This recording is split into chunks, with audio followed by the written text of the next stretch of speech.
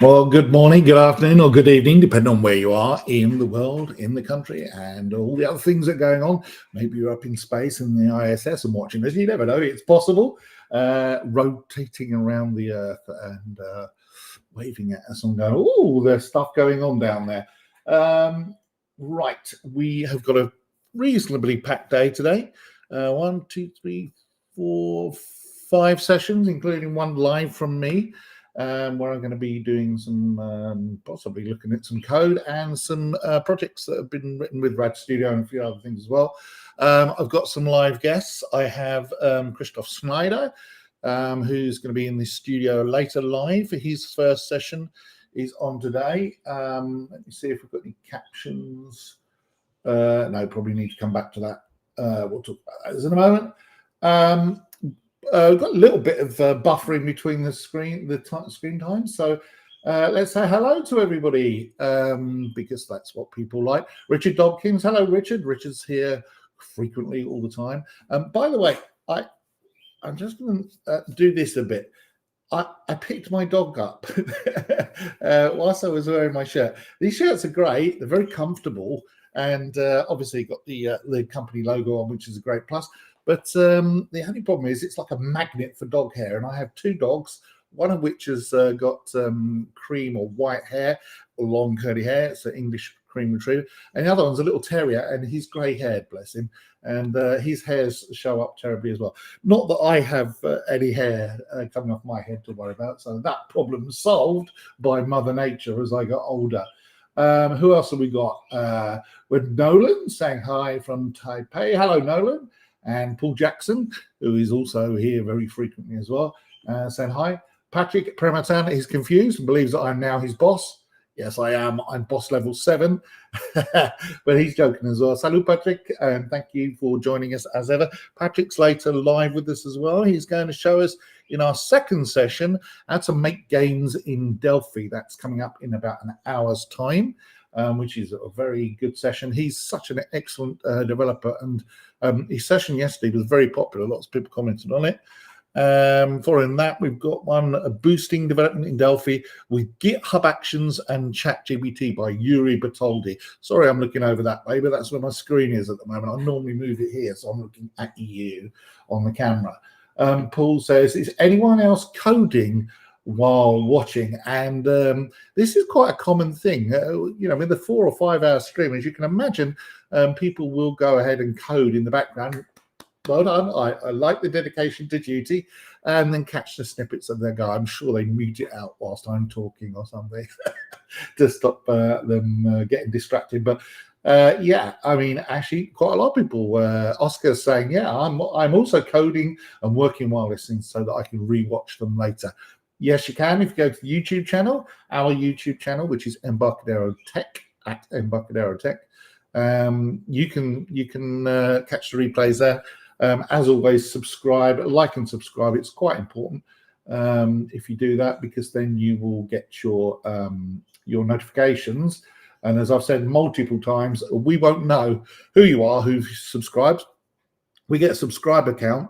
But if you click on like and subscribe on the YouTube channel and some of the other platforms like Instagram, Meta Live, X/Twitter Live, LinkedIn, we're going out to 11 different sources. So there's, you know, a whole bunch of people can like and subscribe us if they want to. And Paul Jackson says, yeah, I'm coding too. Everybody's coding so they can watch. And Knut is back from Lillehammer. We talked about that yesterday. Great place, a very exciting Olympic area. And also in Norway, which is absolutely stunningly beautiful country. Norway, very, very beautiful, very, very nice place to visit. I've not been there yet, by the way, but I have watched lots of travel documentaries and things like that, talking about how wonderful it is. All of the Nordic countries are really quite spectacular. I think that some of their geography and geology and stuff like that. And Terry said earlier on, good morning, it's almost that time. I see. You know what the weirdest thing was? I always start a little bit early behind the scenes to make sure everything's ready and that we've got all the videos in the right place. And what happened was, let me just make sure whilst I think about it, I cue something in. I went on and there were already tons of people in the chat chatting away, which is pretty crazy. All of you turn up early. You know what time we start, which is around about now, and then you get on to doing your thing and saying hi. Okay, so Juan says hi, and Patrick now is saying hi to everybody because Patrick lives in the comments. He is our little comment monster. And Stefan, hello Stefan. I'm now running in a thread in your brain, Stefan. Oh, I like that. I like the idea of being some kind of component of software. That's probably what will happen to me when I go away, because if Elon Musk is right and the whole world is a simulation, then I probably am actually just some kind of weird AI-driven robot, because there's plenty of people who believe that as well. It's quite weird. And Emilcar Doneles de Costa Leite. Oh, what a fantastic name! You know, some of these South American countries have multiple steps to their name, and it's really always quite astounding. Brazil has that as well. Lots of Brazilians have 3 or 4 names that they use, and it's quite fantastic. So greetings from Uruguay. Thanks so much, everybody. We're going to start this this day off with Firestore Cloud Database and Christoph Snyder, and then at 1 p.m., which is a few hours from now, so 3 hours from now, we're going to have a live block where I think I'm probably going to get in an MVP to have a chat with me about some of our favorite projects. And then the final session for the day will be adding logging to your application in 5 minutes by Juan Castillo, which is quite funny because his video is 50 minutes long. so never say you can do it in 5 minutes and then your video is 50 minutes long. So yeah, I've had that happen to me multiple times. 2 minutes to do such and such, and then the video is an hour long and everyone says, oh, you said it takes 2 minutes. Well, the talking about it is important. Okay, well, thanks everybody for joining us. I'll see you in about, let me just see, 47 minutes, because now we're going to go over to Christoph Schneider, and Christoph will be joining us after the video for a live chat. Hello everyone, and welcome to my session about Firebase and the library FB4D. In this session, I would like to give you an introduction to the services of Firebase and show you how you can use Firebase databases and other Firebase services from Delphi application with my open source library FB4D. As first, I will start with an overview of Firebase and where you can get the FB4D library. Then I will show you how easy it is to install and use the pure source code library FB4D. As next, we will create a project in the Firebase console, and I will demonstrate the functionality by using the intro demo application, which is included in the project. So, let's start with the introduction about Firebase. But first, I would like to introduce myself briefly. I've been a software developer for 13 years. Today, I work as lead developer and software architect. I have experience from assembler to C, C++ to Delphi. I have been working as a freelancer since the 90s, mostly for medical technologies. I built systems for patient monitoring, and later I built laboratory machines for virus detection based on PCR for Roche Diagnostic. And I'm the author of the library FB4D. Let me start with an introduction to Firebase services. What is this cloud solution from Google all about? Firebase, as a collection of web services, is designed for mobile apps and web apps, but not for desktop application. Google offers a good SDK for Android, iOS, and JavaScript for web. The tools covers the entire development lifecycle for application development. I only focus on building applications. Firebase Auth for the authentication of users is the first service I will explain in detail. Firestore is similar to MongoDB because both uses a documented-oriented data model. But the database Couchbase Lite is even more similar to Firestore, but for local installation only. With cloud storage, you can build your own Dropbox system, for example, to deploy new releases. Cloud functions are server-side functions that are written in JavaScript or TypeScript and can be called from client applications. The ML-Kit offers server-side functions and client-side functions based on the TensorFlow Lite library.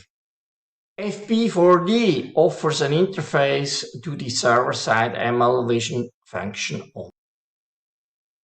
Next, I would like to show you briefly with 2 slides where my FB4D library can be obtained from. FB4D stands for Firebase for Delphi and is hosted on GitHub. I know that writing code alone is not enough. That is why I created a detailed wiki and I also maintain a discussion forum. If you like the library, please give a star to increase the range of visibility. You can also get the FB4D library from GetIt, but most of the time there is not the last version on GetIt because Embarcadero has not yet built in an automatic system for update the libraries from GitHub. With the exception of hosting, FB4D supports all Firebase built services. Of course, not all functions are available as with the original SDK, but this is my goal. I'm currently working on the integration of Gemini AI, which brings strong NLP functionality. I will demonstrate this future interface at the Econ 28 in November in Düsseldorf, in Germany. The library uses Firebase REST API internally and builds on long-running HTTP calls to be informed about database changes without the need for polling the database.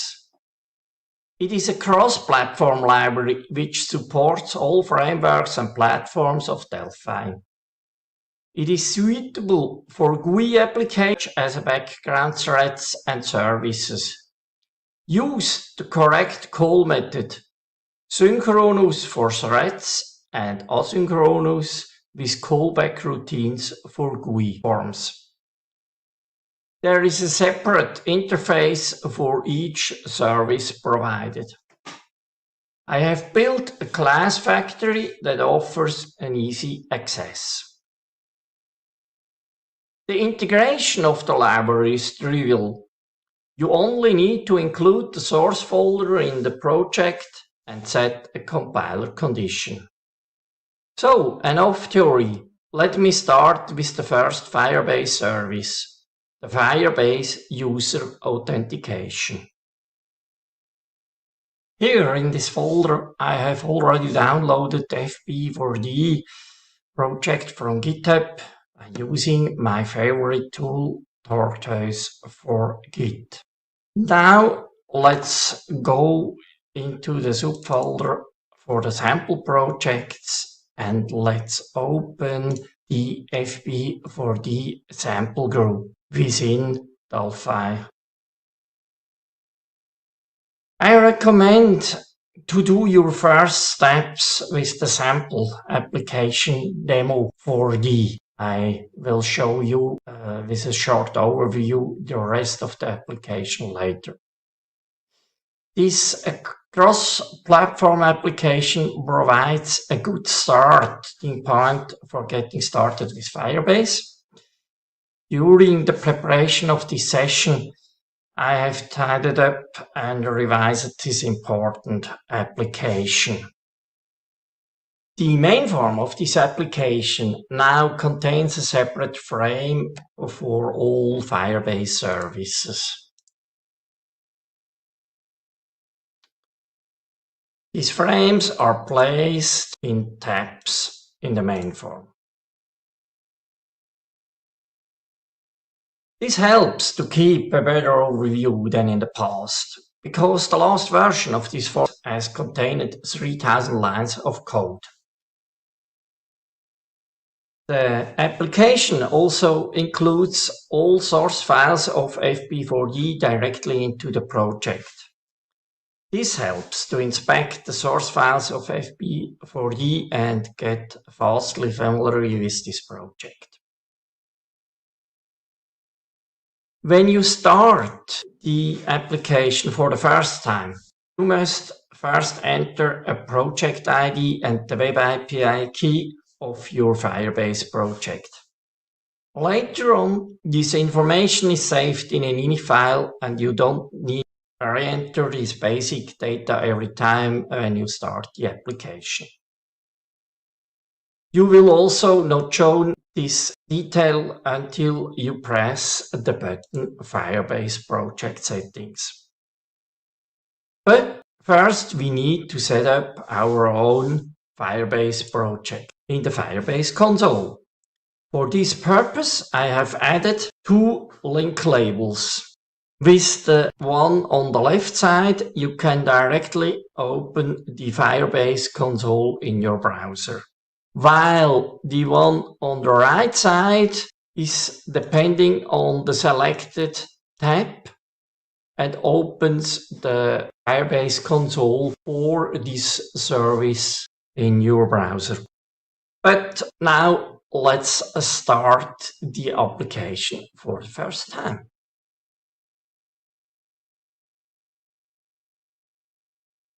In the caption, you see the version of FB4E library. So let's open the Firebase console in the browser and we will create a new Firebase project for this demonstration. I have already two active projects linked to this Google account, so I had to blur the details for this video. Let's create a new project step by step with this wizard. I will call the project CodeRage 24. We don't need to enable Google Analytics.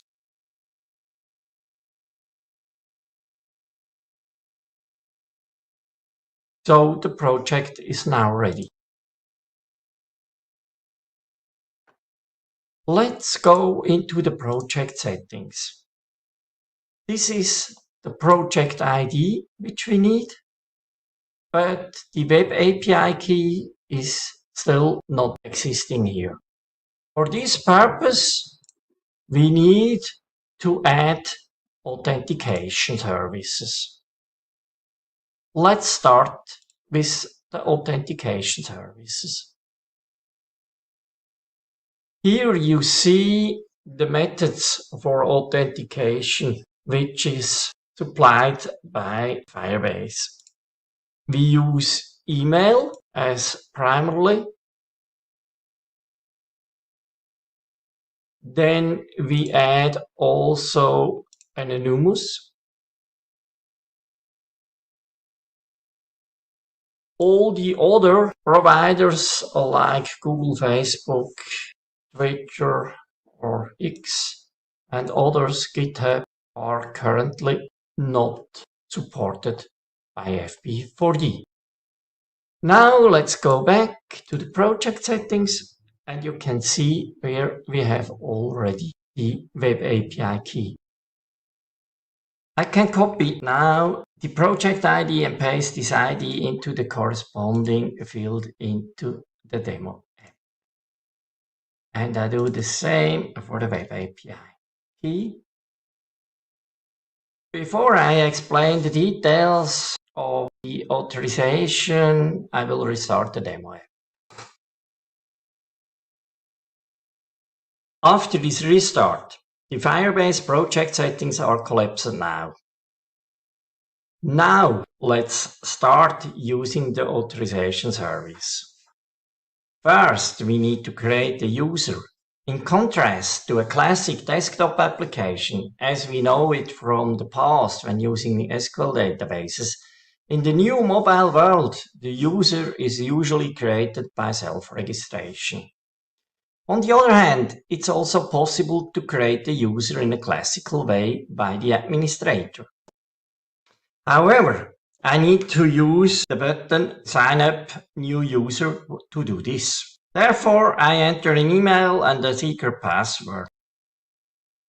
In terms of secret password, this password is written in plain text in the ini file in this demo application. Please never do this in a real application. Customer password should not be saved, neither encrypted nor unencrypted.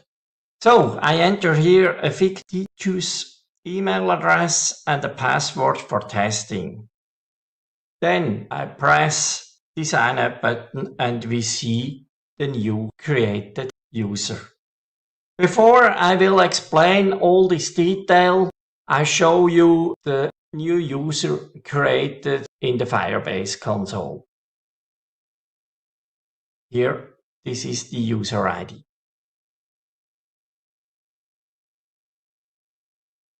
Sign up not only creates the user, but also logs them in. Here you see the user is newly created. But the email is not verified yet. If you would like to have a verified email address, you can instruct the authorization service to send an email with a verification link to the user's email address. Next time you log in, this flag will be changed. Here we see the current user security token for the created user ID, which is later sent to other Firebase services as an authorization bearer in the HTTP header, in order to get access with the user ID. Each generated token has an expiry time after which a token is no longer valid. Fortunately, the FB4D library automatically renews the token when it expires.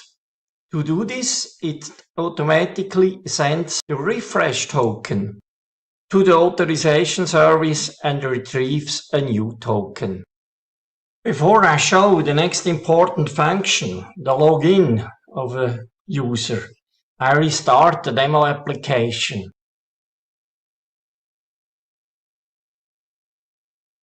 And you see the previous created user is stored in the ini file for you. So I press now the login button. And here we get a new token with a new expiration date, with a new refresh token, and all the details. I do not like to explain all the details with the GVT claims. I refer to the wiki of the project to read all these details. Here you are able to change a display name, the email address, to set a new password, to set a photo URL for an avatar. But all these functions are not that important that I will show you.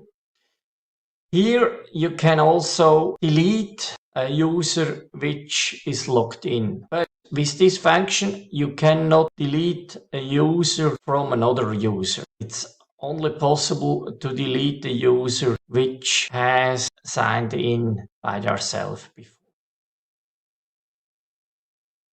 Before I show you the code behind the functions, I would like to point out another new function that I added last week. The logo in the top right corner is not only nice, but a click on it opens the browser with the project wiki on GitHub. When the project settings are expanded, the Getting Started description for this demo application is displayed.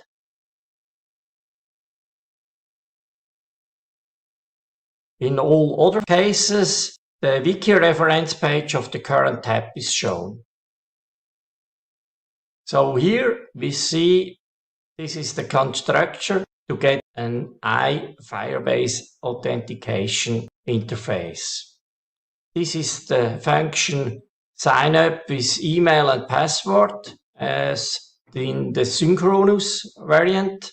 And there is also an asynchronous version of this function. So let's show that.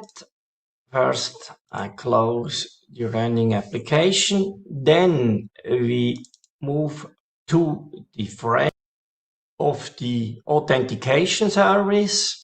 And I show here the function sign up with email and password.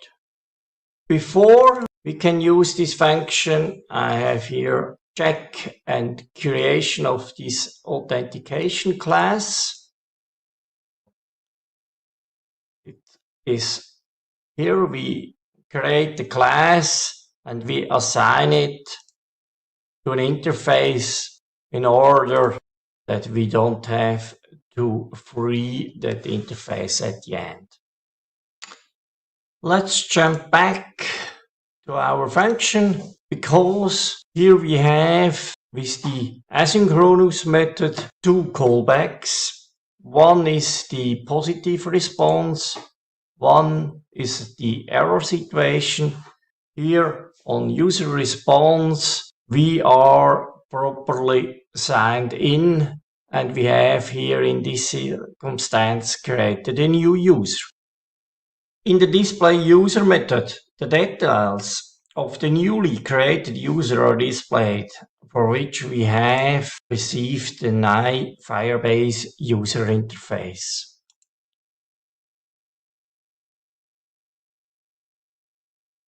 First, we show the user ID, UID, and then we have several flags which we interpret here.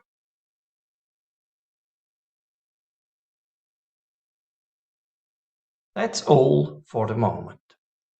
At this point, I would like to point out another feature of FB4E in connection with the authentication service.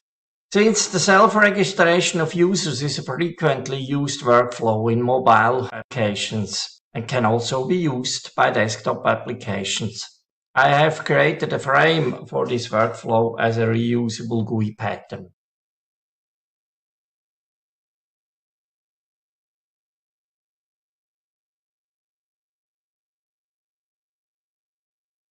This application uses this frame from the GUI pattern folder.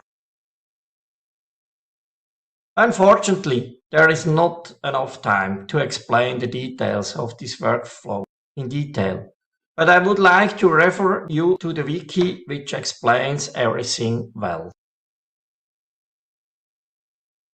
Here there is a description of this self-registration workflow. This diagram shows what happens in detail. It checks first if the user is already registered. If yes, we log in. If no, we sign up.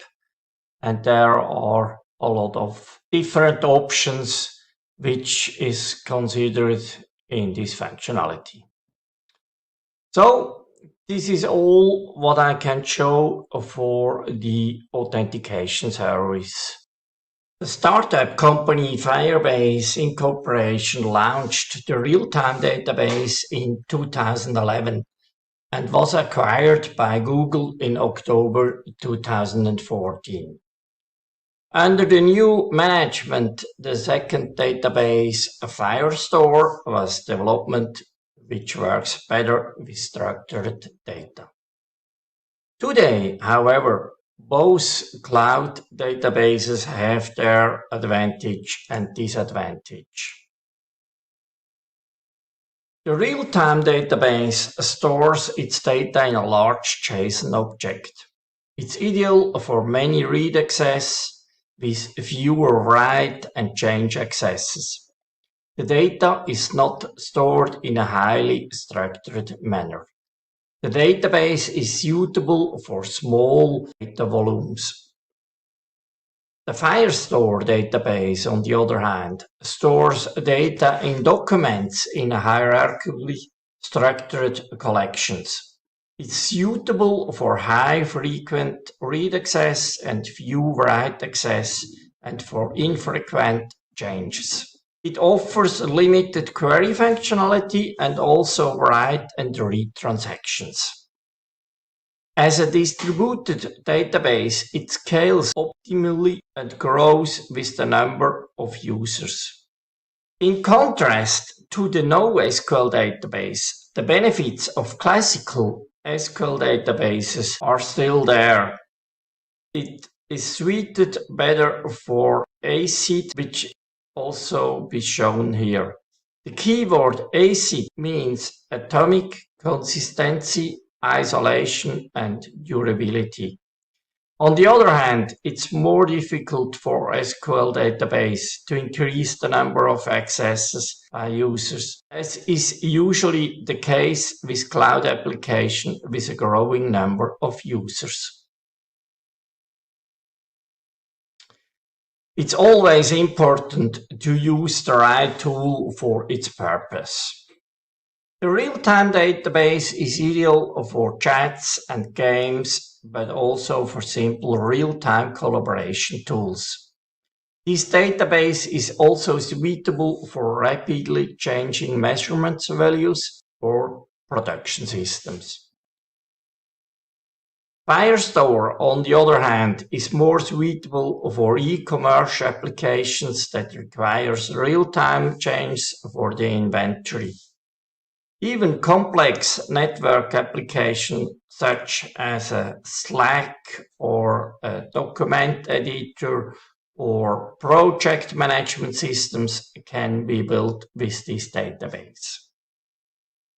It also seems important to me to point out that complex database applications such as a ERP or a CRM, but also banking system, are still better solved with SQL databases.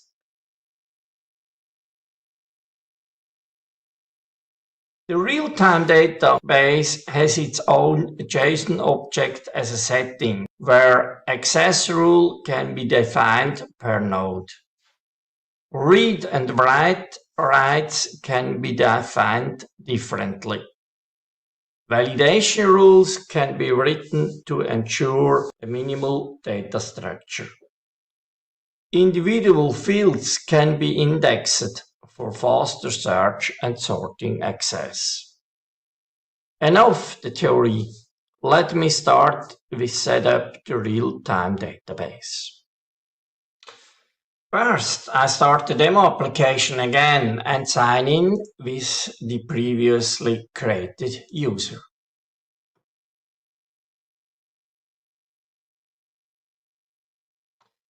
Then I change to the type of the real-time database and I open the Firebase console in my browser for setup the real-time database.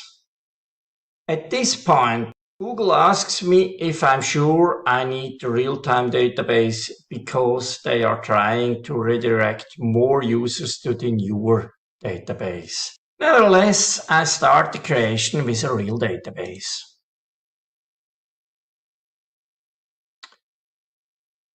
Here I can select where my database should be physically stored.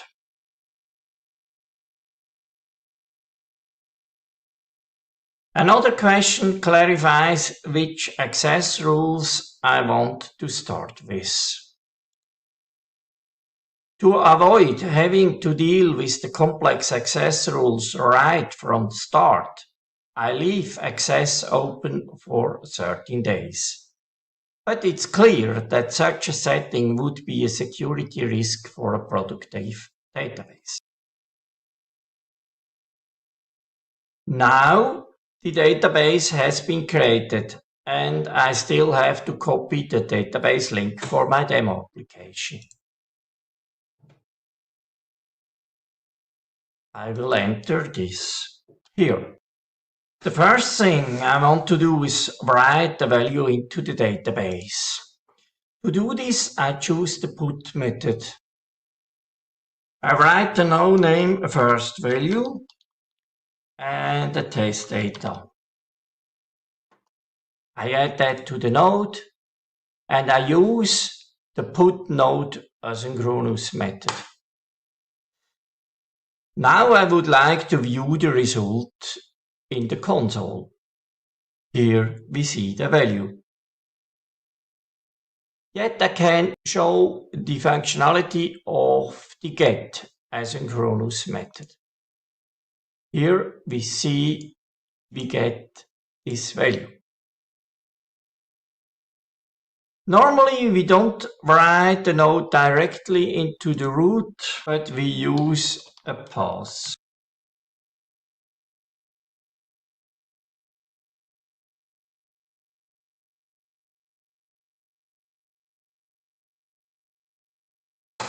For the second attempt.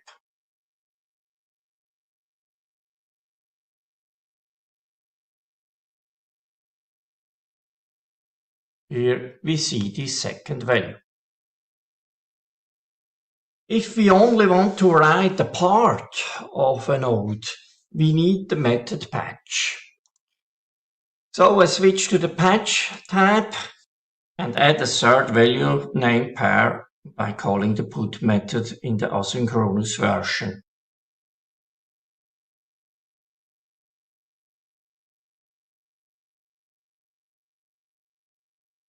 Let's see the result. To understand the patch operation better, I will repeat the put. So you see the third value is removed again. As next, I would like to show you another write operation which is also very useful. It is the post operation. It creates a new node with a random ID. I use the asynchronous variant and we check the result. Here you see we have this automatically created ID and here the value, and I do it once more with another data. So you see we have different IDs for different data. The delete function is easy to understand. That is how quickly a node can be removed again. The entire test pass is deleted. Finally, I will show you the database listener. A listener is installed with the start button for the current database pass. I can install several listeners running in parallel for different paths. With the previous shown operation, I'm able to create new nodes. I do that a second time. And here in this line, you see the reported changes in the database. We will inspect that. And we will check what we get. Here, same. And I can stop the listener again. I have to select it from the list and stop it.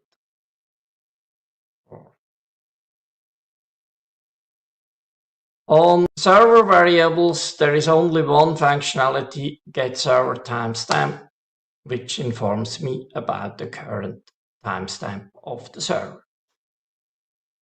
That's all functionality for the real-time database. Now I will explain some theoretical aspects of the Firestore database. One Firebase project can contain more than one Firestore database. The documents contain JSON object with a set of predefined data types.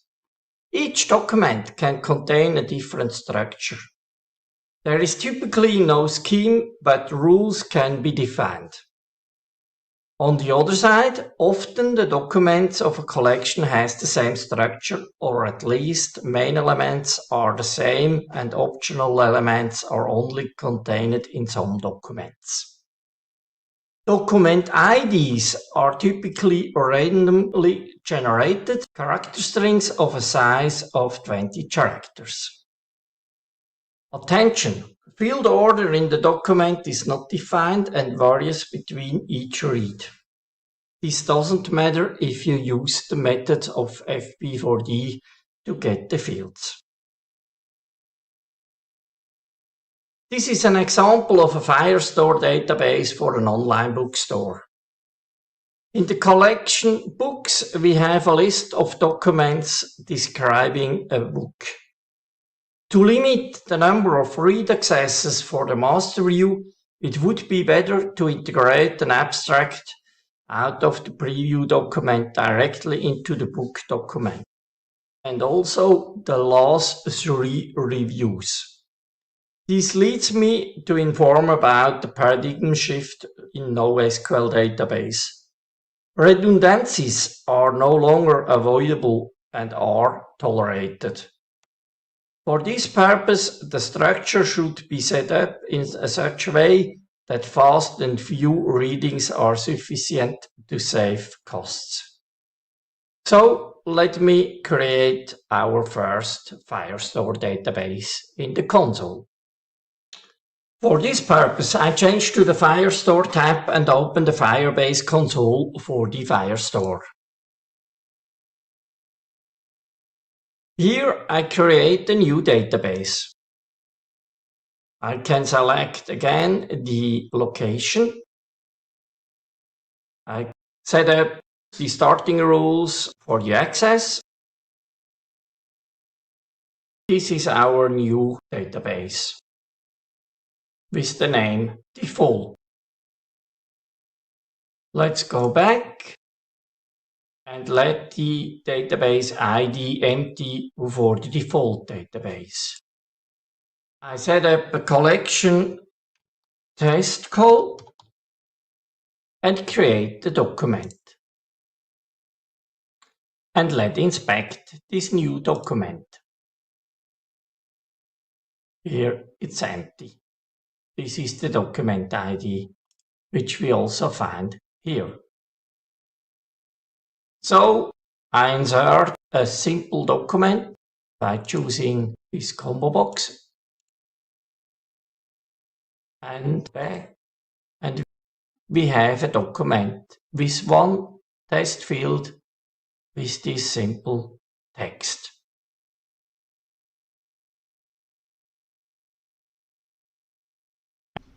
There are 2 ways to read or write the content of a document.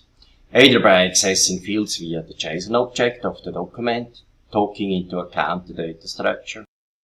This older approach is still used in the demo application.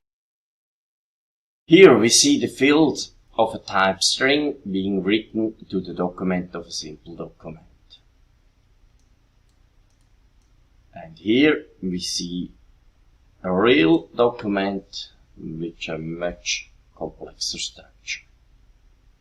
However, there is a newer, simpler way with a document to Delphi object wrapper that simplifies access by using the TTI. Only one class needs to be derived from the Firestore document. This approach is shown in the sample application fs object to doc test. This is the class which is derived from the Firestore document. Here is the class for writing. The document is created with the save object to document method. For reading, we need the load object from document. It's more simple than the first older approach. As next, we can patch this document and add a second field. As next, I can demonstrate to get this document. This is the result of get. And we can also delete again this document. For the next example, I choose here a complex document, which creates me a document with all field types. You see, we have a simple real field, a reference field to another node, an integer field, a string field, a geolocation point, an array of 4 with strings, and the fourth is a map.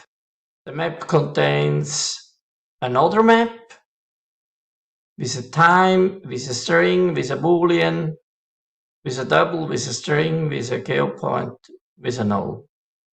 How does this look? Here in the console. This is our array.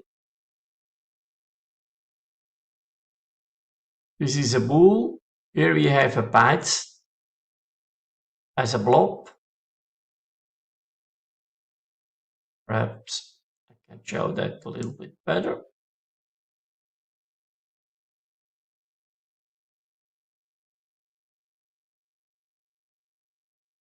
A string, a subarray, time, another submap. Here we have a null. We have real, we have a reference, we have strings. And even as explained, if I use get once more,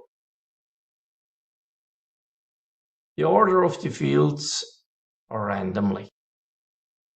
Before I can show you the query, I will delete again this document and clear the log and check the results in the console.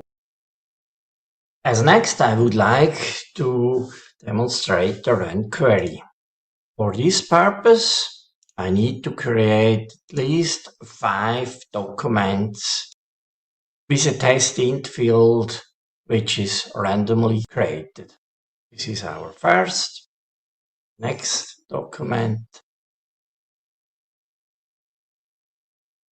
Here we have the 70. Let's do it faster.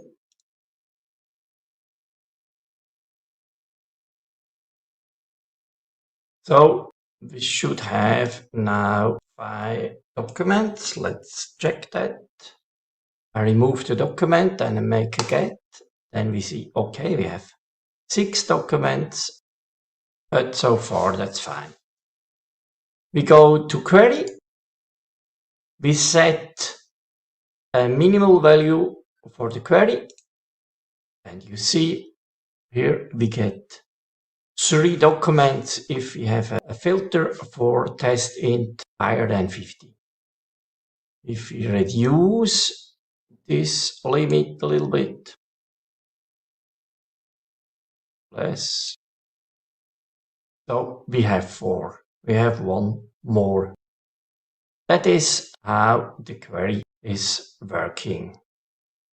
As next, I want to demonstrate the listener. I set it for the same collection as we have used before. So you see all our installed documents came back, and if I add a new one, the 99, you see we will get immediately this document back. I can stop it again, and here you see with this new icon that the listener is still running. Now it's stopped. Finally, I will talk briefly about transactions. There are two types, read transaction and write transaction.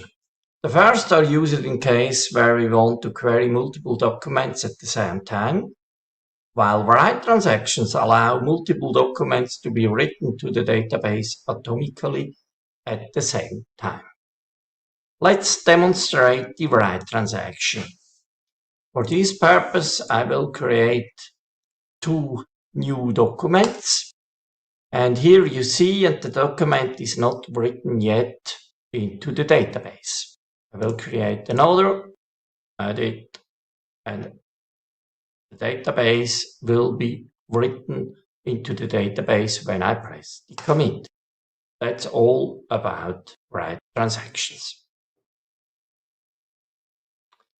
I have already created the storage in the Firebase console, and now I only need to add the bucket name into the demo app. First, I want to upload a photo to the store. For this purpose, I choose a photo from this year's Delphi Summit in Amsterdam. We check the result in the Firebase console and can see this photo is uploaded properly.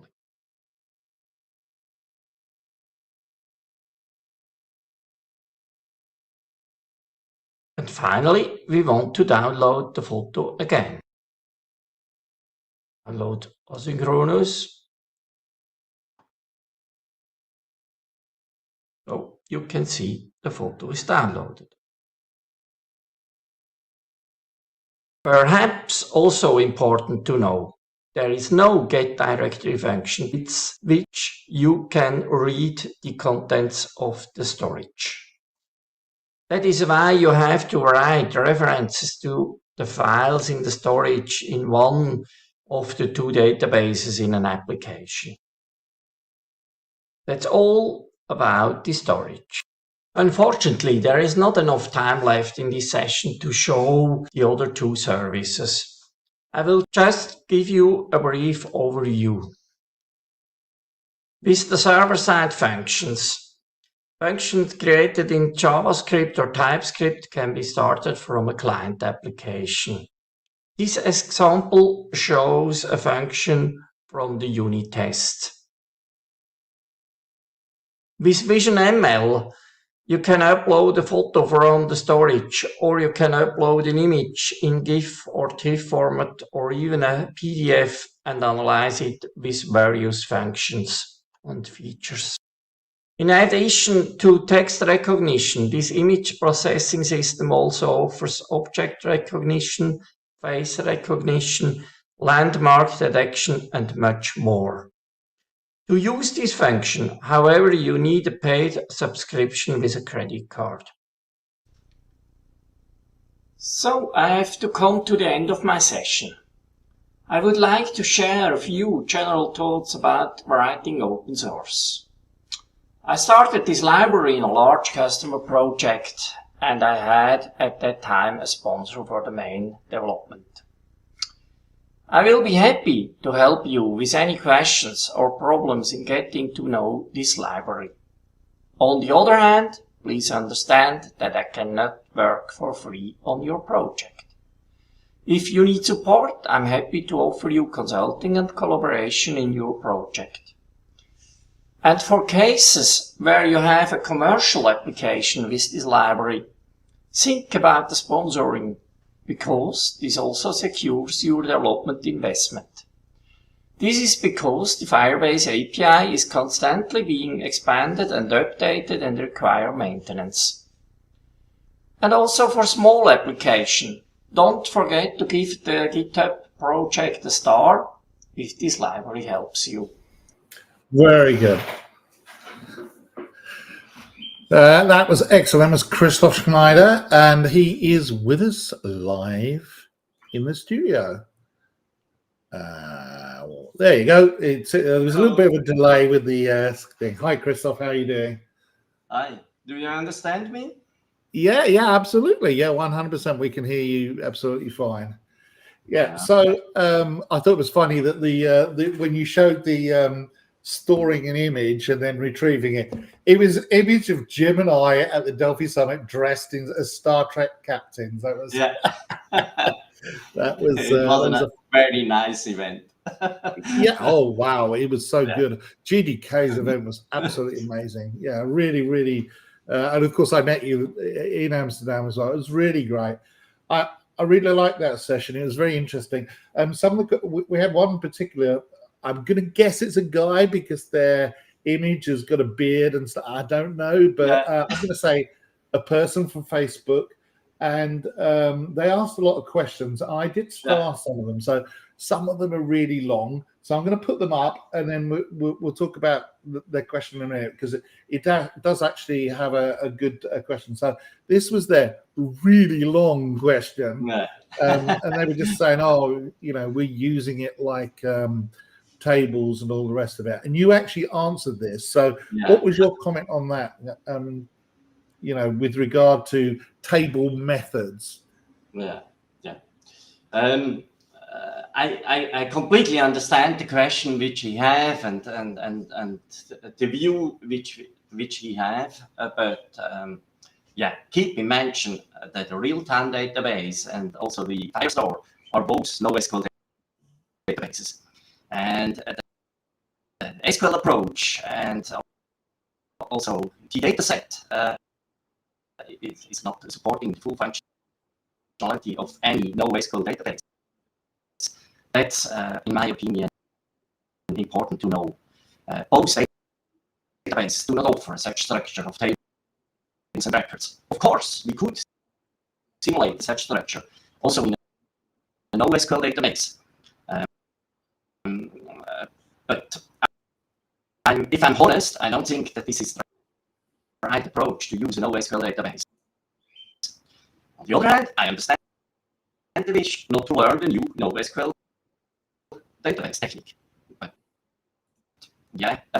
as I explained at the beginning of the Firestore part, there is another usage of NoSQL database. It's we are in a mobile world with thousands of parallel listeners, and only one writer to the database. And for this approach, or for these requirements, the new NoSQL database are made. And so I think your audio is cracking up a little bit, just FYI. So if you've got a lot of windows open, probably you want to close one of the windows, but not the one that's on the broadcast. I understood what you were saying. You're basically saying, like, look, the question's a good question, and it makes sense because that's the way people are using. But these are NoSQL databases rather than SQL databases, and dealing with a NoSQL data store, a document store, which is kind of what it is a different approach, and it doesn't make sense. And in fact, you did answer that as well in the chat, so that's why I'm putting them up there. Patrick, being the hero that he is, also put up links to your actual website. So as you mentioned in the video, Patrick is fantastic, isn't he? Yeah. And again, we all met up in Amsterdam. And we agree. Yeah, as you mentioned in the video, and it was an actually important thing you mentioned, which is whilst you're happy to do the open source components, which are there on GitHub, if they scan that QR code, it will take them directly to GitHub. There's a limit to what you'll do for free, and I think you're absolutely right to say that, because the trouble is a lot of open source projects end up doing tons of work. I know the Skia for Delphi guys have a lot of questions that they answer completely for free. And you're absolutely right to say you'll answer them, but there's, you should really be paying for some time, because you know, if it's a business using the components, they should be sponsoring the project. You know, it's not. I mean, Google apparently. You said Google. They just don't want to know. They're not going to. Yeah. Yeah, billions, trillions, maybe. Why can't they? You know. That's an important question. Why Delphi is not sexy enough for Google? But yeah. Well, we're doing our best. We're trying to make it, you know, we're trying to get it better, and we get, you know, the weird thing is we are having a lot of success because in this past year, in 2024, things have very much picked up, and I want the community to understand that you know, things are picking up pretty noticeably, which is a good thing, and we are starting to turn the tide a bit. The biggest problem, and I've said this before to a lot of people, Delphi is very good at just working. You write a program and it just works, and it keeps working, and it doesn't go wrong. You upgrade Windows, you install a new version of Python, .NET gets reinstalled, and the Delphi app keeps working. And the trouble with that is people don't notice that the app is not working, and so they forget. They go, oh, I don't know anything that's written in Delphi. I'm going to do a session on all the projects that are written in Delphi, because there are lots that people don't know about, big ones, big like thousands, hundreds of thousands of users. It's not that it's not used, it's just that it's used and it works. So people don't, you know, you don't have 400,000 people saying, oh, Delphi's rubbish because it doesn't work. So yeah, and this was his other thing as well, which is your GitHub thing. On your GitHub site, I want to mention as well, I liked the fact that when I went there, you've got a DUnit subfolder. Yeah. And you've got loads of unit tests in there. Of course. Yeah. So you say professional project, this is a minimal requirement.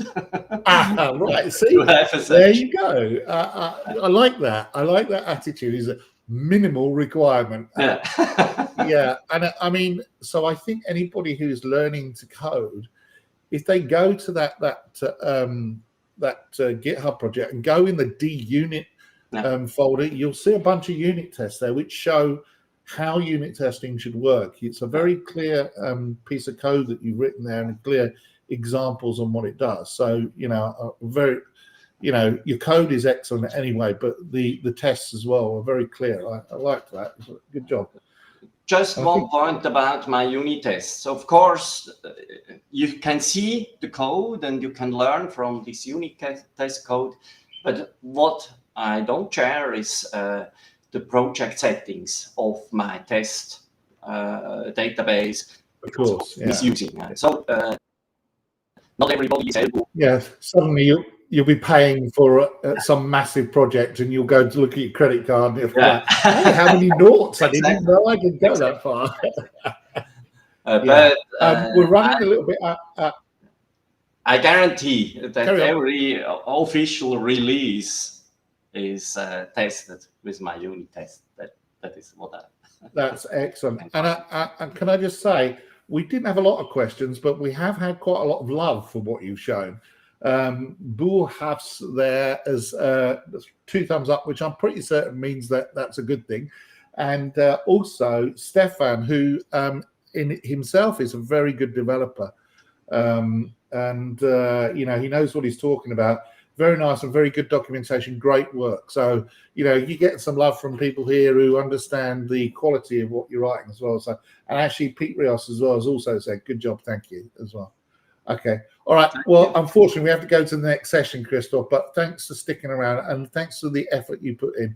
I know these videos take a lot of time, and you in particular, one of these people that go the extra mile to make sure, oh, I did something wrong there, I just want to correct that. And I mean, Martha and I just go crazy. Oh, hi, I've got a new video. But I'd rather you did that and get it right than the video is wrong. So, but I have the handicap. I'm not native speaker, so.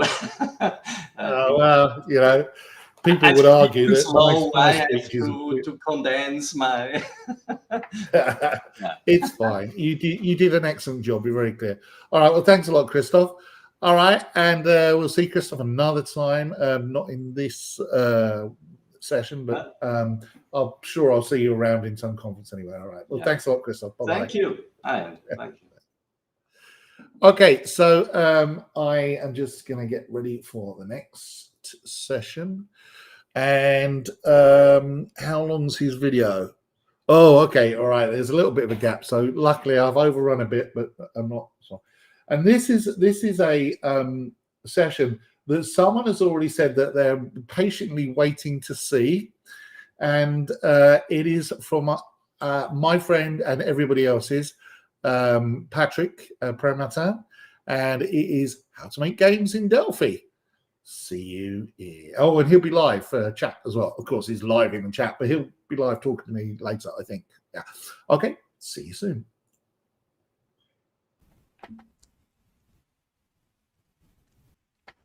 Make Games in Delphi, edition 2024, getting started. Hi, I'm Patrick Premartin, MVP Embarcadero, writer, editor, freelance developer, and trainer. I also do streams on Twitch. You have a link to my bio and the contact information on vasur.fr/gravatar. Agenda. Introduction, why code a game in Delphi, why a FireMonkey project, why use Skia and Skia for Delphi, what's in the Delphi Game Engine project, a starter kit for game coding, find examples and alternatives to the starter kit. Conclusion, and of course, some question and answer if we have time. Many developers started out as autodidacts before going on to study or launch their professional careers. Playing and creating games has always been more of a dream than developing a spreadsheet. Creating video games is a way of learning programming and improving skills even after years of experience. For me, creating video games, big or small, is as much a pleasure as it is a thought-provoking exercise that needs to be repeated regularly to get the neurons working. It can be headache-inducing, but there is great satisfaction in the end. There is always something new to do, far removed from the sometimes demotivating routine of website or business software development. When developing video games, you have to ask yourself questions about data security, program optimization and speed, memory management, interaction with users, players, user experience and interface. Why code a game in Delphi? The Pascal language and Object Pascal make it possible to do everything and everywhere. Delphi is a great set of development tools, compilers, libraries and developer resources. Coding with Delphi means being able to reach a maximum number of users without really worrying about where they are. Windows and emulators, macOS, iOS, iPadOS, Android, Linux, and even the web. By design, since its first version, Delphi has offered a RAD, Rapid Application Development Environment, with a form designer for screen design and a synchronized code editor for typing. Why not take advantage of this tool, available in both the paid and community edition to make your own games? Why a FireMonkey project? We currently have 3 universes for creating projects with a user interface: VCL for Windows only, FireMonkey for Windows, macOS, iOS, Android and Linux, web solutions like TMS Web Core, IntraWeb or UniGUI. TMS Web Core is the only one who is available for game coding.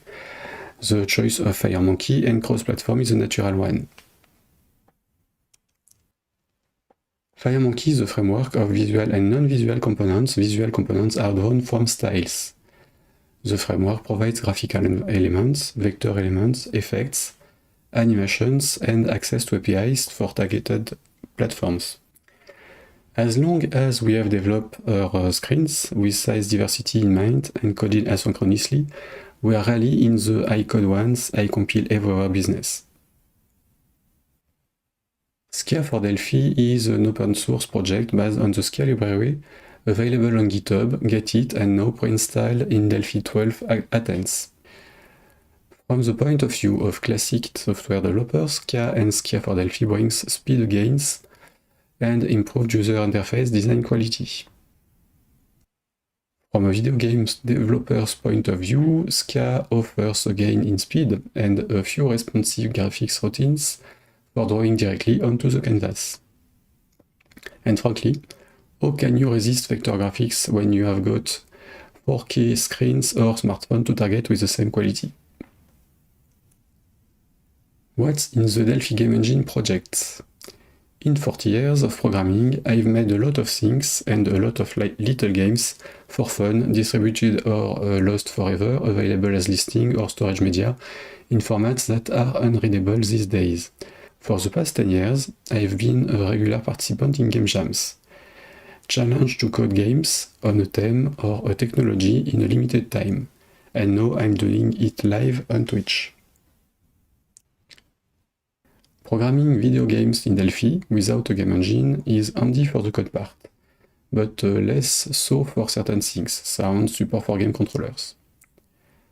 As I stream video games on Twitch, I try to reuse things and not to reinvent the wheel every time.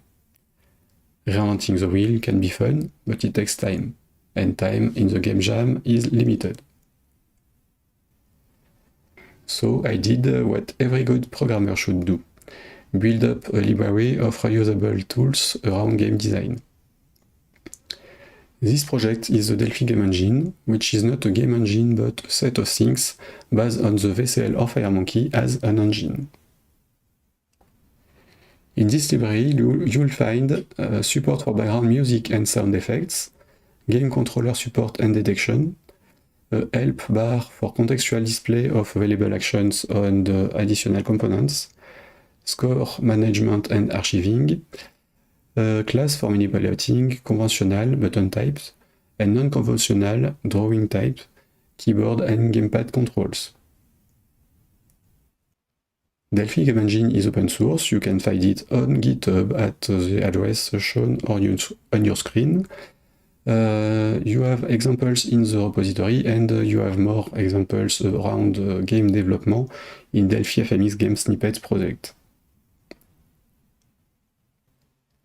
Of course, I use Delphi Game Engine in my video games. Its features evolve according to my needs and what I see in other games. You can download my video games from gameolf.fr website. Some have their code open on GitHub. They are listed at github.com developer pascal / devpass -games -pack repository. I also use Delphi Game Engine outside video games, for example for the unit that handles background music.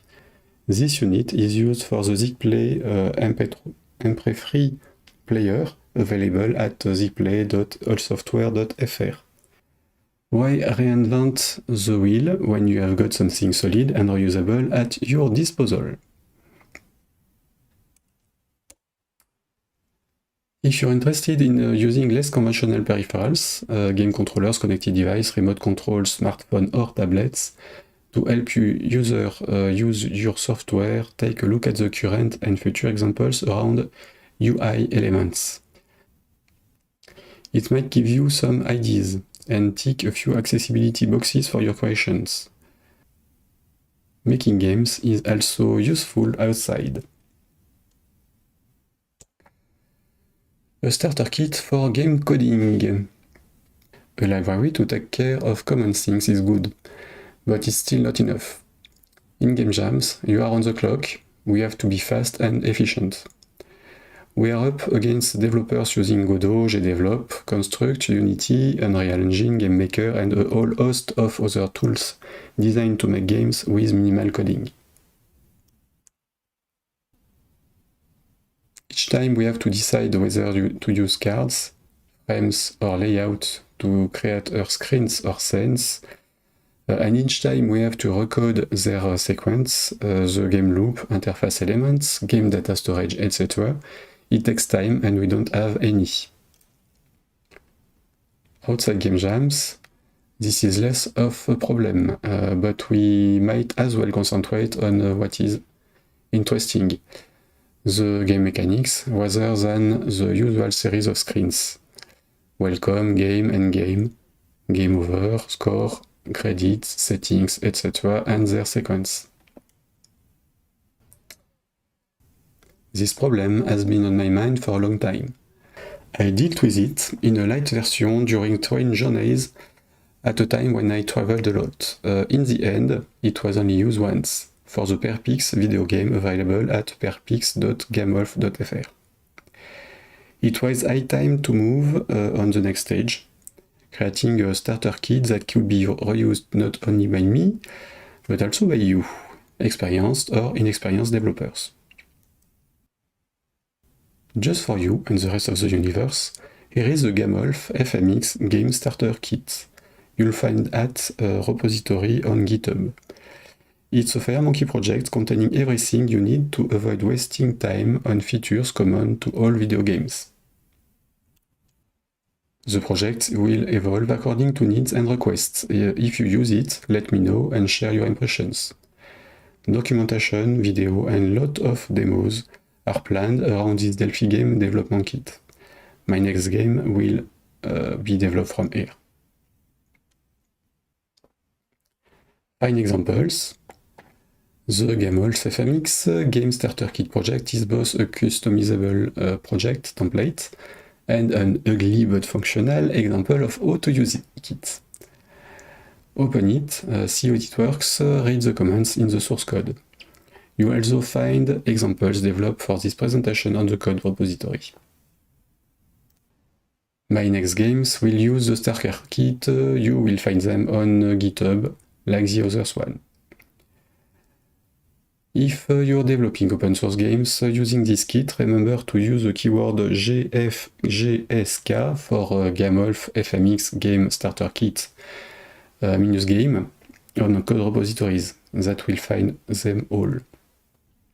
On GitHub, use the keywords Delphi, Delphi Game, and Game Source.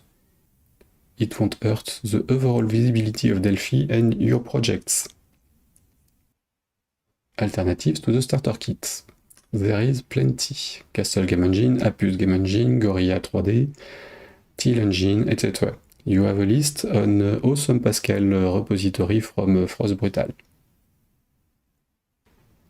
Gamolf FMX Game Starter Kit is designed for developers.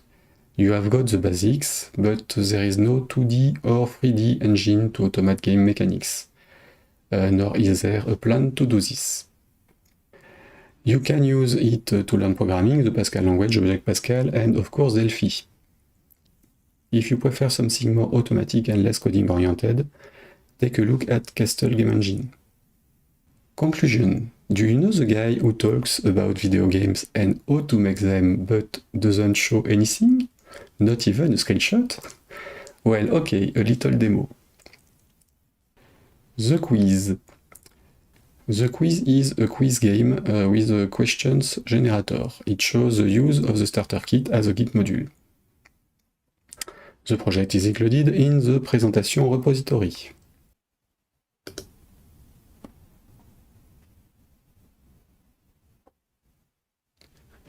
This is the game.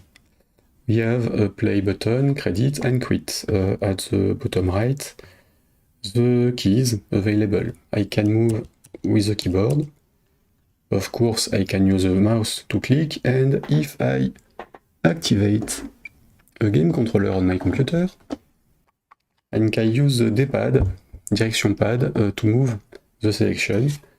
You have the detected game controller on the top right, and the icons are moving, and now I can use it.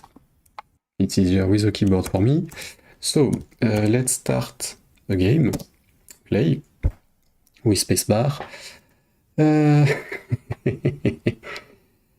Hard question. I suppose it's 0.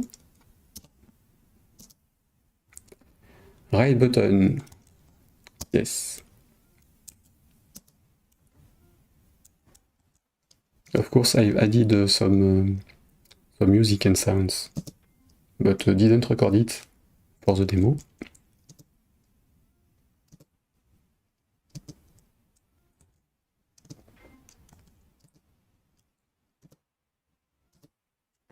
Oh, I lose.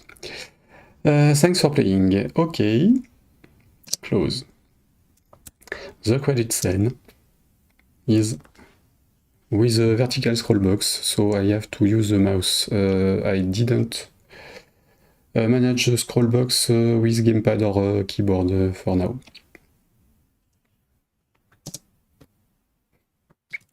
And of course, we can Git.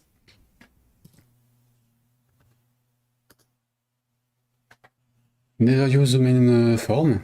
If you want to change things, you have to create scenes in the program.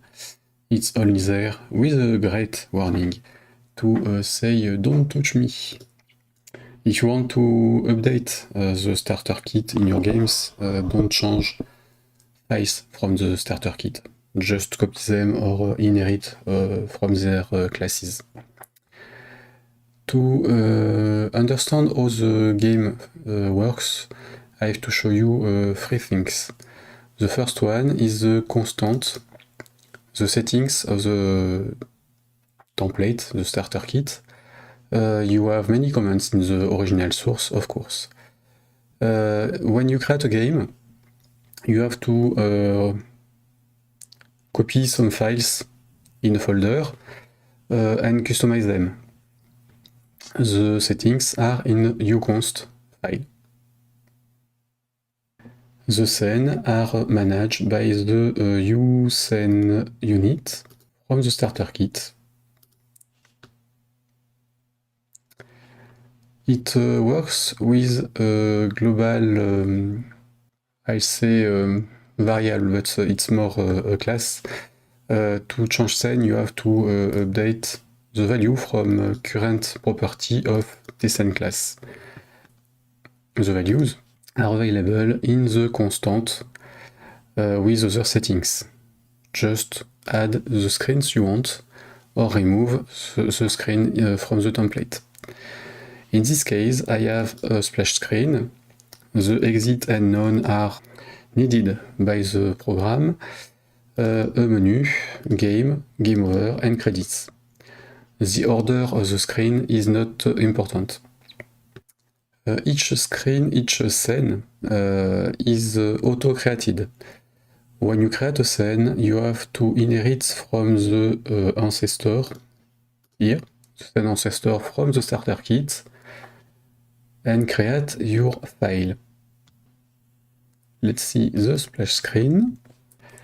When you inherit from the scene ancestor, you have a new class name, of course, and you need to add the factory in the initialization block of the unit with the subscribe to scene factory message. When the program needs to show a scene, it broadcasts this message with the name of the scene. Each unit has to register for its class. In my case, the splash screen looks for scene type splash screen value, and it creates the class scene splash screen.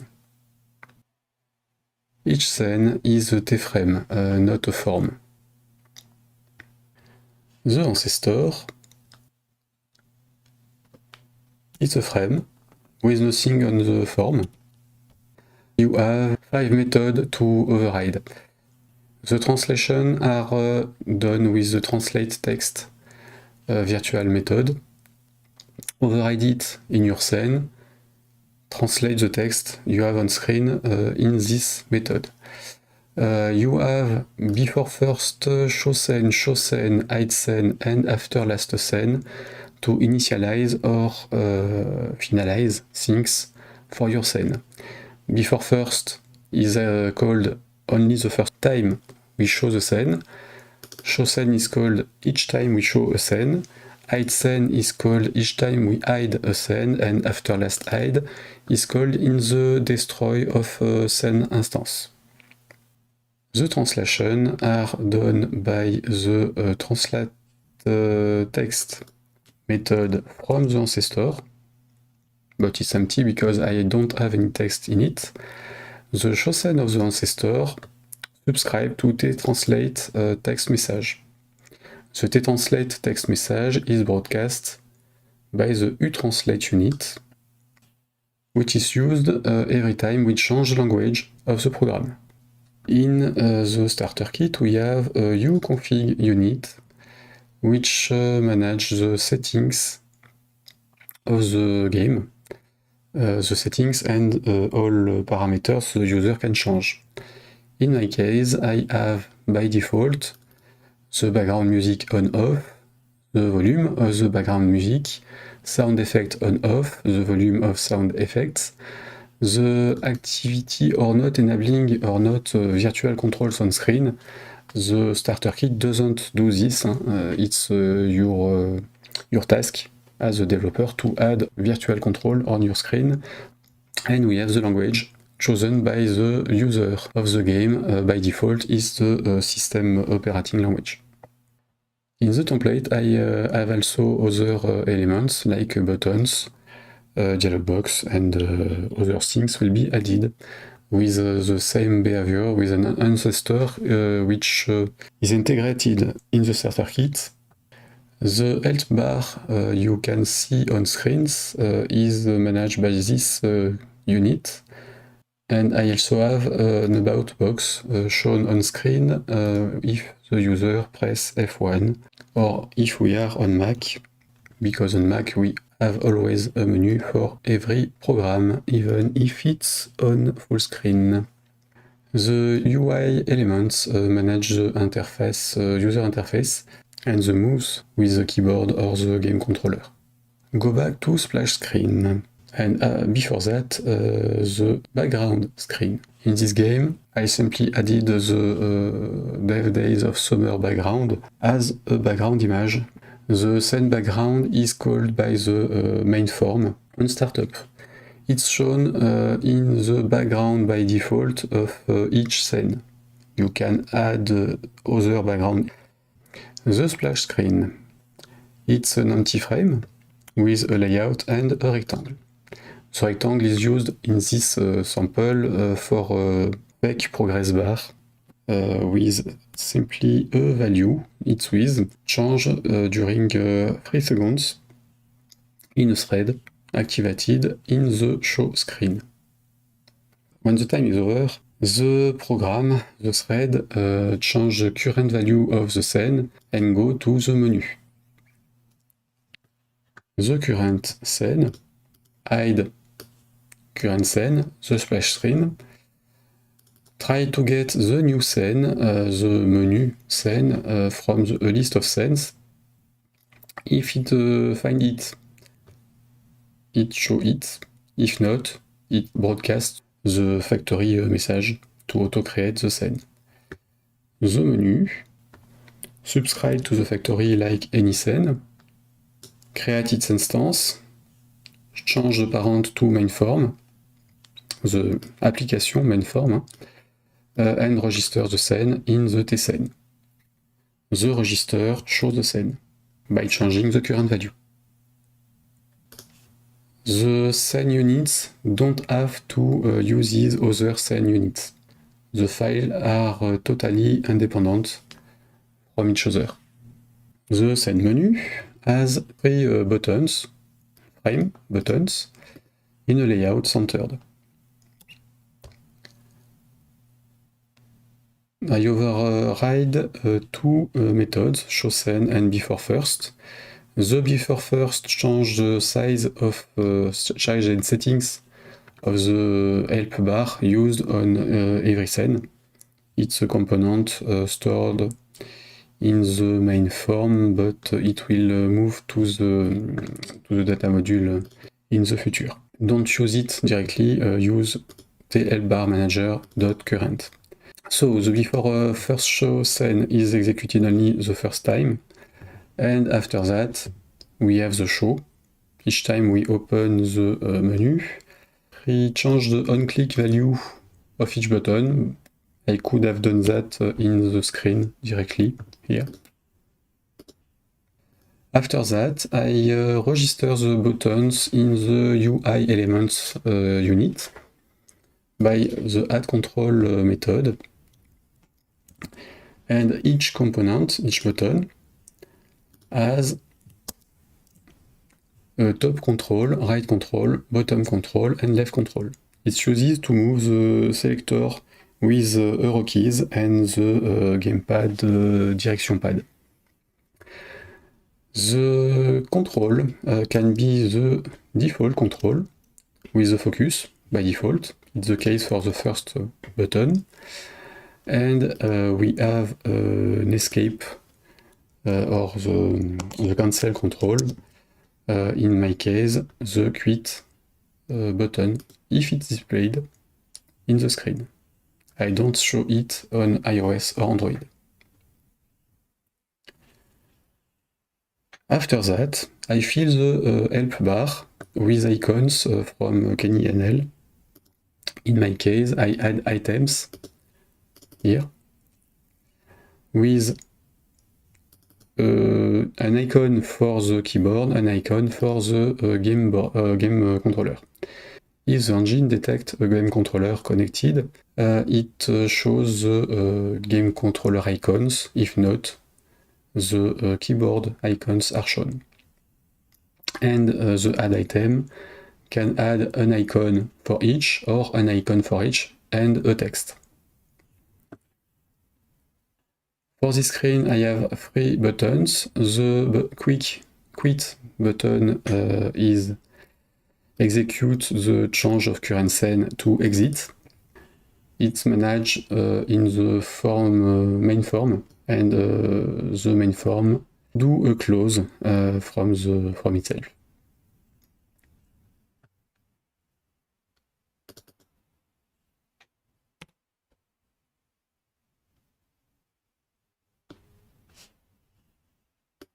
With this subscribe in the after construction of the main form. For the play button, I simply start a new game in the tGameData default GameData class, and I change the current screen to a game scene. For the click on the credit button, I simply change the scene to credit scene. The starter kit has a tGameData class and unit with a class tGameData and a default instance for this class. Of course, you can create your own if you want. The default instance manages the score, level, lives, user pseudo for current player. Of course, if you have a game with 2 or more players, you have to inherit from this class or create more than one instance if you want. The class knows if the game is paused, currently playing or not. It manages the saving of the game as a game data in a file or in a stream. When we use the user interface, we have to start a game or continue a game. Start, clear the data and initialize the default values. Continue game, use the current game data. Pause, stop the game, but don't erase anything. Stop game, stop the game, and erase the is paused property. If you use pause is true. If you use stop is paused, stay at false.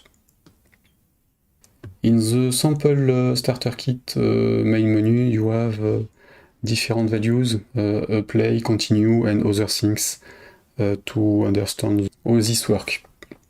Go back to the scene menu. We show the 3 buttons and what they do. Now, let's see the credit screen. The credit screen is an empty frame with a show message frame.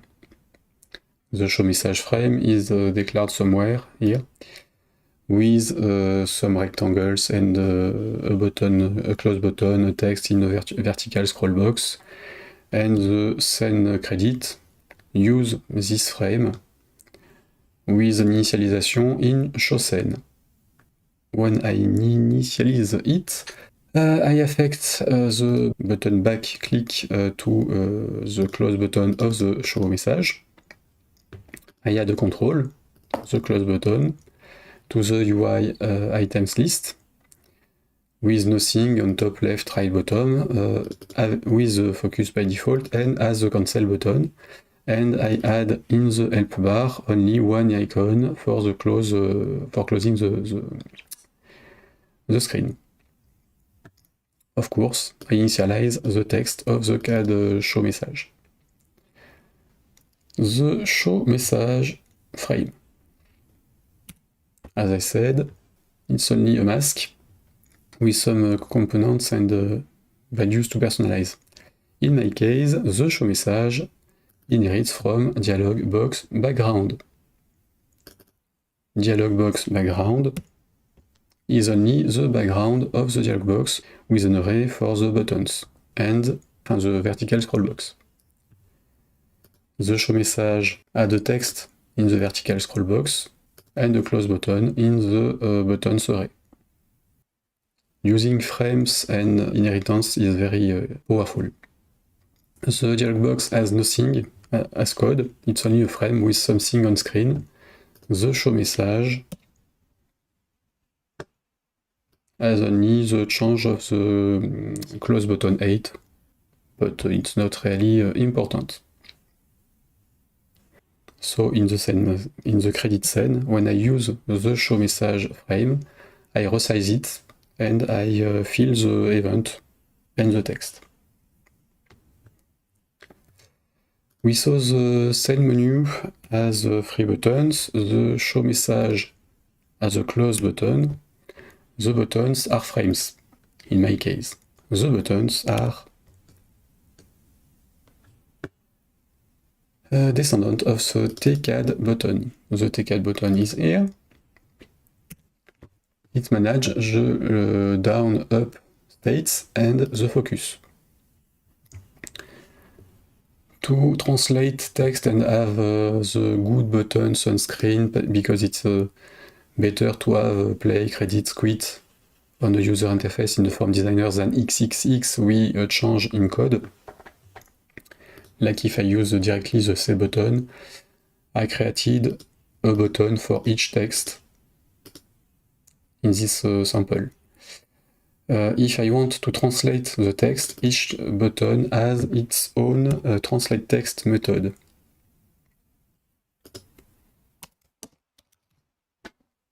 We need to translate all text on the screen. The better way is to translate each button text in the button itself. You override the translate text and it's automatic. The translation is raised by the save button and it's do translate text method, which is registered to the translate text message here.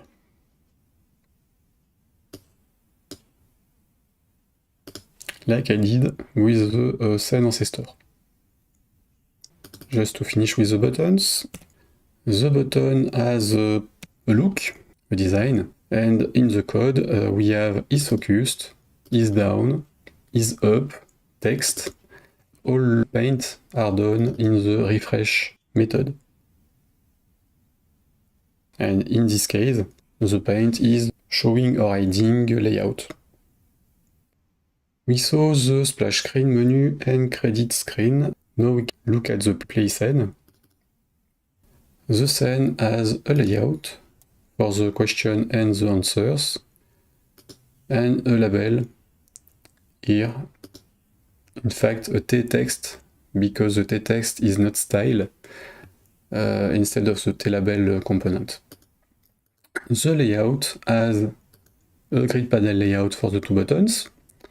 The 2 buttons are CAD buttons frames.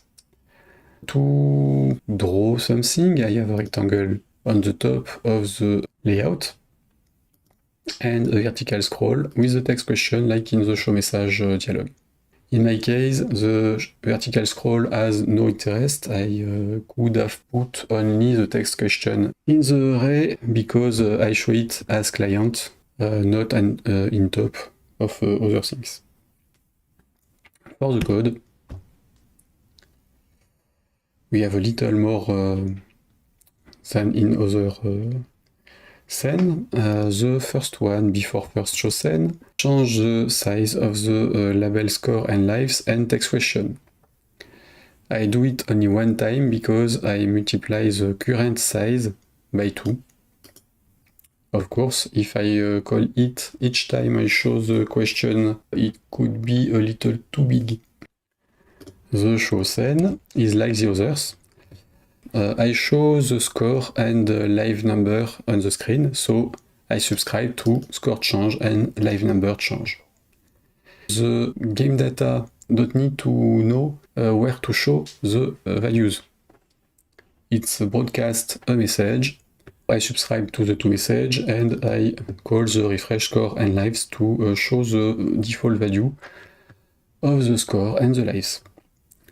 I add user item on the screen. In that case, I add ghost item, non-visible, to exit the game with escape key on a keyboard, hardware back for Android, or X button for the gamepad. This element is not linked to another visual component. I also have two buttons on the screen. This one and this one. Left button, right button in the code. The left button is added to the user interface items list with a button on its right. The right button is added with a button left at its left. So I can move with the gamepad or the keyboard arrows from a button to another. I open the help bar and show the arrow left and D-pad left, or arrow right and D-pad right to move the button selected, or to move the focus, in fact. The spacebar or A button from the gamepad to select something, and exit when I use escape or X button on the gamepad. I play a sound when showing the screen with the T-sound effect play method and the start game sound effect. I'll show you just after that. When I show the scene, I ask the first question, which fill the text and the button. We'll see that just after the end of the methods. We show the scene, we hide the scene. When we add subscriber to message, we unsubscribe in the hide scene. The questions. When I ask a question, I choose a question in my list. As you see, we have many choices possible and some maths. For example, the first one, the question has text, the answer linked to the button, and the on-click of each button say if it's a good button or the wrong button, good or wrong answer.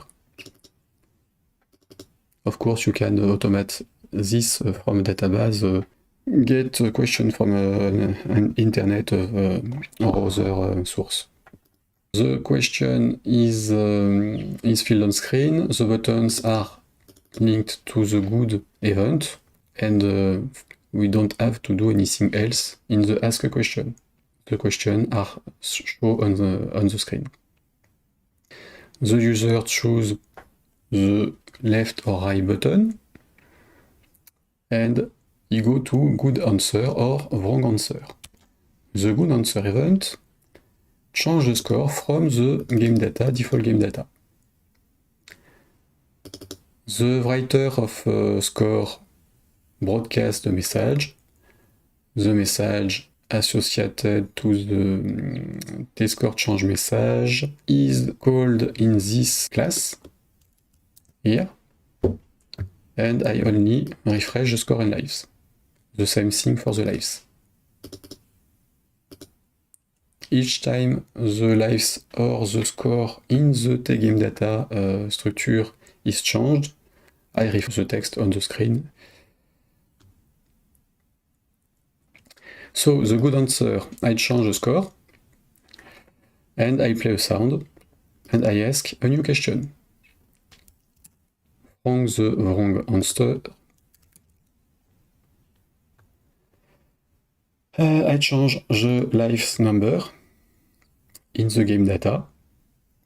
If the number of lives is lesser than 1, I stop the game and I change the scene to game over scene.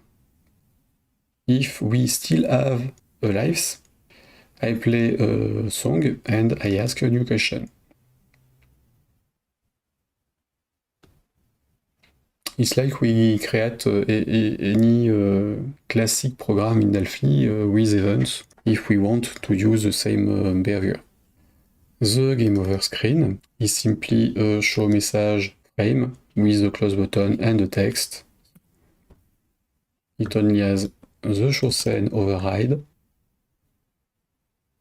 Of course, if you have graphical games, arcade or puzzles or other, the code has to be done in the same game.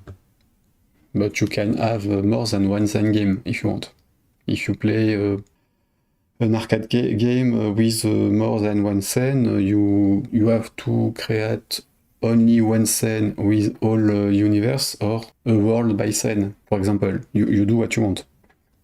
For the sounds, you have a sound effect unit in the starter kit, which have to be copied to your folder and customized. Like the scene, I have a sound effect type enum, where you add your song names or the name you want to use in Delphi. And in the code, you have to register the files here. I think I'll change that in the future release, but for now, you copy the file, you add your files in this list. When you need to play a song, you simply use the unit, call tsoundeffect.play, and pass the song, the sound you want to play. And of course, it works for all platforms managed by FireMonkey because I use the Media player in the library to play songs. The icons I used in the help bar are drawn by Skia, but not a Skia TSK SVG component, but by a library I created. GetSVG file as bitmap with a good scale and in some case with margins. We call getBitmap from SVG, from the unit SVG bitmap manager, where I use a unit which is generated by a program I distribute. This one. It gets all SVG file in a folder and generates a unit with the source file of the SVG in the unit as an array of strings. In this case, I use the multi-line strings available in Delphi since Delphi 12 attends. So I don't have a SVG file to include in the installer. They are all in the source code. I generate constant linked in the type enumeration. You can access by the way you want. In my case, I create a function with the ID of the image to use. It calls the bitmap method of half SVG bitmap list, which is a unit I share in the library repository from GitHub, which is an image list, not the component image list, but an image list, a SVG image list with the cache for the bitmaps. We can use the class or directly the function which creates the images or call Skia to create the images and manage potential margins, the background and other things. In the game, we have a folder with the SVG, we generate the unit from the program, and we have only to create this function by copying the existing one in the starter kit. Use the good style, the good tip, copy the code, and add the register SVG image for the array we declared from the folder. Copy, paste, and replace. With this library, we can do many things, even outside games. You can use the all Skia SVG to bitmap with or without a generator of SVG units to show bitmap in your current VCL or FireMonkey applications. Or of course, you can use the TSVG image list from ETA, available on GitHub and on GetIt. I think this time I've shown you all the things for this game sample. We can conclude. The online version of the starter kit with the examples in this presentation took around 100 hours of work to show up today at Dev Day of Summers 2024. I hope you'll want to try out this starter kit for developing video games or game engines enabling you to code in Pascal. I look forward to seeing you at Ludumdar 56 from October 4 to 6, 2024, and perhaps at a Delphi Game Jam for Christmas. Resources for this presentation and links to its replay are available on GitHub. The Gamolf FMX Game Starter Kit should be available in a few minutes, and Delphi Game Engine is already available on GitHub. Thanks for watching!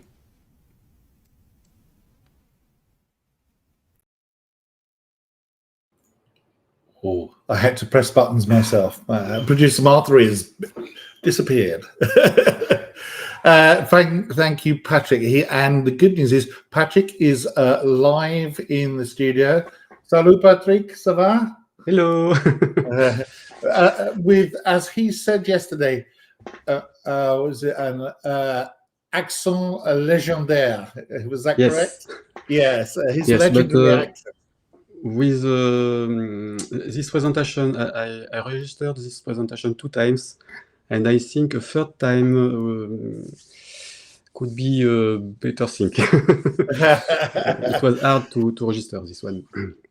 Well, hey, you know, I mean, trying to present it in English, well done, because I could read a script in French, but it would sound terrible. So I can speak some French, but you know, it's not so easy. A lot of love for your presentation. A lot of people talking in the chat. Let's just pull up some of the love. Merci. Oh, so you've started a French avalanche now. Everyone's going to start. And Booth also says thumbs up. Yay! That's a universal thing, I think, in most countries. And what was this? Pete Real says, awesome presentation. Yeah, you know what? Good job, Patrick. Good job. People like it. I pinned some of the comments as well that you made. This is nothing to do with you, but he said, Nigel says it's very difficult to watch when he's working. Give up work. Become a man of leisure. That is the way to do it. And then you can watch Patrick coding all the time. He's got an interesting background as well, game developing today. So, and earlier on, when someone was, I think they joined at 10 a.m. So that was what, 2 hours ago. And they, Olgari said, I'm waiting patiently for Patrick Prematan's presentation. There's a lot of R's there. No pressure. So yeah, it's really good. And oh yes, and someone else said this, Einstein 8854, who I believe is French. I could be wrong, but I think he lives in France. and it kind of, I'm not sure what language he was trying to start with. It looked like un instant. I don't know whether it was like instant at this moment, basically. C'est moment is the same thing. My eggs have hatched, and I have 10 chicks in my hen house. And he then went on to say, it's a game for Patrick Bremerton with eggs and ducks. Yeah. So they're thinking ahead about what's going on. That's really good. You were asked as well, someone's asked about Unity, and I think you said that you don't use Unity, is that right? Yes, I only code. Alors, for games, I tried App GameKit before FireMonkey come out, and since FireMonkey, I only code in Delphi, Delphi, in Delphi or in JavaScript sometimes, but mostly in Delphi. Yeah, and I think I've seen a few people do some stuff with Unity, and I know next week we've got Kyriakos from Castle Game Engine. He's coming in as well. He's a very interesting guy as well, Kyriakos. I like Kyriakos. He's a nice guy. Okay, and Pete Royal says, great coverage so far, great presentation so far. Oh, he's waiting for you to make a mistake, I think.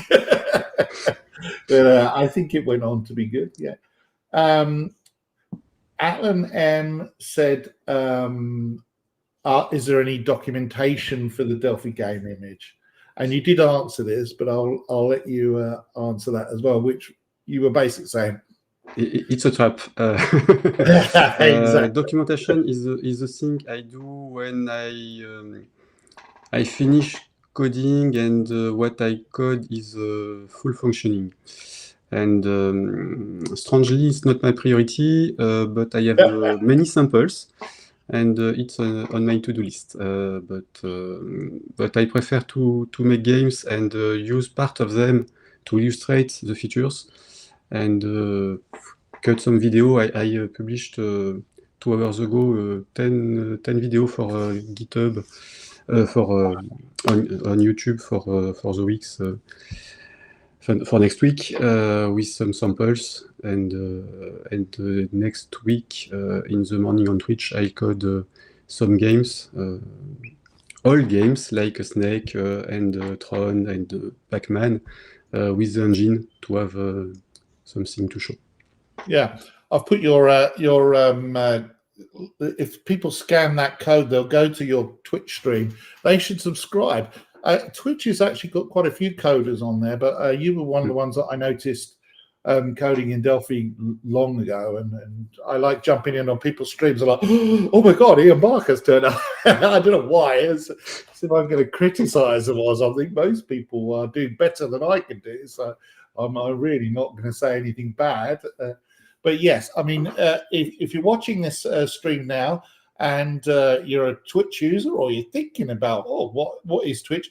Go scan that code and go to Patrick's site. Subscribe. If you're an Amazon Prime user, which quite a lot of people are, yes, exactly. Subscribe. And Patrick, I don't know, do you get? There's a certain percentage you get, don't you? If someone... Well, it's $2 or $3 for each Prime.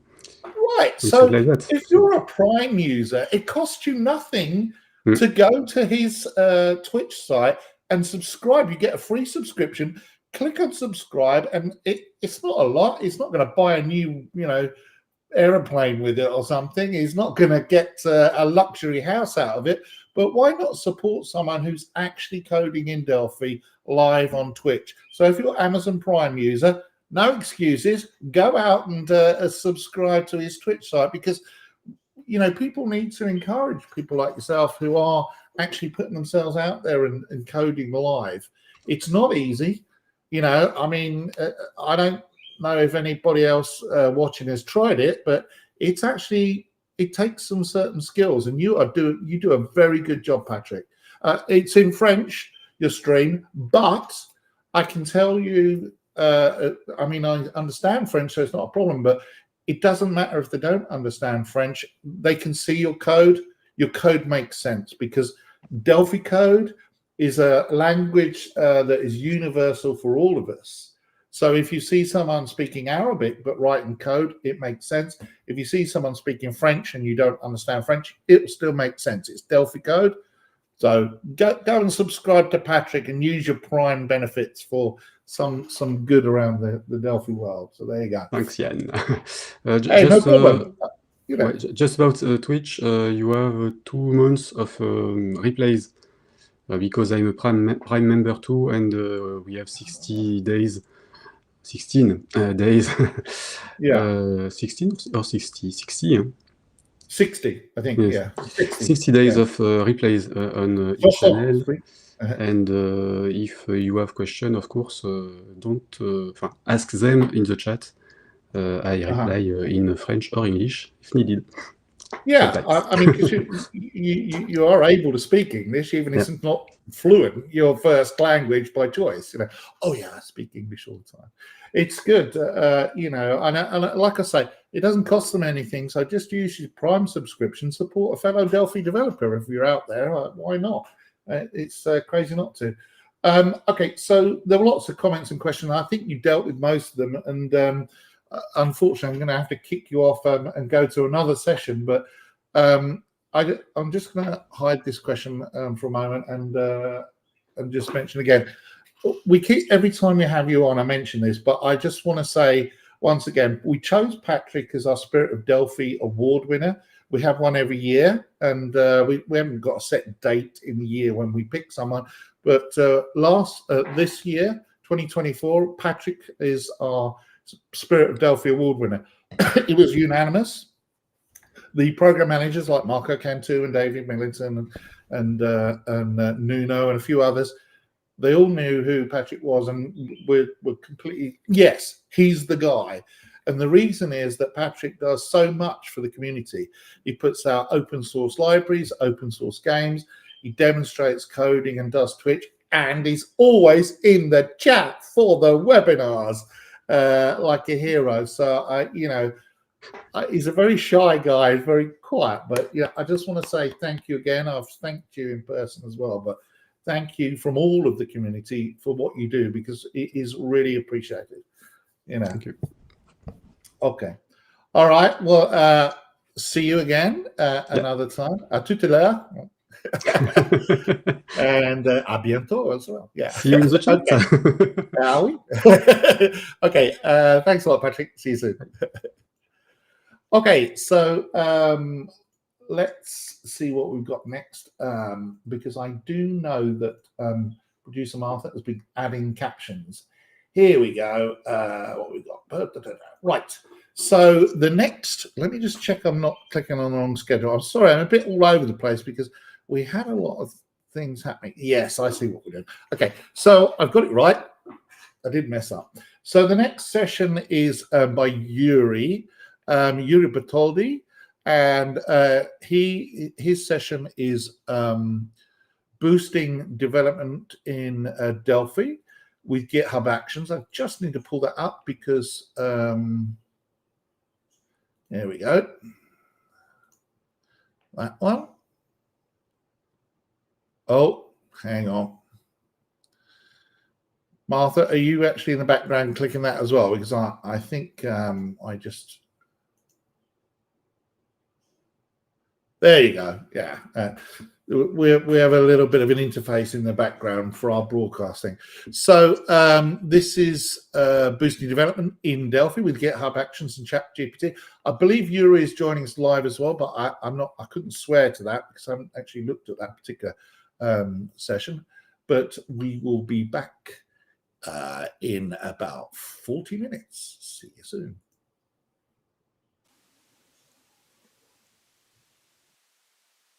Hello everyone, welcome to Delphi Dev Days of Summer. And in this session we will see boosting development in Delphi with GitHub Actions and ChatGPT. About myself, I am John, who is talking here. And in this session I will be just a voice for Yuri Bulhões Bertoldi. There is a senior developer, Delphi developer at Aquasoft. And Yuri also has a bachelor's degree and information systems, and he is postgraduated in game development as well as Golang.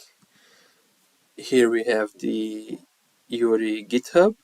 The link for the GitHub will be at the end of the session as well. And all the links and all the samples that we are showing during the session will be available to you download in this GitHub from Yuri. Okay? So in this session we will see about ChatGPT API, what is and how to integrate with GitHub Actions, how to set up our first action, and important points about actions, and of course a practical sample, and the final considerations. The objectives of this session to explore intelligent automation possibilities to optimize the workflow in Delphi projects. Okay, so now that we have the possibility to integrate with LLMs or intelligent agents to do at least a small amount of our work, maybe with this automation we can save, we can produce even more. And one of the objectives of the session is try to use this new possibility that we have in our daily life working Delphi projects. Okay, and to understand the integration of GitHub Actions and ChatGPT, and mainly the facilitating Delphi development. What to expect?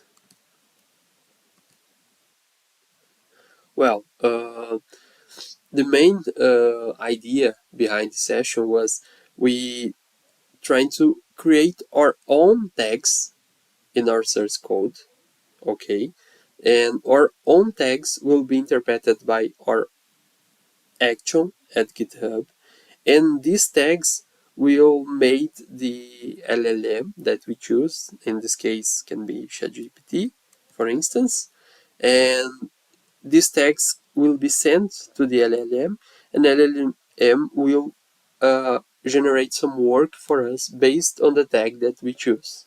So, for this sample here, I want to generate tests over the methods authenticate user. So I just put the tags test over the method that I wanted LLM interpret, and after that, the source code from my repository in GitHub will have the original function and the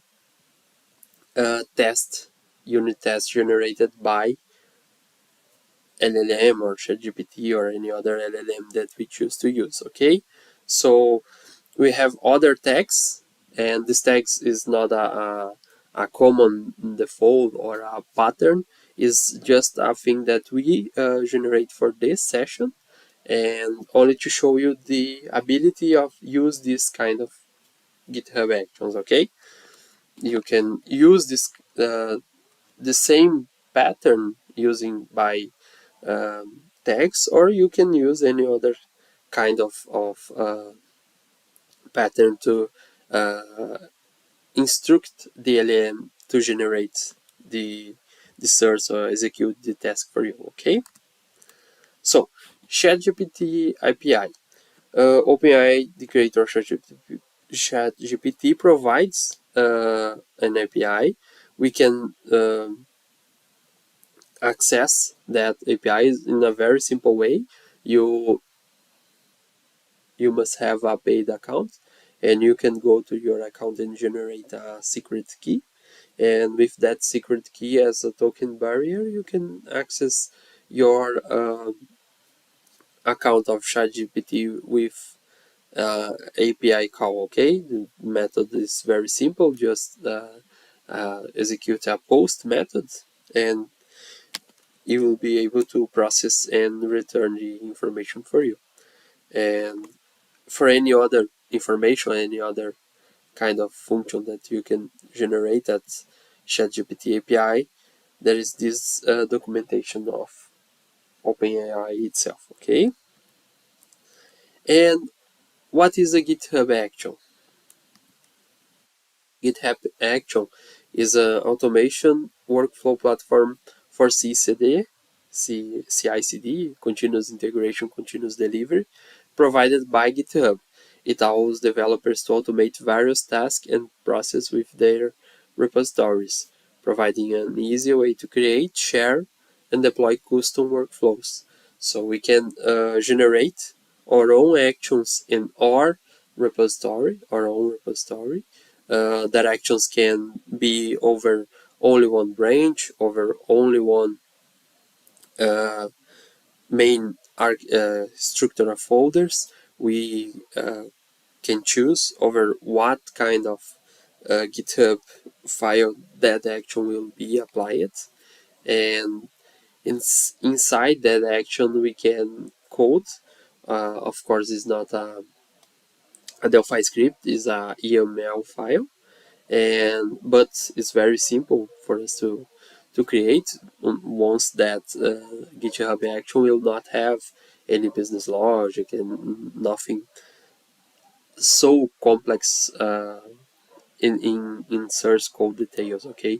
The action will be usually just a link between the what we want to do with that source code, with that action, and the call to the API that will provide that function for the action, okay? So it's very simple to create. You can create by yourself in your own account of GitHub. Only go here in actions, and they even put some sample actions here, so you can choose one of those or generate a empty action and go from there.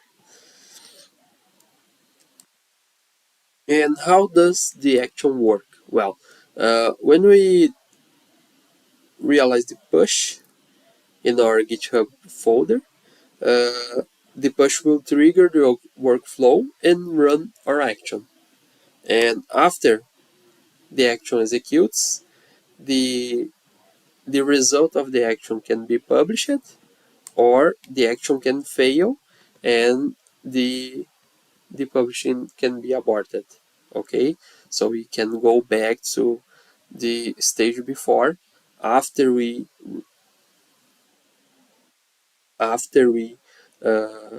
started to run the action. Okay, so we have this option inside the action to go or to the normal flow of the workflow, or generate a fail path. And how to create an action? Well, like I show you, you can go to your GitHub account, click here in actions, and after that you can generate. There are several ready-made templates, but for this sample we start with an empty one, and this is the YAML file like I told you before, and we have to put the idea that we have inside this email file, okay? So in this case, what we do is only over push and pull requests. We run a simple script, write it in Go, to search for the token that we previously informed in the source code, and after that the Go script takes the source from the push request and send to the API of ChatGPT with the command that we specify over the tag from the source. So in nature of source code is a very simple source code. It's not very complex, but in nature of what is this is a very complex understanding, a very complex and a very impactful thing that we does in our usually day-to-day workflow. And some important points about actions. We must be careful to not put any API secret, any username or login in inside of the action, because other users of our repository can have access to that.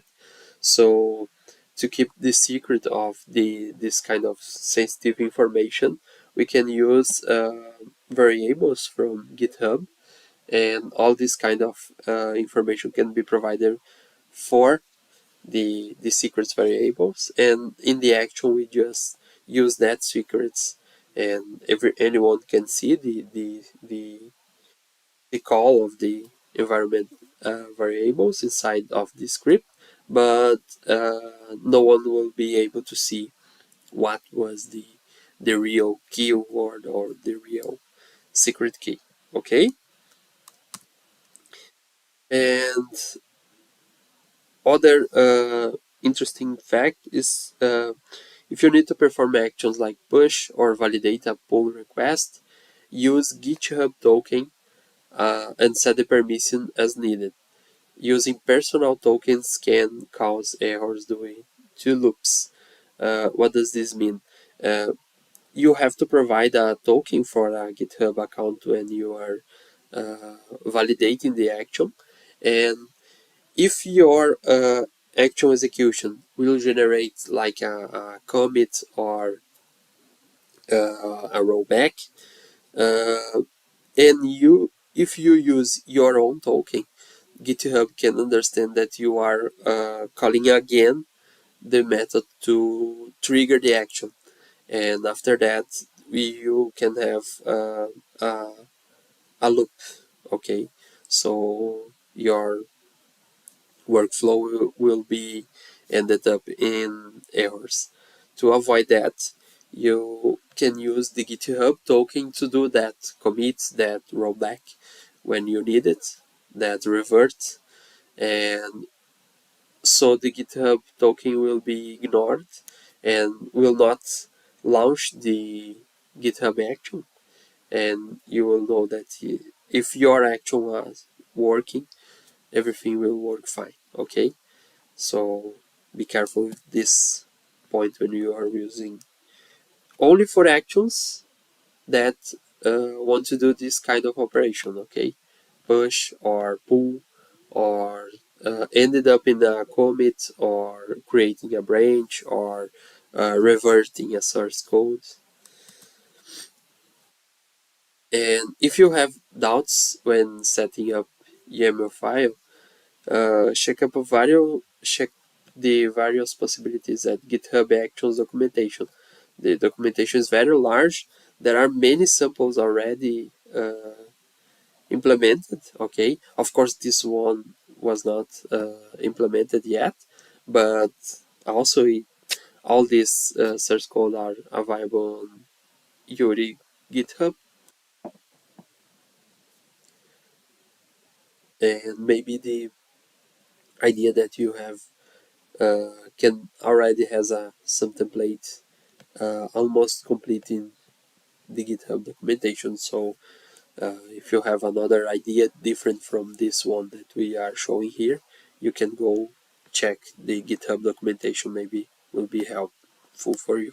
Okay, and let's move to a functional implementation sample. We made a short video here, and I will play it and stop it when we have to explain something. So this is the GitHub of the Yuri, okay, and this repository here is the repository with the action enable. This commit here is the last commit from the repository, and these are the actions of the GitHub of the actions of the Yuri. So in the source code, Yuri will generate these simple tags here, and the meaning of these tags that we invented is to generate the documentation about this method that we embraces in the tags. Okay, so again, it's not a pattern, it's not a default way to do it. It's only the way that we figure it out to use in our projects, because sometimes we don't want that the LLM generate documentation for all the file. We don't want that. We don't need that for that moment. We only need that some specific method must be documented, or some specific realtime must be documented. And we can reach that with these simple tags here. Okay. Of course, we can just paste it, just copy this routine, go to ChatGPT or other LLM, paste the source there, ask for a documentation, again copy the documentation from there and paste here, and after that we can do the commit. We agree with you, we can do this away too, but notice that is only a handful task, is only not thinking operational, is an operational task, and with this use we save a lot of time, considering that many projects that has many developers working together have to deal with many source code with many different projects at the same day or same week. You can save a lot of time using a technique like this. Okay, so you will compile the project here. Nothing has changed in the project because it's just a comment.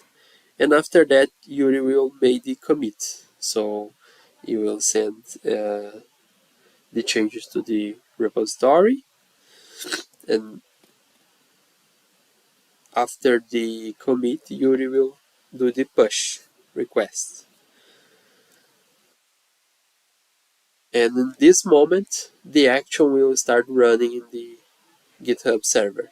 So when we go to the GitHub of the Yuri and refresh, we will see that change the committed, but the color of the commit was not green. And here we can see the action running, status in progress, and we can even see inside of the action which step of the action are running. Okay. After that, everything goes well. Action resulted in a green status, and when we see from the GitHub page, we can see in the source code that here the source code already has the documentation that we want that the LLM generate for us. And of course, in this case, the documentation generates the source in Portuguese because we instructed the LLM to generate that way. But you can use any language, any idiom that your LLM can support or that you need that the LLM generate. Okay. And after that, we just go to the local source code and fetch the changes from the origin.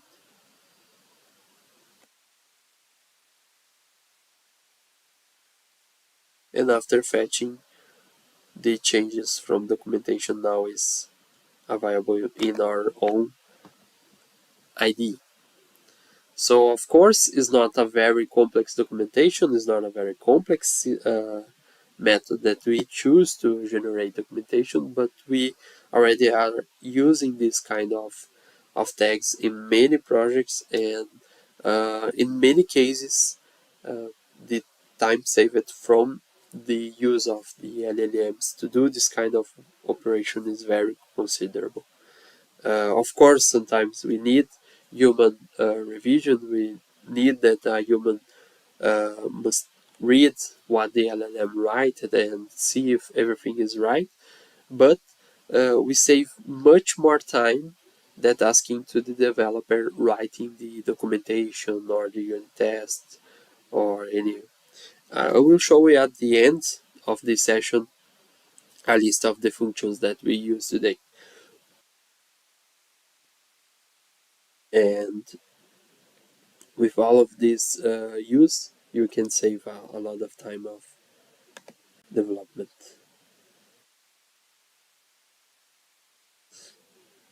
Okay. So once again, the project is still running. Nothing was broken. Everything works fine, even after the execution of the actor. So what are the possibilities? As I told you before, we can use for documentation, we can use for unit test. Here we have other case that we use a lot. There was for security, and sometimes when we have a very restricted or very sensitive routine, or a routine that a more junior level developer must implement or do some maintenance, we can use the security flag. So we ask the LLM to validate the security of the source code provided.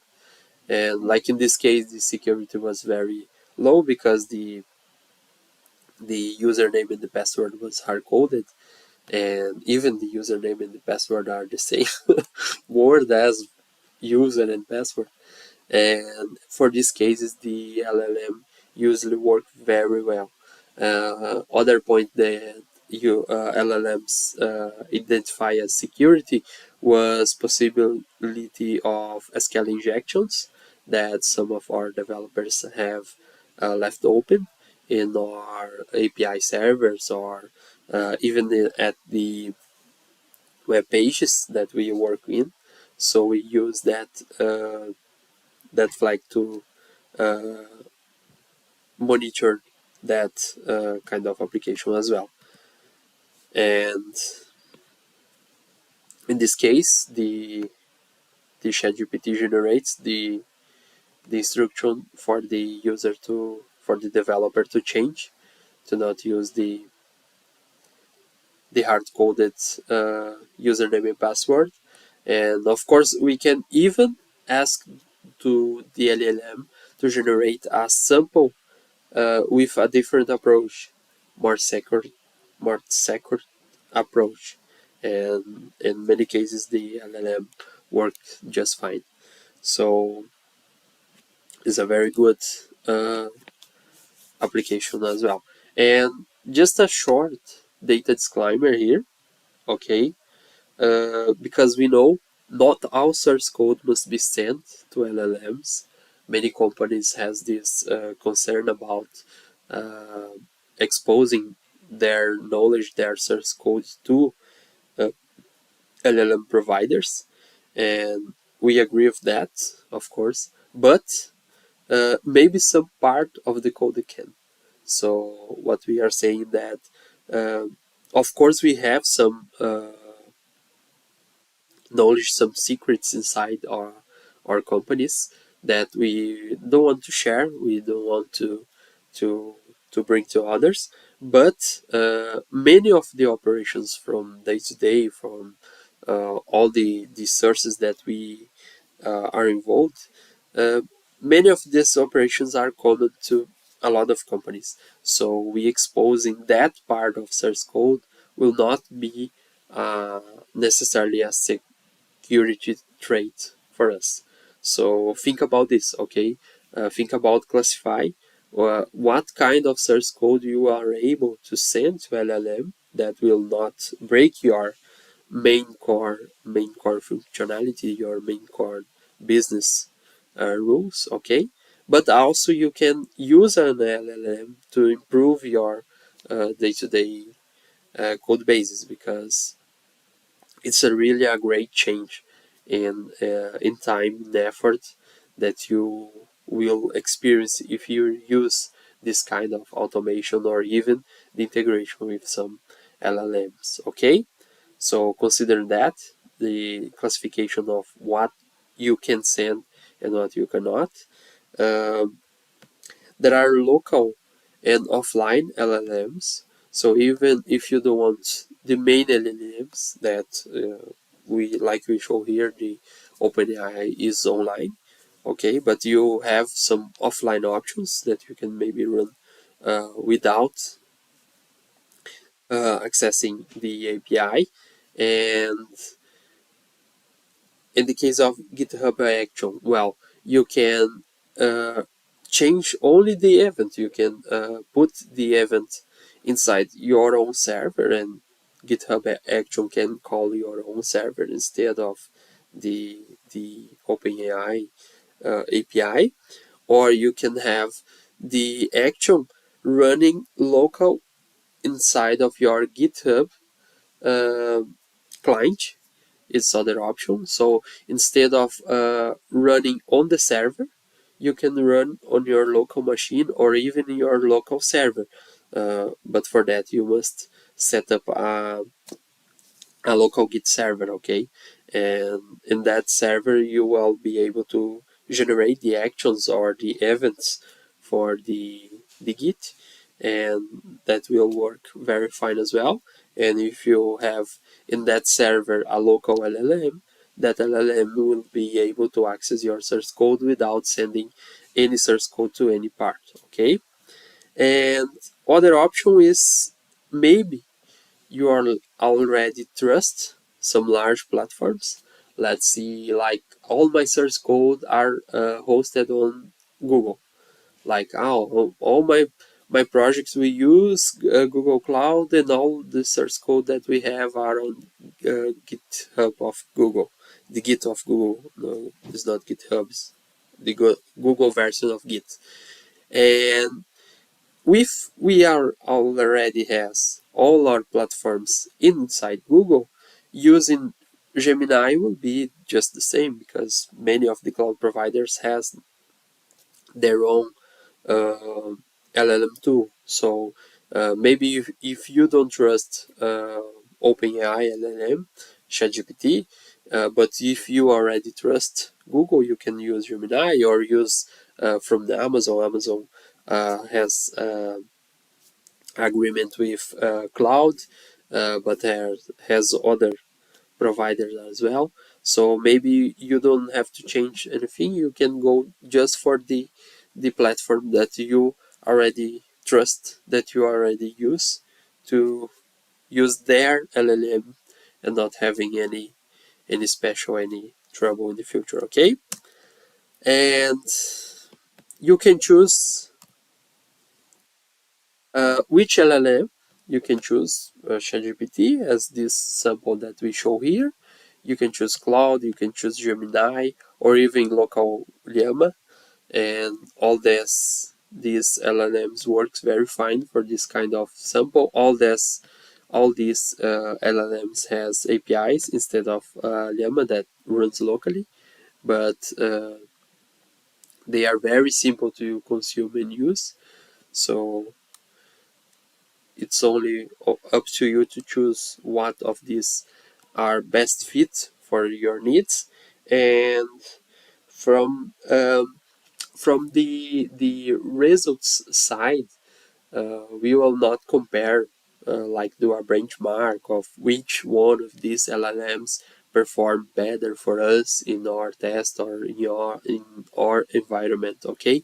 Because for many situations, these LLMs, each LLM has their own advantages, right? So Gemini has the large context window, so for the projects that we can choose LLMs and we have very large amounts of code, we usually prefer Gemini because of the context window that Gemini provides. Cloud is very good for interpretation, so every time that we are more confronted about business rules or technical deep technical rules that the source code must provide, Cloud was performed very well. And for all the other things, ChatGPT always fit any other need. So this was our main experience using these LLMs, okay? And many things we can apply this knowledge, like I told you before. For this sample, the tags that we use and we already are using our documentation, okay? Search for bugs when we have a very sensitive routine, and we must ensure that that routine will not generate bugs in production site. We put the tag search for bug. Unitary tests for the LLM generates simple unitary tests for us. Security breaches, like I told you before, the case where we use for security verification. And last but not least, validate business logics. This tag we use when the Realtime is very complex, and we think that maybe we are giving some rules without being covered by the source code. So we use this tag here to validate that we covered all the business logic that was asked for us to validate in source code. But again, only the business logic that we talking to our customer or clients, we see that are not sensitive enough and can be put over a LLM to be processed and interpreted, okay? And final considerations, enhanced efficiency in development. The integration of GitHub Actions with ChatGPT opens endless possibilities and optimizes Delphi development. The limit is only your creativity. So think about this possibility. Again, you are not obliged to use, obligated to use an LLM. You can just do other kind of verifications on your source code from the GitHub Action. You can also use that. But with an LLM, we really reach another point, a point that 2 or 3 years ago we are not able to do. And remember also that this does not overcome or suppress the use of SonarQube or any other workflow tool that search for code smells, for duplicate source code. No, these actions here only works for these tokens that we are talking in this session, okay? LLMs usually are not performing very well to search in large amount of code, searching for duplicated line of code. They don't do that very well, and also with many resend of your source code will be much more costful for you, because if you want to ChatGPT every time that you commit a source code, verify that this new this new piece of code that you wrote was duplicated, the ChatGPT must access all your source code to do that search, and this can be very very expensive for you. So we don't incentivize you to let it go SonarQube or any other verification tool that you already has on your workflow, okay? This is just a new opportunity that we have to even do more things autonomously during the development process. So very thank you. here are the Yuri contacts, and of course the Yuri GitHub, where you can see the action, you can see the source code of the project that I showed you here. You can see the source code of the Go script that we write to access the GPT API, and also the Yuri contact if you want to ask him something. And maybe we are here now for the Q&A. So really thank you. Have a nice day. Hello, I am back. I've been chatting in the chat window to Yuri, and with him he's brought Dion Mai as well. There's a reason for that, because Yuri understands some English and can speak English. He can speak many more things and understand many more things than I can understand in Brazilian Portuguese. So, Yuri, you're better than me, okay? Right, so what we'll do, we'll turn on, it says, there you go, turn you both on so that you disappear, and then do this, and we're ready to go. Bom dia, guys. I hope you're doing well. See, I learned some Portuguese. Aren't you proud of me? Yuri, we're going to get Dion to do some translation for you.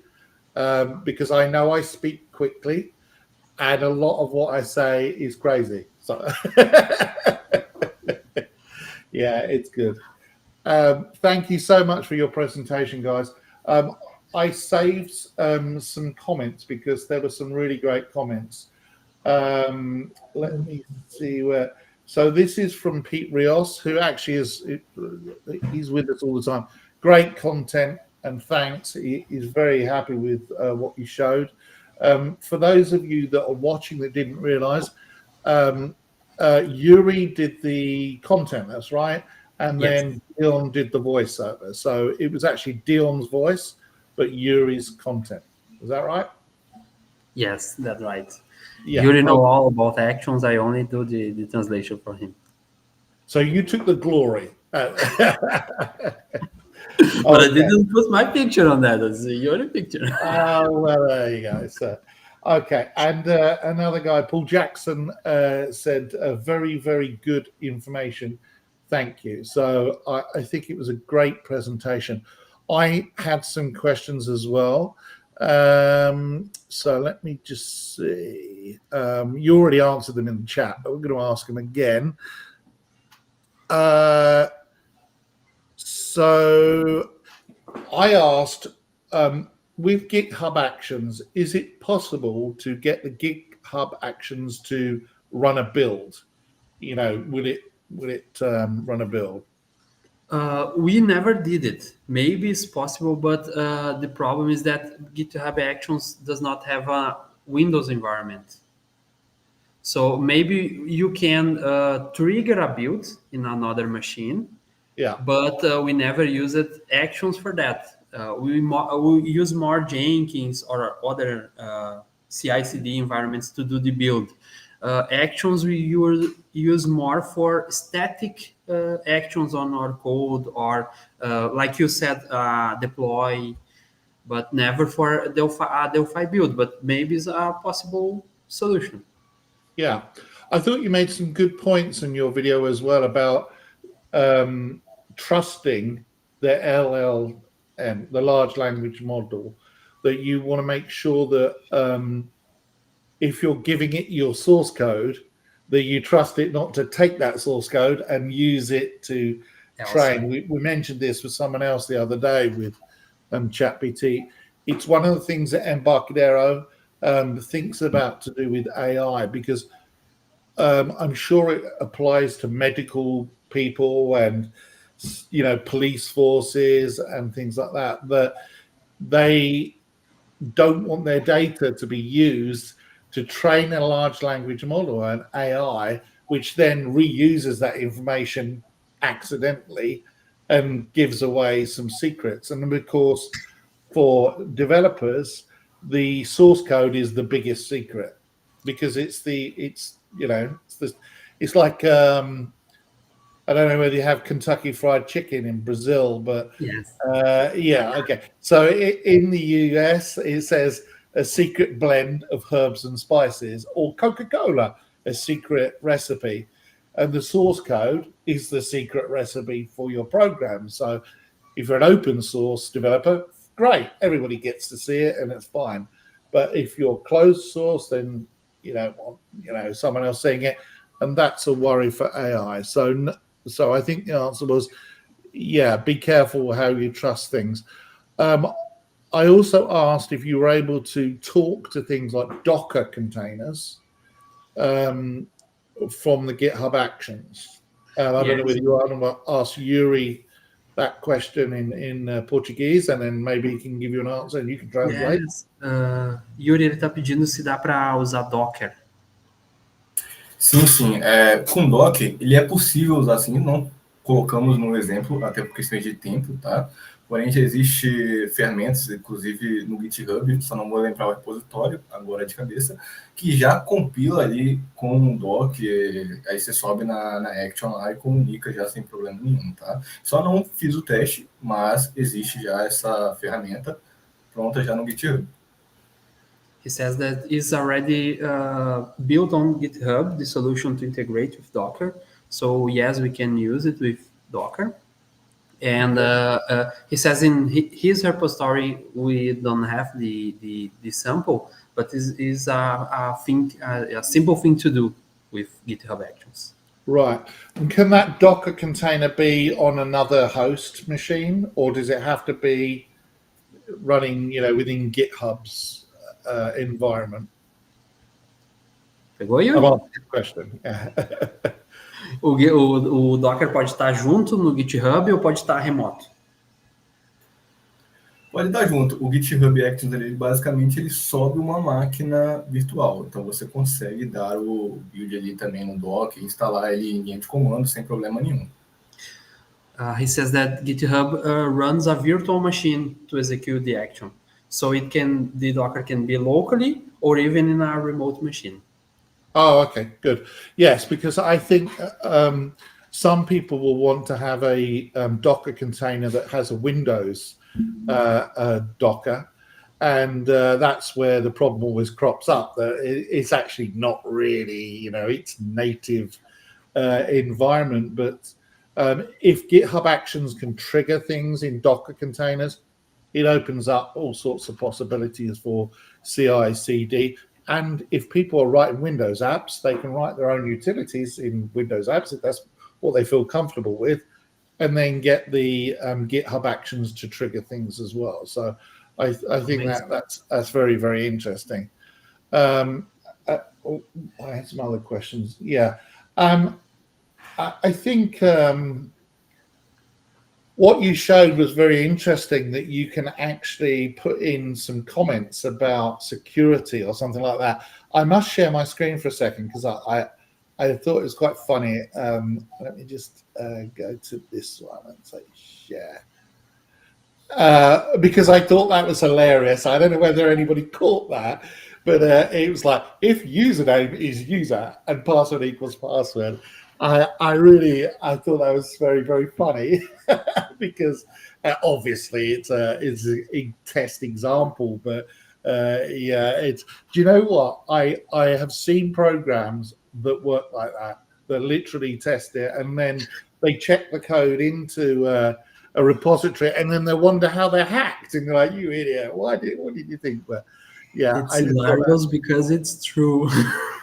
Yeah, it's sad, isn't it? But yeah, I just thought I thought that was funny. I had to take a screenshot of that. Yeah, okay. All right. Well, I think everybody was very happy with your presentation. I don't have a lot of other questions. Patrick says no hacker will try that technique username password.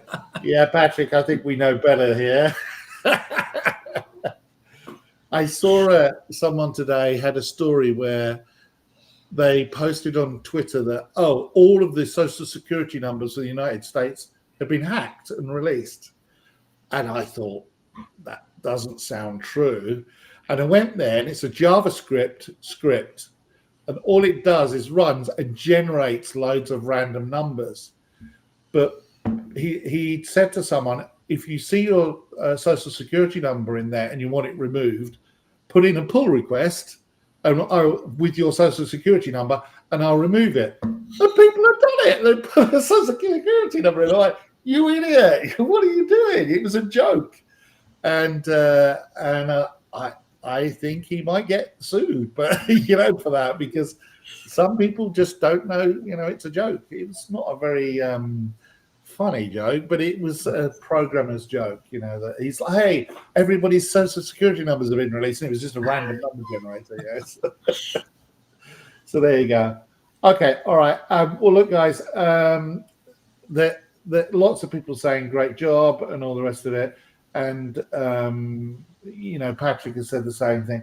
Oh, actually, someone has a question here, which is it possible to do this with SVN and ChatGPT? Yuri, será que dá para usar com SVN? Subversion, yeah. Até daria, porém você teria que fazer alguma programação ali para, no momento do push ou commit ali, você comunicar com o ChatGPT. Automático, o SVN eu não conheço nenhum recurso que já dispare uma action, uma ação ali que faça isso para você de forma automática. Você teria que procurar algum recurso ali do próprio SVN ou, de fato, programar um ali. He says that natively he never have seen anything like that in SVN, because GitHub has the build concept of the action, and SVN does not have that. So maybe you have to do all manually. You have to build your own hook to execute the action, and in GitHub Actions we have all that already set. We just have to go do the type codes. Yeah, I think sometimes people don't realize how powerful GitHub is. Because, for example, and I'm sure you're not aware of this, because why would you know about it? But he's another Brazilian developer, actually. He works on it. Lucas, I think Lucas Bello. Yeah. He works on some of the Python things and a few other things as well. And actually, he uses GitHub Actions and some of the secrets. You can set secrets on GitHub repositories to trigger things. And we work together. It's one of the projects I actually manage. And he uses some of the features of GitHub to push changes out to the PyPy repositories as well. So it actually, triggers some things. My dog is being annoying. But go, be free. He likes me, Yeah, he's usually very good. He just lies on the floor, but it's been a long week. So, but yeah, I mean, he puts things out to the PyPy repository, and obviously there's a lot of shared secrets. You have to have tokens and things like that, which you don't want the world to see. And GitHub supports all of that infrastructure behind the scenes for these tokens and that, so that you never accidentally check in a script with all the passwords in. So I personally am a very big fan of GitHub. I pay for a pro account and have done for years, because I use it for all my own work, my own development work. I don't use GitHub Actions, I think, personally, because I have some scripts that do things on my servers and do it that way. But the old style. but it has come up before that GitHub Actions would be able to trigger things, and I think Yuri did an excellent job of showing how that works, and you did a great job narrating as well. But really, really good session, and lots of people liked it as well. And we get a certain amount of people live, hundreds live. We're going out to 11 different sources, so multiple YouTube channels, multiple LinkedIn and X or Twitter live, Meta live, so Facebook, Instagram live. I know Brazilians seem to love Instagram and you guys always seem to be on it. Right now, my face is all over Instagram because I'm going to Sao Paulo in September, and they're promoting that very heavily now. So, is Yuri going to Sao Paulo, or is not going? Esse ano tu não vai para São Paulo, né, Yuri? Não, esse ano não, até por causa da minha filha. Oh, I can tell. He has a small daughter. He's a new father. Oh, he became father this year. Yeah. Because of that, this year he's not going. Last year he was. Probably next year he will be there with his daughter. Yes, like this. Yeah, with the tattoo that says Delphi. Yeah. Yeah, exactly. Well, sorry, I won't see you, Yuri, but I'll pass on messages to your colleagues because I know lots of Microsoft people will be turning up. And that, for those of you that are watching, if you are Brazilian, September the 5th is the Brazilian Embarcadero conference. Lots of people there, has several hundred people turn up, lots of speakers. I'm doing the keynote.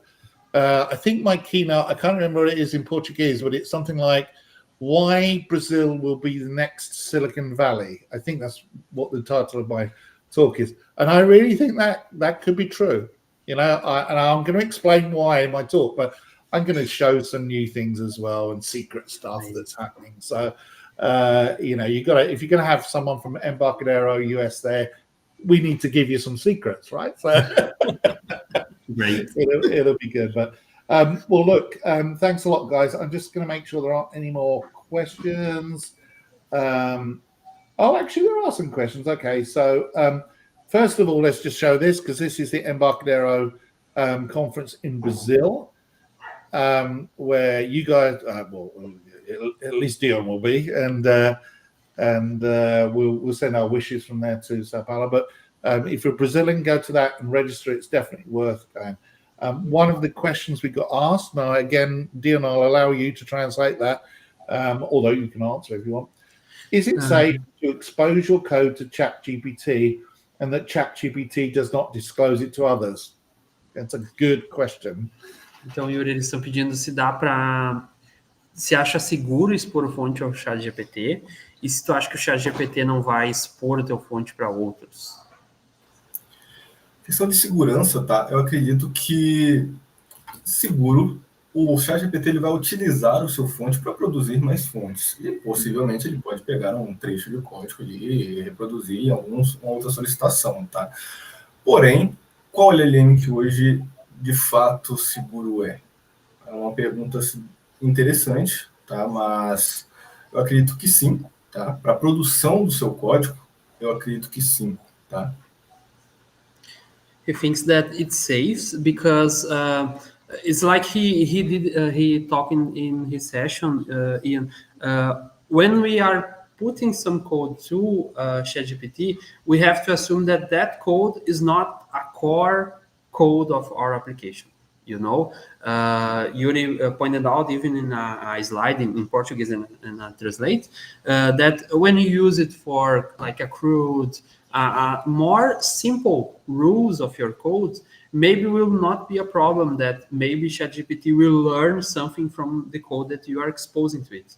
But of course, we will never sure that they will not learn something from the code that you put in there. So I think it's more on us, Yuri answer now, it's more on us to classify what source we are going to expose to it and what we are keep away from ChatGPT.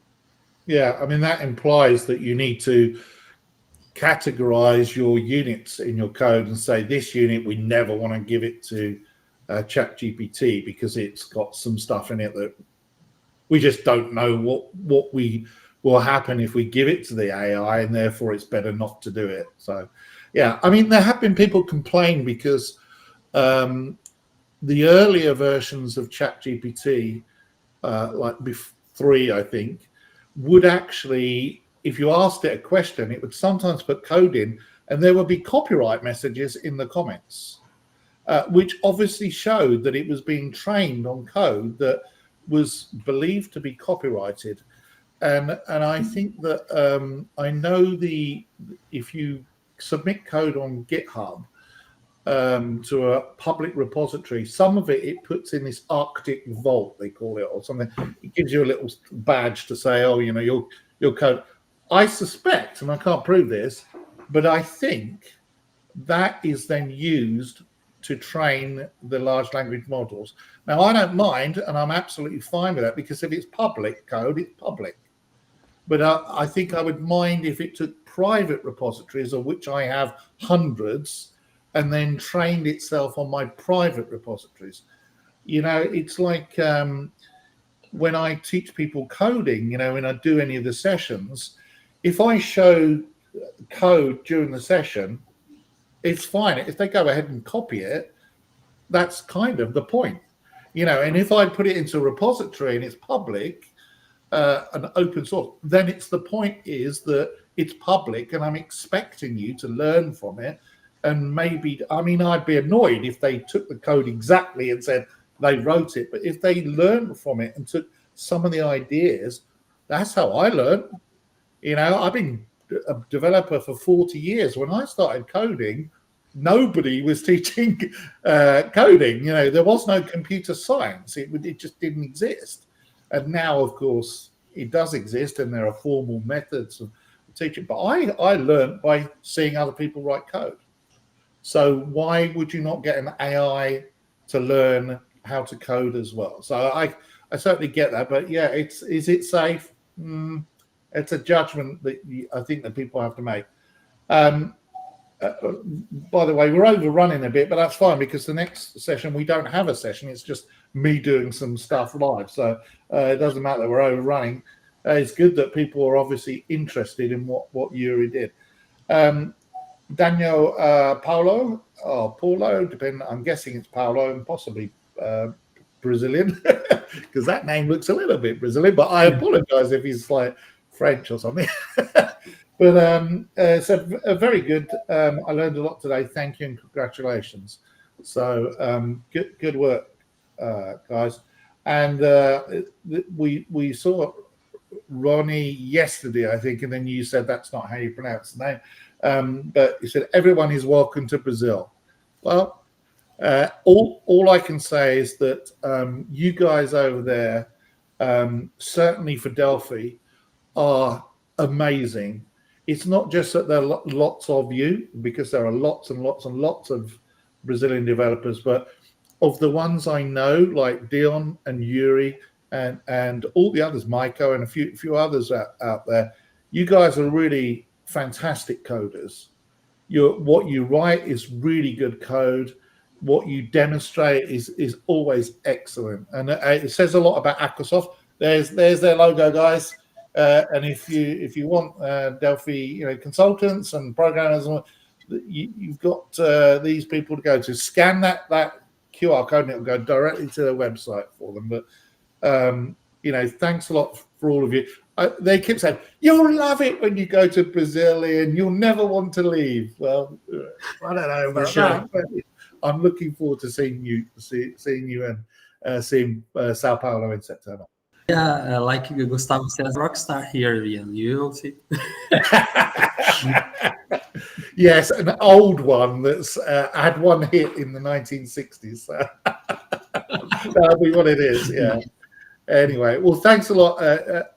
Thank you, Yuri, and also Dion for translating, and also for the things you've done. I really appreciate your time. I'm going to go over now to just disappear you both. I'll speak to you soon. And we're now going to do some stuff with me, because we don't actually have anything planned for this particular session. So we can carry on and do some other things. And of course, in the background, my cockatiel has started whistling. My cockatiel... I'm just going to say thanks to the guys, because they're in the chat. Of you. There you go. I'm saying thank you. So we didn't have a session booked for now. Okay. and we've got about 55 minutes to fill. So I thought we'd talk about a few subjects and just generally discuss some topics of interest. I want to show a few projects that I've heard about, and just generally take some questions. If you an Ian live session, are you ready?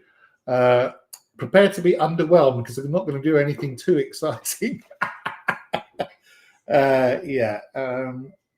Yes, and Adel was saying was talking about benefit a lot from ChatGPT because of the disclosure. Yes, because we're just going to talk about. We haven't got a particular topic for this session, so I'm going to do some talking, and I'll take some questions in the chat as well for those of you that are live. And there's a couple of hundred of you. Here's my take on AI in general and ChatGPT. Okay, I am old enough to predate the internet. Okay, and in fact, I'm old. I've been a developer for so long that I actually was a developer before the IBM PC came out. That's how old I am. I'm not that old, but I'm old enough. And I remember, my father used to be a director of ICL, International Computer Limited, and they went on to split up, and they became I can't remember now, but they became another IT company, and they also had a company called Control Data, which was a very, very big company in the 1980s and the early 90s. And so I was always around computers, and I was very lucky. I just knew that's what I wanted to do. I think I've told this story before, and I'll tell it again in another while, but I knew from the age of 14 years old that I wanted to be a software developer. It was what I wanted to do.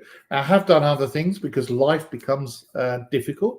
I was forced to live on my own at a very early age and pay for my upkeep, for whatever reason. My parents had some difficulties going on, and not everybody grows up rich and famous. I was quite poor when I was younger, and that's not, I don't want to say that to make anybody feel sorry for me. I'm just saying that everybody's circumstances are different. So I had some other jobs. I've worked in grocery stores, and I pushed shopping carts for 6 months because that's how you pay the bills. But I went off and was taught how to code and learned how to code. And then I started working in IT, and I was coding in COBOL because who didn't in those days, and was paid pretty well for it. And then the IBM PC came out, and I remember seeing the first one in the company I worked for at the time. It was a company called Dictaphone, and Pitney Bowes as well. And the IBM PC was in the corner. I didn't think much of it, to be honest. It wasn't very powerful, and it had just a single floppy disk. And then they put 2 floppy disks, and then they put a hard disk in that was like 10 megabytes. Oh, wow. And that was a turning point, because when IBM put their massive amounts of money into the IBM PC, they also made it an open architecture that people could copy. It was almost like an open source hardware, a bit like the Raspberry Pi is. And so consequently, lots of people copied. And so I saw, Commodore and all the other people copy different types of machine. And there was the grid compass and lots of things like that. So I saw the advent of the IBM PC, and that was a turning point where computers stopped being big room-sized computers, because when I first started out coding, for the first 3 months, we were not even able to touch the keyboard. We didn't type our own code in because it was a big computer, very expensive, time sharing, and computer programmers at the time were not trusted to type. I know it sounds stupid now. You think, what? But you didn't.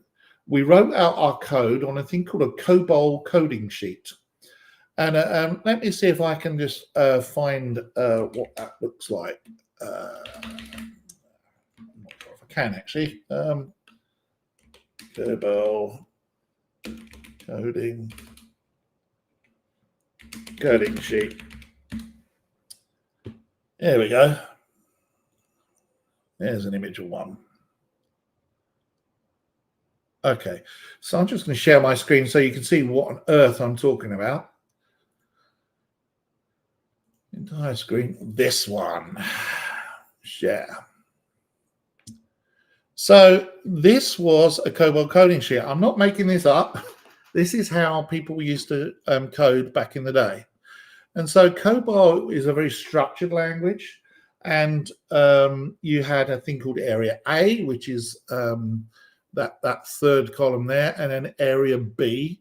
And this is how COBOL was written back in that time.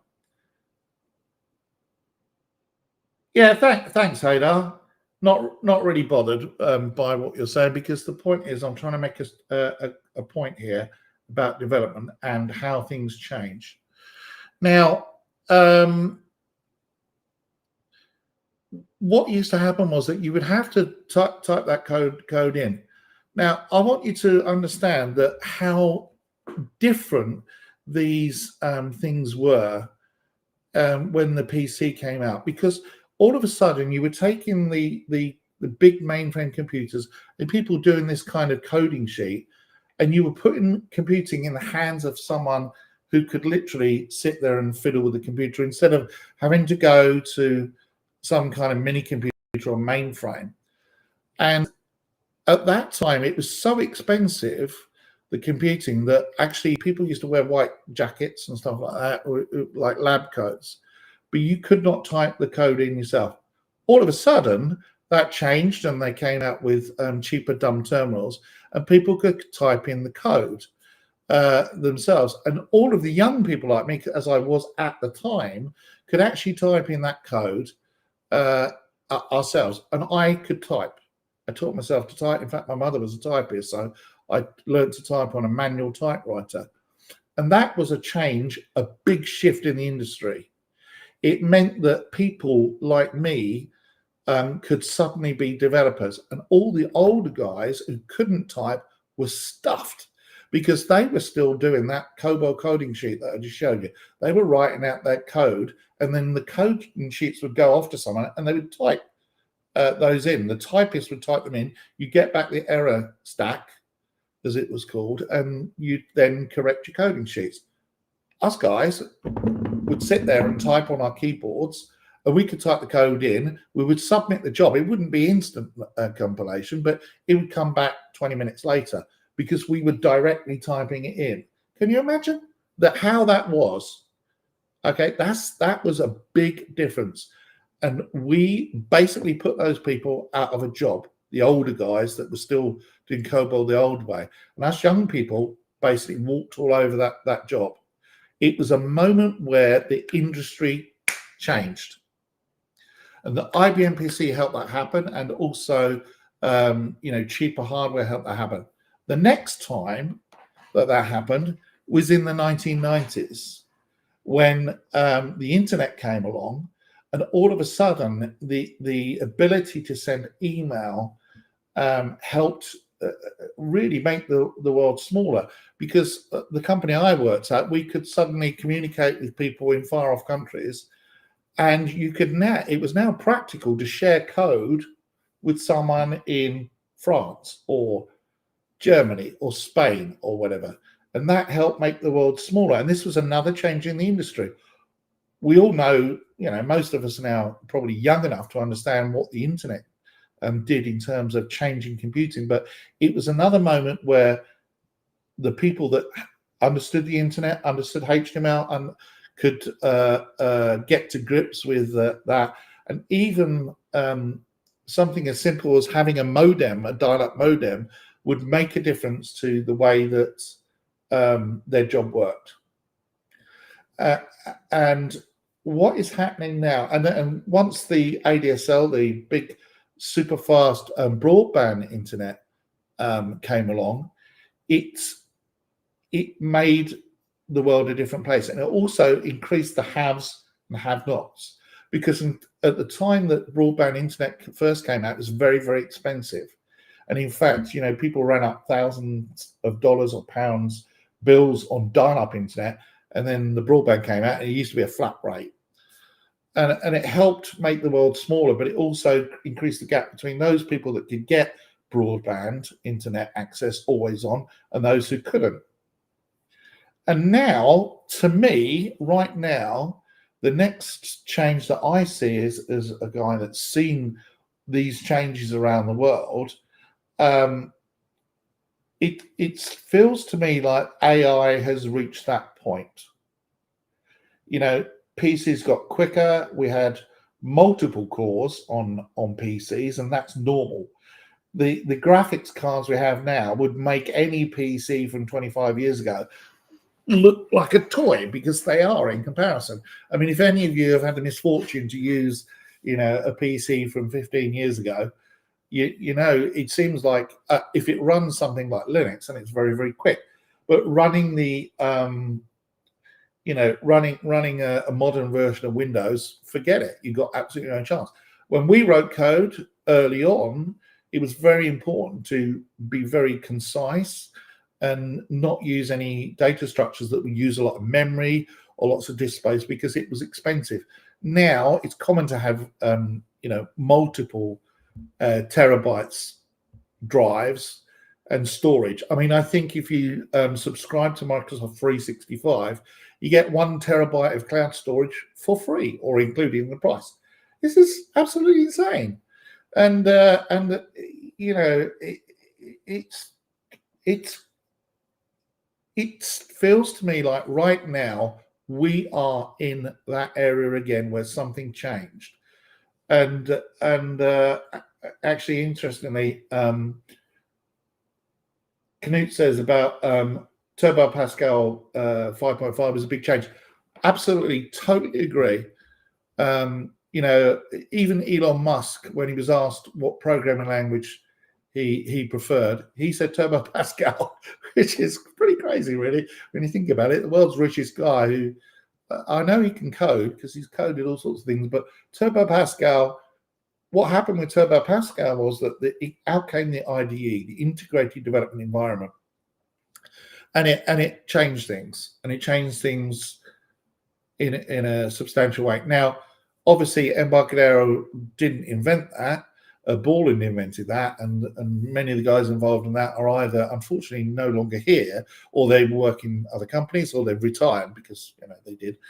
But we're lucky enough at Embarcadero to have inherited that legacy, because we are the company that kind of evolved from the many purchases, and we still have servers behind the scenes with names that hail from that time, from the days of Borland. And even if you code to codegear.com at the moment, that's a name from the past as well. So we do, you know, we are very proud of that legacy, and the fact that Delphi next year is 30 years and still going.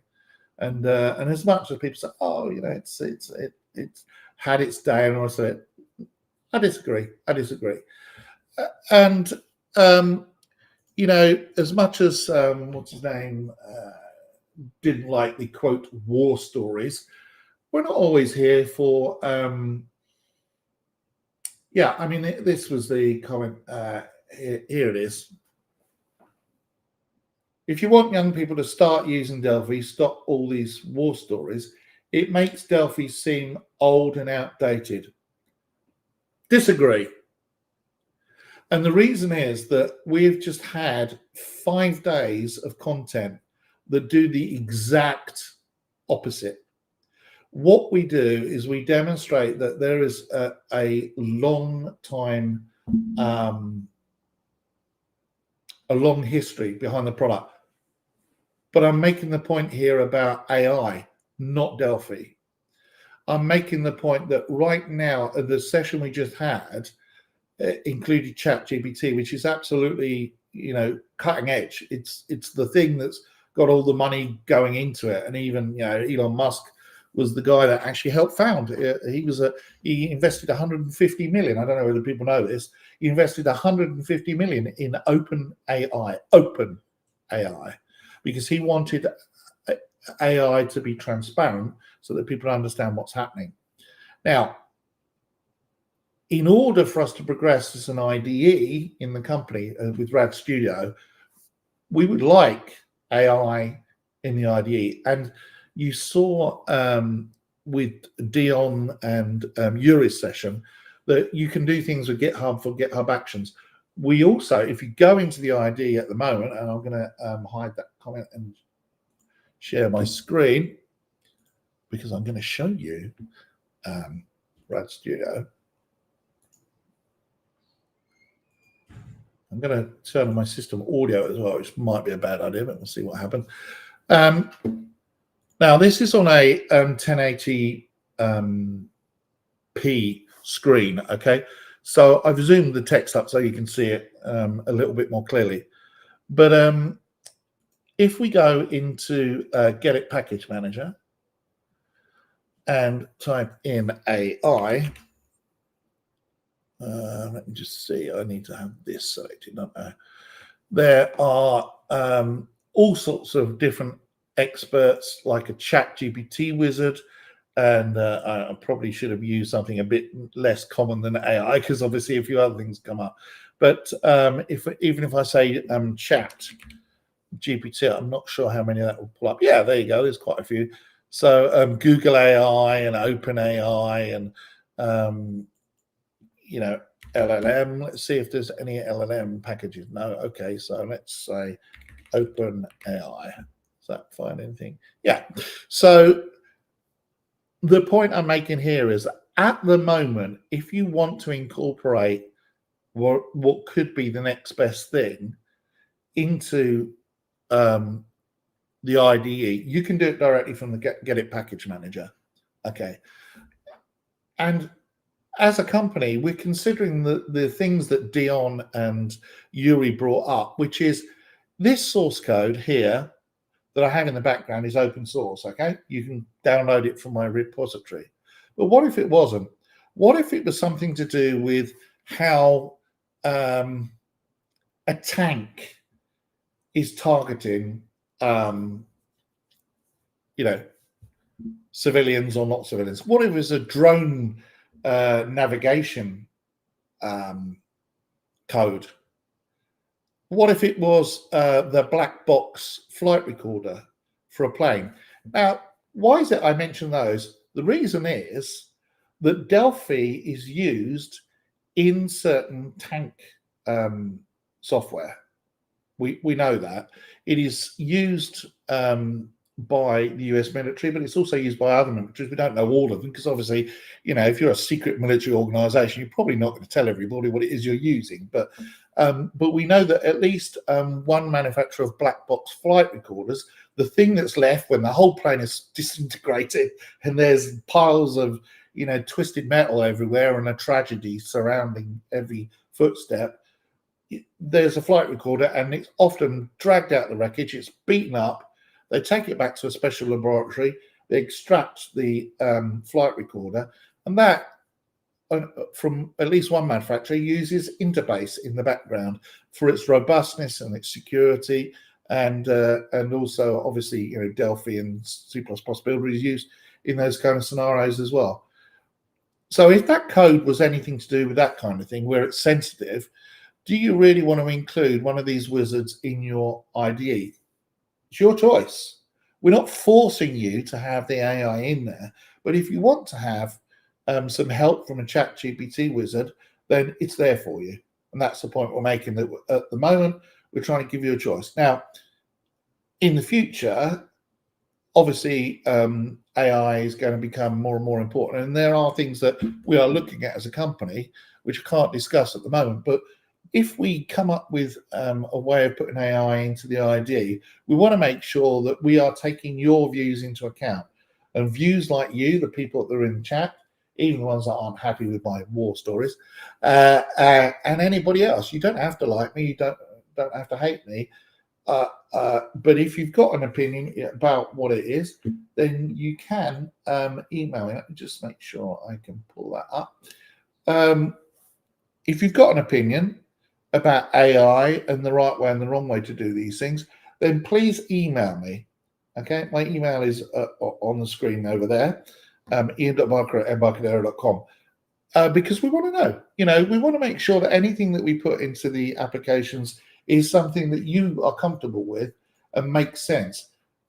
We don't want to just bolt AI onto IDEs and go, hey, it's AI enabled because it's the next big thing, just like the IBM PC was, just like the abandonment of COBOL coding sheets, just like the internet becoming widely available, just like the invention of broadband internet and ubiquitous internet, and even your mobile phone, which again was a game-changing step. If AI is a game-changing step, then it needs to be managed nicely, and there are toys in the GetIt package manager. If you're new to Rad Studio, then you might not know what the GetIt package manager is. What it is if you download that free version of Rad Studio, and I'm going to pull the link up there. This is Rad Studio 12 that I'm showing you at the moment. And if you qualify for the terms and conditions of it, i.e. you're not earning lots and lots of money and you're maybe a student or a startup or something like that, scan that code and it'll take you to the page where you can download Rad Studio for free. And in Rad Studio, if you go in there into the tools menu and then select the GetIt package manager, this is what comes up. Now, what is the GetIt package manager? For those of you that don't know, I'm sure plenty of you watching this do know. It is a whole cornucopia of bits and bobs that you can add to your system so that you've got some additional functionality. One of the strengths of Rad Studio is the component-based development. What do we mean by component-based development? You drag and drop things from a little toolbar, a little palette down the side onto your form, which is a visual representation. So you design your apps visually. And that's one of the things that, was an innovation with Delphi when it first came out 30 years ago, is getting the info from AI the same as sharing the code? I do not know. I've got an answer to that, actually. I'll answer that. I think that what's probably going to happen with AI is that it's going to evolve just the same way as the internet stopped using dial-up because it was just not practical, and everybody said, hey, we want it to be online. But then rules were put in place for things like privacy, and that's still evolving. In Europe, there are cookies, laws about cookies and privacy and stuff like that. And I wonder if that's going to happen, where there are already some moves to actually constrain or make AI safer, play by the rules. Now, if you want to look at AI and say it really is artificial intelligence, then there are rules by which we as individuals in society have to stick by. Most countries have rules about the possession of certain types of drugs. In fact, probably all of them. And so they will say, for example, the headache tablets, to get rid of your headache, available, but you don't allow children to buy them. Most countries say, no, we won't allow certain ages to just go and buy them because, you don't want a 4-year-old child going to a shop, giving over a little bit of money and taking a bunch of headache tablets because they think they're sweets, candy. But also, many countries have rules limiting behavior. So, you can't just go around carrying an axe in the middle of a pop concert, for example, because even though it's perfectly reasonable to have an axe, if you're going to go and chop some wood or do something, like you're a fireman or something, it's not really reasonable to walk into a concert carrying an axe, unless, that's the thing that the concert does. I can't imagine a scenario where, hey, yeah, bring your axe in, you'll be fine. Even in Texas, where we have some very relaxed laws about weapons, it's perfectly legal to walk around carrying a sword or guns, but you can argue the pros and cons of that. But the same is true about AI. I think the legislation will catch up. Governments will catch up with what the developments are currently with AI and putting in place some frameworks to say what they can do with things you share. So if I ask a question of AI, what's the best, give me a function written in C++ that calculates the first 100 primes, it's going to give me some code. That's not really sharing my code with AI.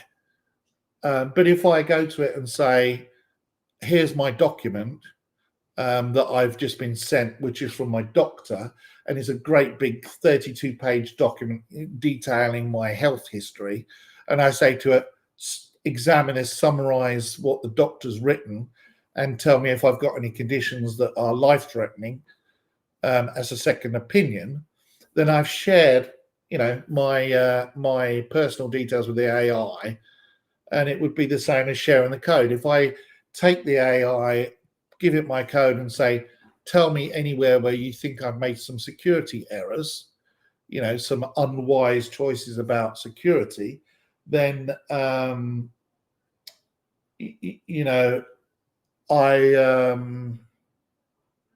I think that's when you start to get some slightly worrying things happen. And as I said, it's for code like I have on the screen, it's not too much of a problem because it's open source. But if it's confidential, you don't want any part of some of those things. If you invent a new way of doing something in software, you don't want someone else asking the question. Let's say you invent a new way of recognizing credit cards are fraudulent. Let's say that you've invented a way of, when someone types in a credit card number, you can instantly work out whether it's a fraudulent number or not. You don't want that that code to go to someone when someone types in to ChatGPT, give me some code that will spot a fraudulent credit card number, and it takes your example and gives it back as an answer. Because then you're going to be cross, right? Because if you've invented this really cool way of spotting fraudulent credit card numbers, it's probably worth money to you as a trade secret. So I think if you share that code to something like ChatGPT, and then it pretty much gives that code back to someone asking the question, then you'd be a problem. It'd be like me asking ChatGPT, give me some sample code that recreates Microsoft Word. I mean, that doesn't seem like that's very practically possible, but let's say it did, and it's been trained on the source code for Microsoft Word, and I ask it that question, and it goes, fair enough, that's all right, and it gives me a bunch of source code that lets me copy Microsoft Word exactly without having to do anything, then I think Microsoft would also be very concerned about sharing code and asking questions. So yeah, I don't know is the answer. I'm just talking about it because it's a topic that is relevant. But I think right now, as software developers, we're on that point where AI has stopped being a gimmick.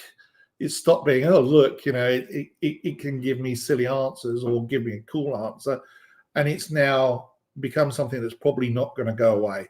And I think the people that are investing money in AI are probably going to end up, some of them are going to go bust. They're going to put millions into something and not come up with anything unique or viable. Other people are going to spend a lot of money on things like, graphics cards, because, NVIDIA graphics cards are very big on being the hardware that's used for large language models at scale. Excuse me. And people are going to do things like invest hundreds of thousands or millions in that, and then somebody comes out with the equivalent of a Raspberry Pi, but it's specially tuned for AI, which I believe NVIDIA have done already. And then all that investment in the very expensive graphic cards at like $500 or $600 each, that investment's useless.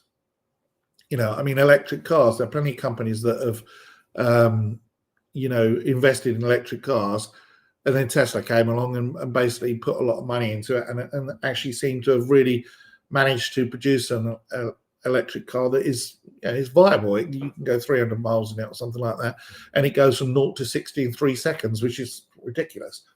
Don't quote me on that. It could be longer or shorter, but I know it's quick. So Elon Musk specializes in industries where there's very little chance of success, and there's a really good biography by Walter Isaacson about Elon Musk, and in there he says, Musk invests, I'm paraphrasing him, but Musk invests in things where people say there is very little chance of success, but there is a chance of success. So Elon looks at big pictures, love him or hate him. He looks at big pictures where he says, I want to try and this is what he says, whether it's true or not, I don't know, but I want to try and save the planet from destruction. Therefore, I'm going to make all cars electric. I'm going to produce a viable electric sports car, which is what he did.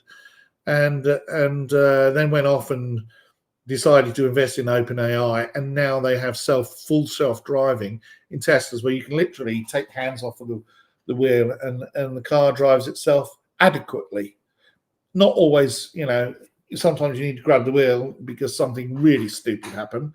But, that worked by them sharing millions of frames, quote unquote, of video to the AI.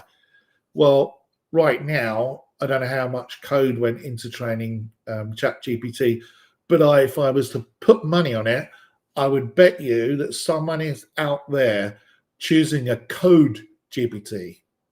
They're developing a code GPT. I bet you somewhere somebody's doing that. And what that code GPT will do is suck up every piece of code it can find of every single coding language. And instead of being a chat bot, will be a specialized code bot. I know there are a few out there already, but I'm talking about one where there's a lot of money invested in it because it's too much of a turning point. It is that moment where people stopped using COBOL coding sheets and started typing, and all those people that couldn't type were left behind. And I was promoted, by the way, immediately because of my coding abilities and the fact I could type. Stupid, but true. And it was in the 80s, and things were weird then and very fluid. And then the PC came out, and all of those mainframe people suddenly was struggling for business because a lot of companies, like the company I worked for at the time, bought some PCs and could do things with VisiCalc and Lotus 123 that before they couldn't possibly do on a mainframe without spending millions on the mainframe.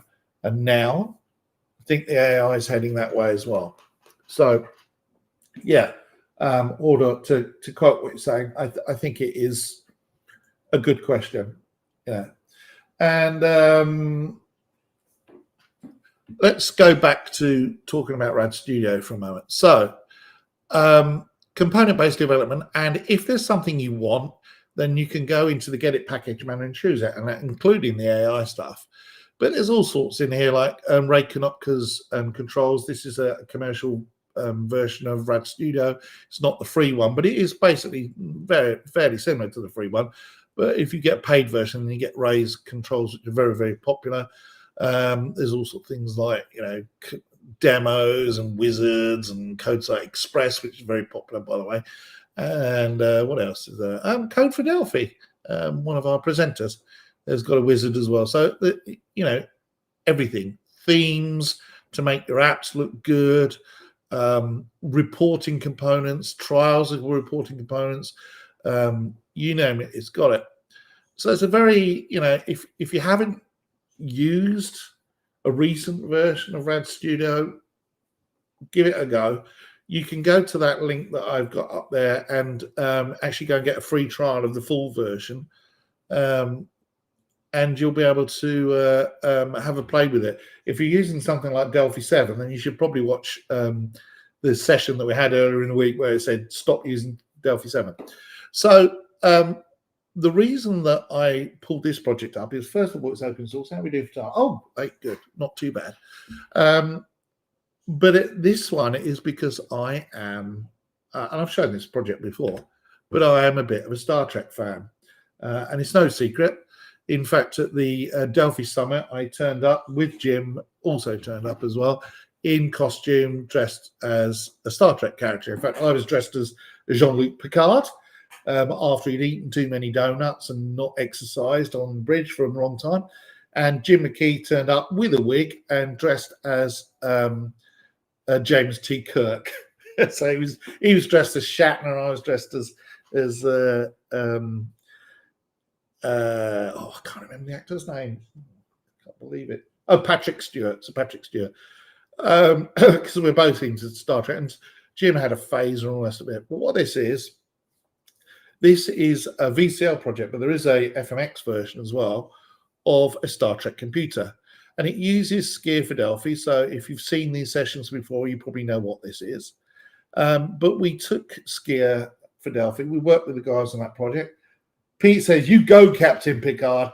I know, right? It's exactly the way it should be. Yeah, engage is the way you say it. But what it is just a fun project to just show some of the things you can do with Delphi, but also just generally. So I've turned my system sounds on, so hopefully you can hear the sounds in the background as well. Oh, see, there you go. So I got some free open source sounds for the computer, and it's got some animations and stuff like that. It's very cheesy and very 1970s look and feel, but there's some important things to look in there. For example, if you look across the top here, what you see is some Klingon text, okay? And also some other text here and different fonts here, like Red Alert, all crew to stations, all the rest of it.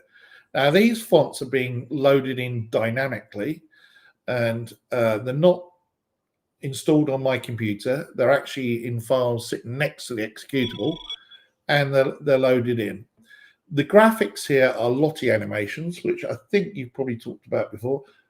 Einstein says, Mr. Spock. Yeah, actually, Spock's my favorite, I have to say. But you can see these animations, and you can see the radar sweep. And whilst the radar sweep is working, you can see it goes behind, the heartbeat symbol there that we've got. And you can see that the radar bleep, is going up and down and all the rest of it. Now, what's not obvious about this app is how it's doing all of that, because this is not one animation. These are multiple animations, and the animations are transparent. And that is something that's actually very difficult to do with other types of libraries. And the same with the dynamic font loading. You can load fonts in. It's, using other code, but doing it in Skia is very, very easy to do. This is an SVG here, this graphic. So I haven't enabled this project for sizing, but if you resize this, that symbol would grow and look great at all resolutions. It wouldn't have any jagged edges. There's a nice curve on there, which probably doesn't show up very well on my screen, but that curve is perfect. There's no jagged lines on it or anything. If it was a bitmap or any other form of raster image, raster, R-A-S-T-E-R, not Rastafari, the raster image would have little pixelation around the side there. And the same with some of these fonts as well. Some of the bitmap fonts wouldn't look good. So I can turn the sounds off. So if I do that, well, I think it's this one. Can't remember now. Okay, there's one of these that turns the sound off. But I can also close this as well. So I'm going to show you a couple of little features about what this is. So if you see here, if I go to the section, what's this? He was busy backstage, yeah. On screen, yes. Oh, I love it. You're all a bunch of Star Trek nerds, aren't you? This is fantastic. Marco, hello, Marco. He's a very good streamer himself. He does a lot of good stuff, but far better than I am. So what we've got here is a source for the image. And if I click on there, you can see that's the animation. So I can preview the animation in there. But you'll notice that the only animation that I've got there, which is a Lottie animation, you get it completely for free, it's only got that planet circling around there. Remember the radar sweep that was going in the background? Okay, well, that is not part of this image. Okay, the actual image for the radar sweep is this one. Okay, and again, as you can see, as previewing inside the IDE, it's an animation. It's got this nice little kind of, I don't know what you call it, planetary radar sweep or something like that. And the fact that those check marks are on there shows that the background is transparent. Okay. Ian, do I have the source code of your Skia breakout? Yes, I do, Patrick. Yes, I'll show that in a minute, actually. Might not be on here. The breakout game is actually on the Skia for Delphi website in the examples. So anyway, so there you can see there's transparency in there. So what I did was I changed the Z order. So that is whether it's in the foreground or the background, so that the radar sweep would sweep behind the planet image, which has also got a transparent background. So once again, in the preview there, those checked boxes are just showing that the animation has got a transparent background. Now, I did that on the Lottie website, lottiefiles.com. I went in and said, I want that animation that someone else had created. It's a free and open source animation. And I said, I want instead of the background being white, which I think was what the default color was, I actually said, make it transparent. I gave it a alpha layer, which was transparent, and that's how it does it. And the same is true of this animation. There's another animation. Again, completely transparent. So there's no black background on there. I could make that background red or green or yellow or whatever I wanted. And there's another one here. Select that. I'm not sure which one it is actually. Main computer doing it. Have a look. Radar sweep scanning animation. There you go. This is called the structure pane.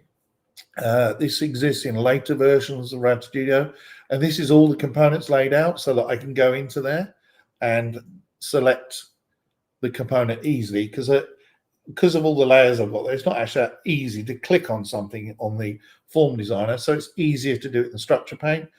And by the way, I'm not using any secret beta versions or anything like that, or any private staff-only Embarcadero versions. This is the commercially available version of Rad Studio. If you go to that barcode that I've got up there, I'm circling it, I'm pointing to it with my mouse.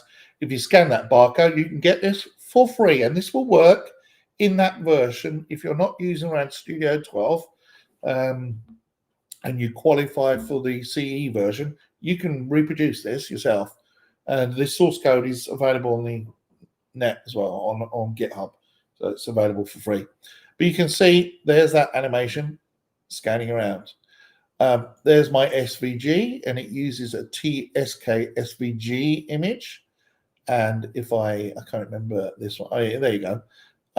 If I go down here, is an SVG brush, and I can actually change the color. So if I say, oh, I don't like it that color, I want to have it yellow, ta-da! And in fact, it has a bad color to choose if people are colorblind, because they might not be able to tell the difference between tomato or tomato, whichever way you pronounce it. But let's choose something horrific. Blue, that's not going to work, is it? We can choose a weird color, so you can't. I've hit something, the bad key here. Hang on. Hold on 1 second.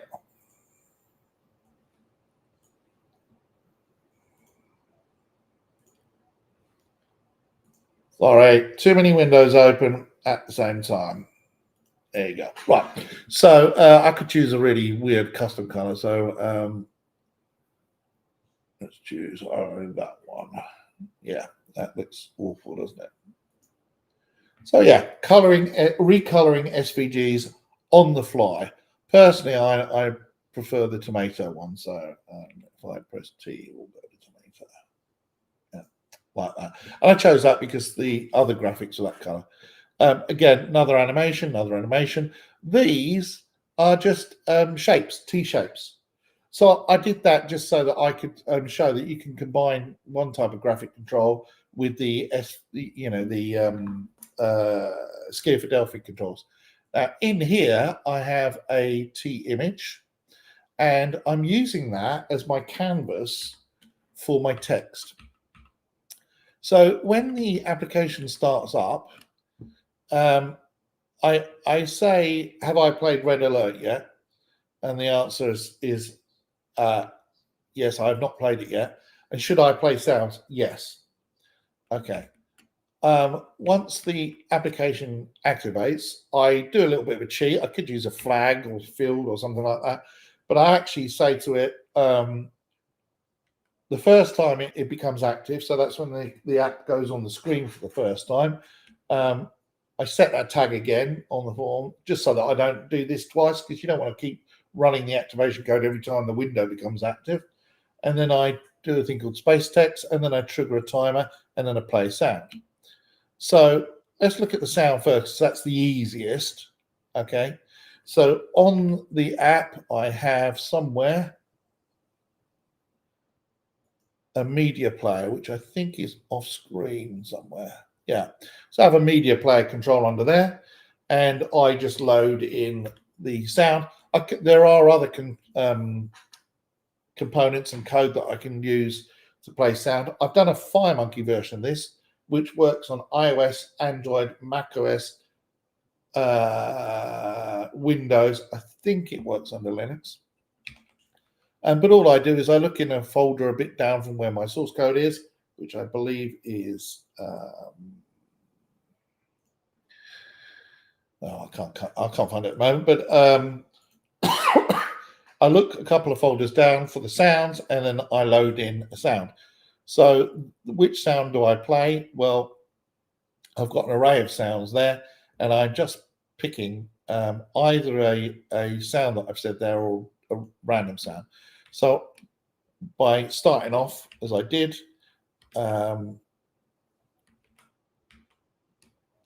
beep, engage. I've got a little array there of different types of sound that I can play. Okay. Now, the bit that most people want to see is actually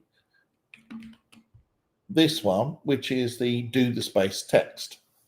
Now, what this does is this goes away and it creates a bitmap, okay, and it's guarded in case, something goes wrong, in case the font file I'm trying to read is corrupt or dead or something else. And it looks at the bitmap and creates a specific size. I could create this a scaled size, but I'm actually just doing it on a specific size that I want this app to be at. So it doesn't resize. But if I was resizing the app, then I'd want to actually make sure these values were something calculated. And then I have an lbitmap.skia draw. So I'm calling an anonymous function here, which again, if you're using something like Delphi 7, that's not going to work. But I'm calling an anonymous method actually, and drawing the text. So what I do is I create a paint box.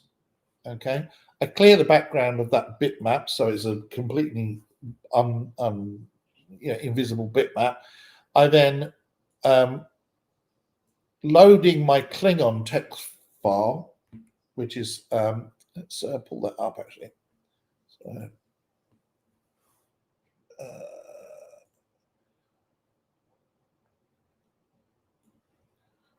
So there's my fonts, okay, which should show up. And I load in my Klingon font, okay. And notice I'm doing this every time I draw the text. I could cache this and do it in a different way. Create the typeface at a specific size, create a specific color, and then I paint the style on there. So I fill the back of the text with a certain color, and you can have grad fills on here. I said do it with a non-grad fill text, and then I'm going to choose a random Klingon string. So what is that? That's just a function there that just basically makes a bunch of random characters up, but renders them as Klingon font. So it's just a string of actually English characters, but rendered in Klingon text. So it makes it look like it's Klingon text.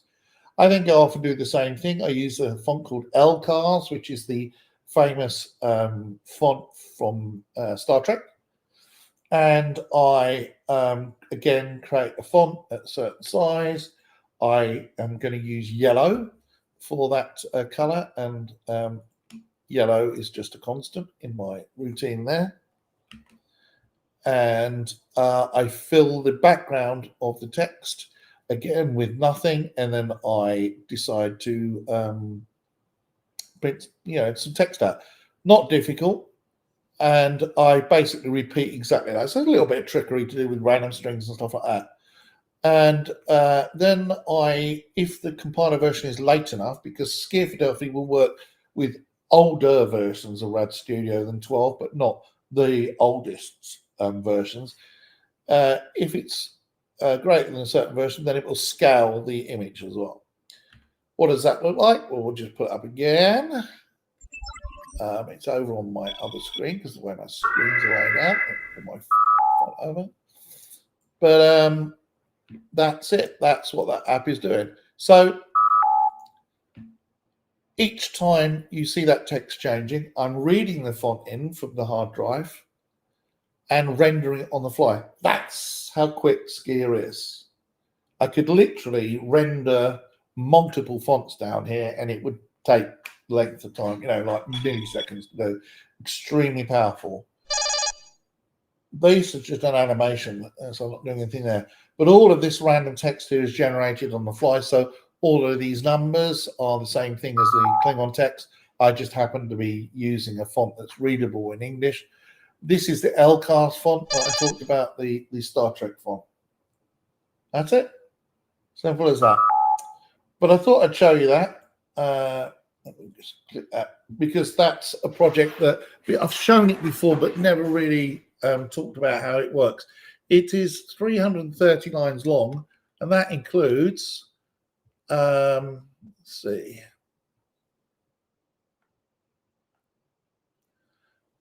that includes 113 lines of interface code. So it's actually 200 lines long to do all that nonsense and make it beep and stuff like that. Now, I have got another version that I did that actually does text-to-speech using the Amazon controls that Appercept do. So it actually says, enter Barker, go to the bridge in a computer voice.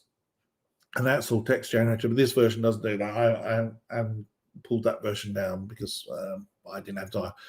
But I just thought you'd want to see, Rad Studio being used. It's pretty cool. There's lots of things that people don't know that it's got in the background. There's like REST debugger, which is extremely popular. If you've got a internet service and you want to do some REST debugging and things like that, you can make calls to your internet service, and it'll come back with the details in here. And then once everything's working, you can click on copy components, and it will generate all the components and put them in your app for you.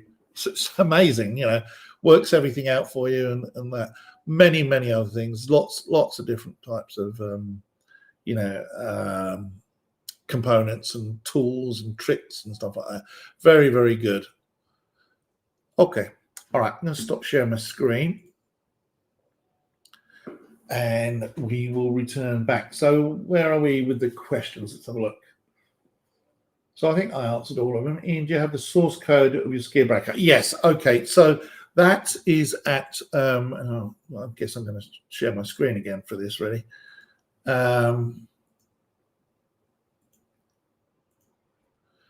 That is actually at, hold on just one second. That is at the Skia for Delphi.org site. If you go there and then go to GitHub and then go to samples, and I'm not sure which one it is.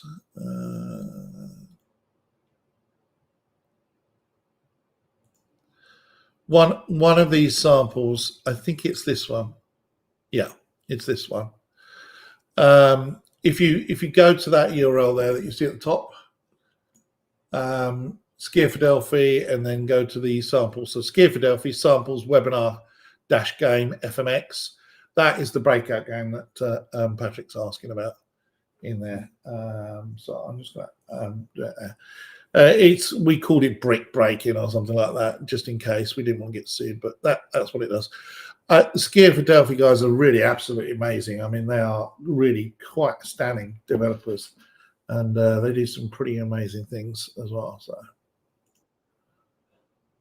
okay, all right. So let's get rid of that, and we will go to my schedule. What have we got coming up? Oh, okay, perfectly on time as well. That was good. Not bad for a completely ad hoc live presentation. So the next session is by Juan Castillo, and it is called Adding Logging to Your Application in 5 Minutes.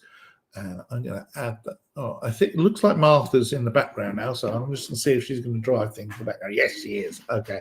So I'm going to hide my QR code there, like so. And we will be back in about 50 minutes. And I think Juan is joining. Martha says you got a Wi-Fi back. Computers are great when they work. It's just they don't always work.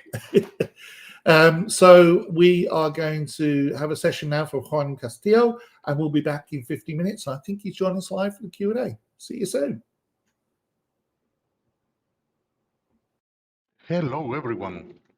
Welcome to this session of the Developer Days of Summer 2024 edition. Today, we will speak about the JackLog library at an introductory level, and we will learn how to add powerful logging capabilities to our applications in just minutes. My name is Juan Castillo. I am a developer, consultant, and Embarcadero MVP. And today we will start from the basics, like adding the library to our development environment. And we will take a small tour to get familiar with logs, and then we will add logging to a couple of existing applications. So welcome again, and let's start talking about what is a log file. So historically, a log file is an official record of events during the voyage of a ship or an aircraft. In computing, as you can see, log files are an historical record of everything and anything that happens within a system, including events such as transactions, errors, intrusions, and a lot of other things. The data can be stored and transmitted in different ways. And a log record is the information related to an event that took place at a certain time and might have metadata that contextualizes it. JackLog is a library that allows you to add text logging capabilities to your application in minutes. So let's go to coding. Give me a second just to start the IDE.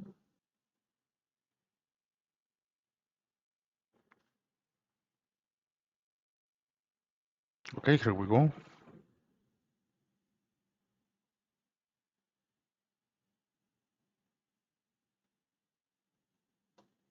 So today we will start from the very beginning. That is, we will add the library to our IDE from the GetIt package manager.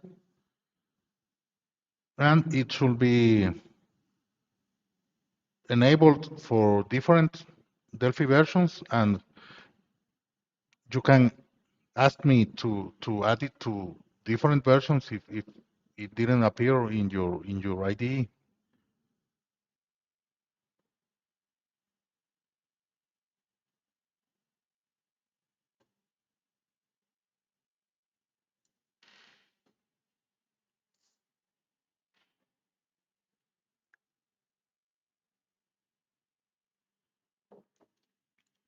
Okay, so let's go to the GetIt, and I will search for the library and install it.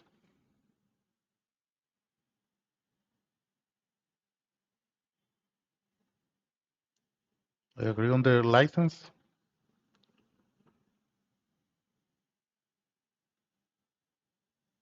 And when the install is finished, we will get back to the IDE. So the group of projects for the demos is open in the IDE, and I will just show you a couple of demos first. For example, this basic console is a console program that just runs and produces some log that is, as you can see, is printed in the console itself, but the log also is written to a log file. So we can take a look of the contents of this file, and I am using the Ultra Edit, really nice editor to show you the contents of the log file. And as you can see, the editor can show you different colors for the different kind of messages, kind of syntax highlighting. And I have done here a specific highlighter for this file format, so you can enjoy it if you use the Ultra Edit. The file is a plain text file that contains information about the time of the event. This is the thread ID that emitted the event, the log severity, and the message. As you can see, the library supports multi-threading applications, and it supports kind of standard severity levels that, as you will see later, will allow you to apply filters and to fine tune the amount of log that your application is producing at any time. So this is the file format that is produced by the library, and I will get back to the IDE.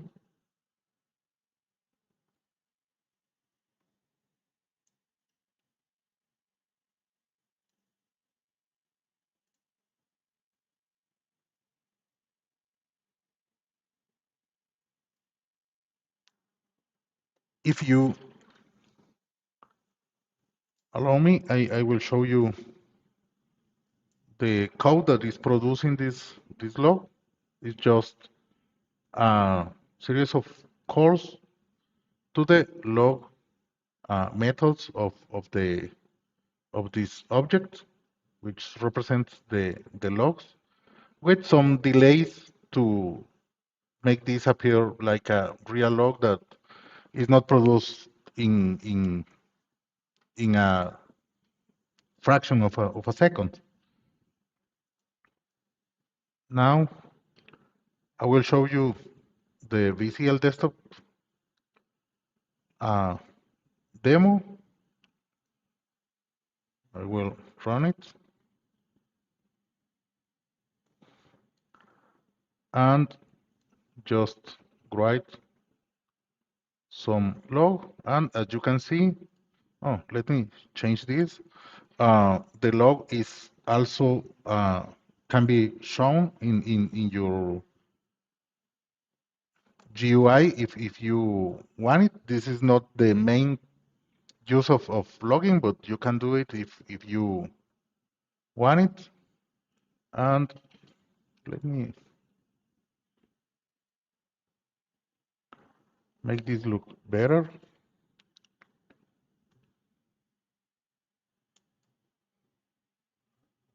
I will go to the home create, and I will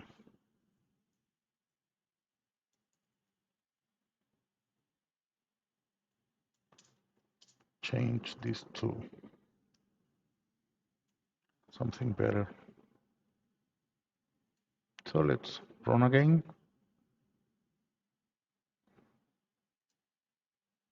Now it looks better in the UI. And as you can see, the same log is also recorded to the file. And in this case, this is we will see later the standard. The log will have the same name as your exe file, but you can, of course, adjust or change it if you want it. So this is the log for the GUI demo in the text file.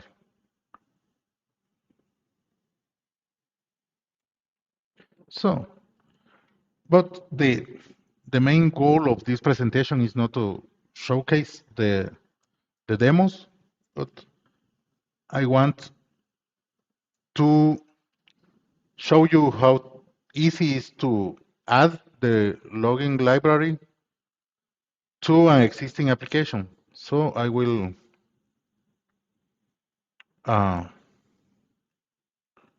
open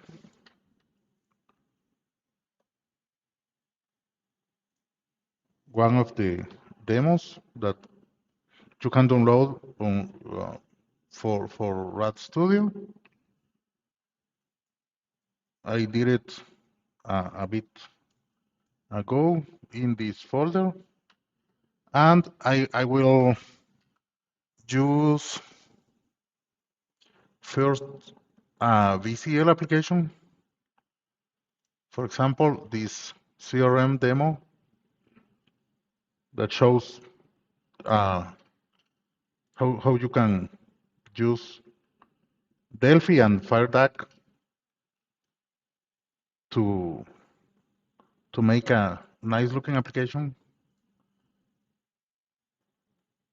to manage your customers. So I will run the application. If you are not familiar with the demo, just to show you how it looks. It may be one of your desktop applications, for example. So I will start adding the log library to this project, so we can just write some logs for example, to track the application functionality or errors or whatever. I will tell you that logs are one of the pillars on which application monitoring and observability is built in the industry. And it applies for desktop or mobile application, but it's especially important if you are writing server applications, because the log is one of the main records that you have to observe and monitor your application. And there are lots of other tools, a lot of tooling in the industry that is based on the logs to allow you to monitor the health of your applications. So let's start here. I will do it in the main form. Here in the uses clause, I just will add here the JackLog manager unit and the JackLog auto unit. This gives you access to the log object, the logging object, and this is the auto configuration that comes with the library that auto configures the logging object to store the log in the disk with the name of your exe file. So it is very easy. From now, we can just write logs for this application. So I will, for example, take this page control here, and in the onChange event, suppose you want to track what your users do with this component, and I will call the loginfo method, and I will say, for example,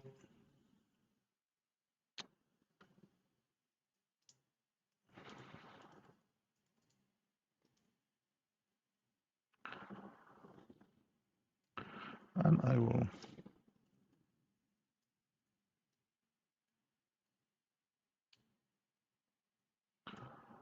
and of course I also will, for example, in the form create, also I will say here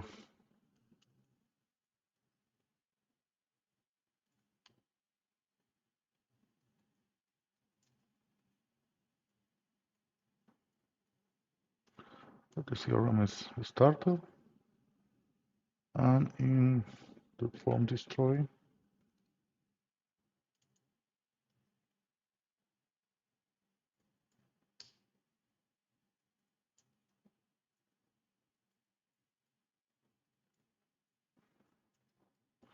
so let's run this application again.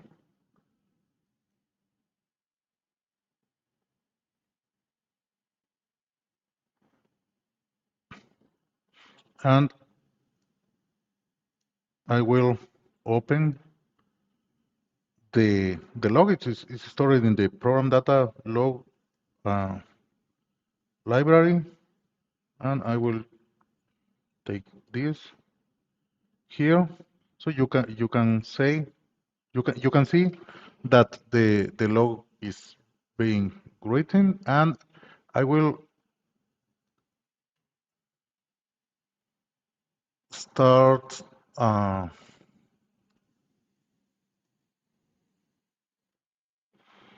I want to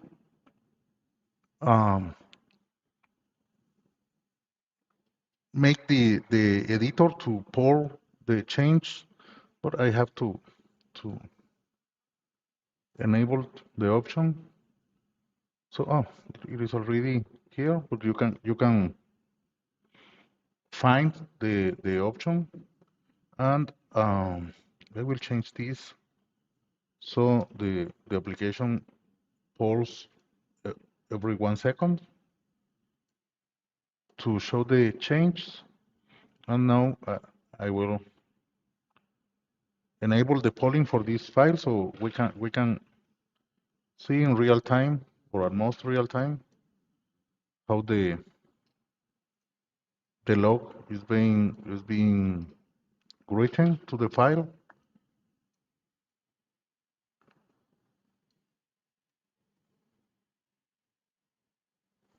Okay. And now, for example, the I will add application events component here, and I will, for example, I want to keep track of every exception that goes to the top of the file and record what is happening here. So in this case, I will log an error, and I will say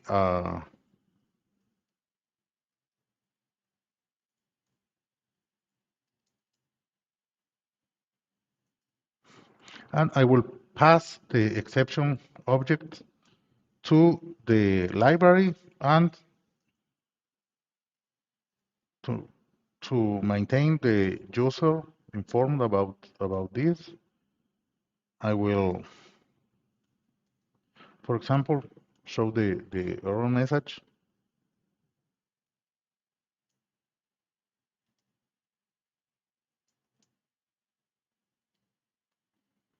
to the user. And I'm not sure how to make an exception happen here, so I will simulate an error, for example, in this tab. When the tab is shown, I will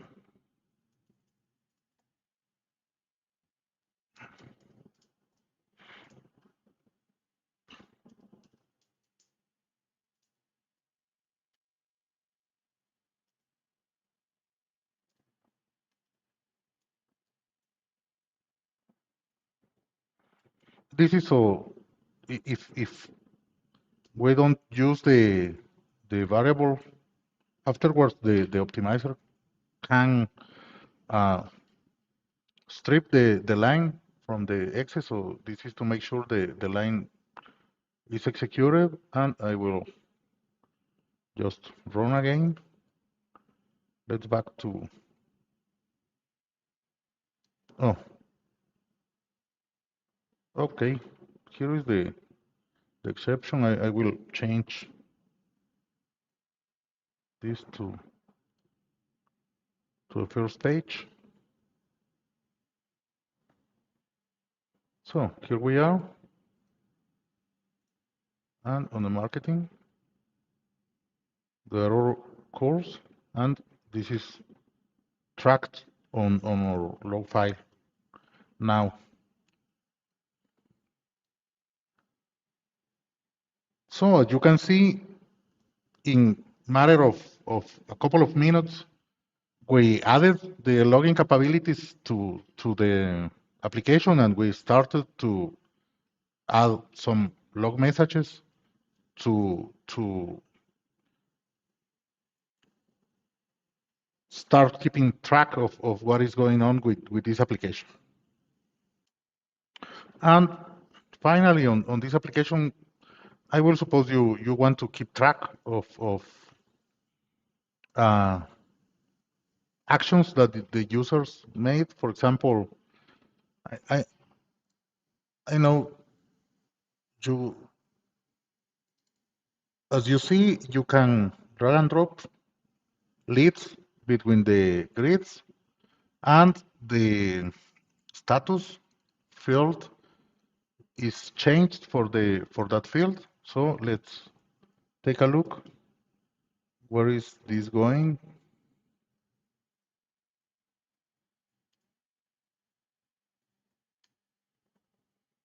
This is in the leads FT table on the data model.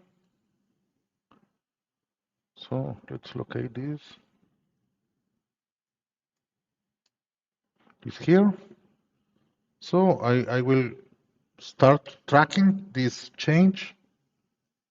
So I will, for example, use the update record event to keep track of this. And I will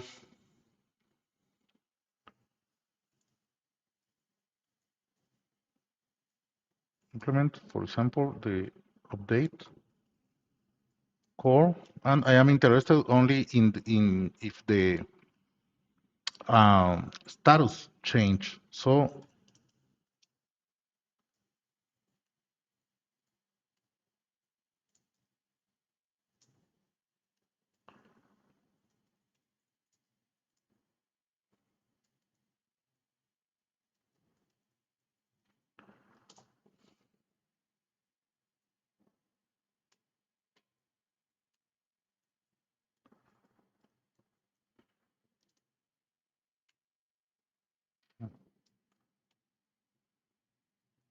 I will add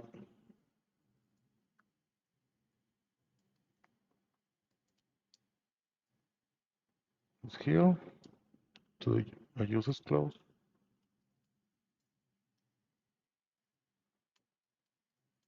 I will just add the manager unit here. The log auto is not needed here. You can include this once in your project, and the if you want the auto configuration to work, and in every unit that you want to produce logs, you have to add the log manager unit like this.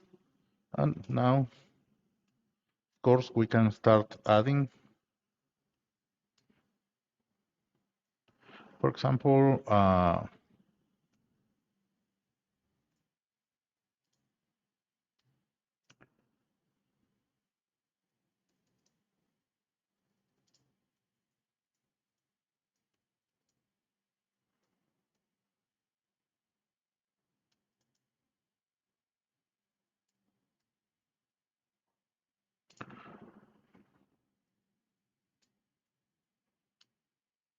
and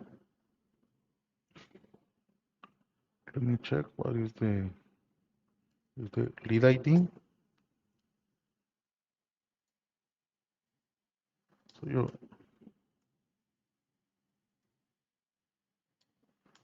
I will take the ID of the lead, and I will show the old value.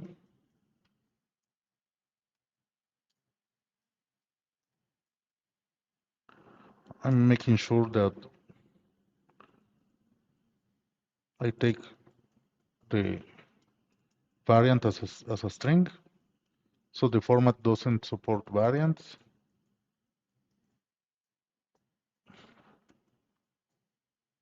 I have the old and the new value, and I will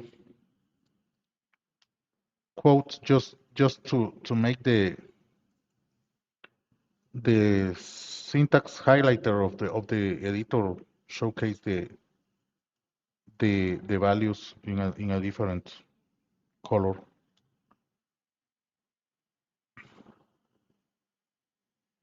Let's try this.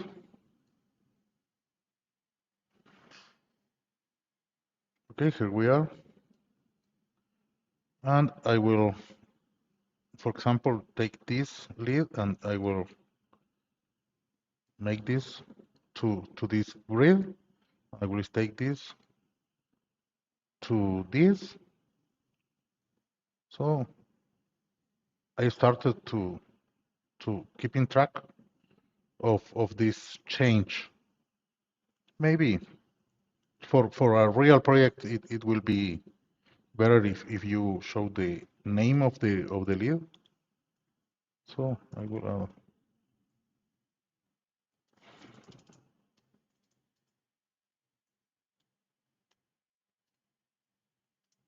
will assume the field name is name.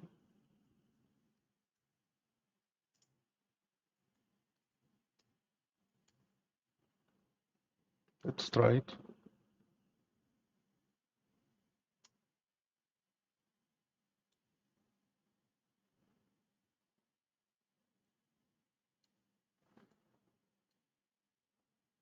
Okay, here we go. So, in a very easy way, you can start keeping track of what is going on with your applications at any time, and of course, your support people will be grateful because it takes some effort to add logs to an application, but once the log is there, is much easier for them to know what is happening on production and on runtime with your applications. So this is the first part.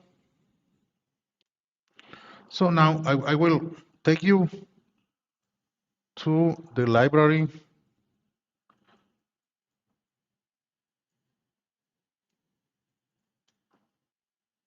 project on GitHub. Is this one? So you can take the library from here if you want to keep track of the changes or whatever. And the wiki section shows some documentation. It is not everything that we can say about this, but it's a good starting point on how you can use the library from the beginner to the advanced level. And I will show you, for example, the severity levels that the library supports. This is inspired on the syslog, which is the kind of standard for the industry, almost for me. So the methods that the library have here, when you are calling the log method,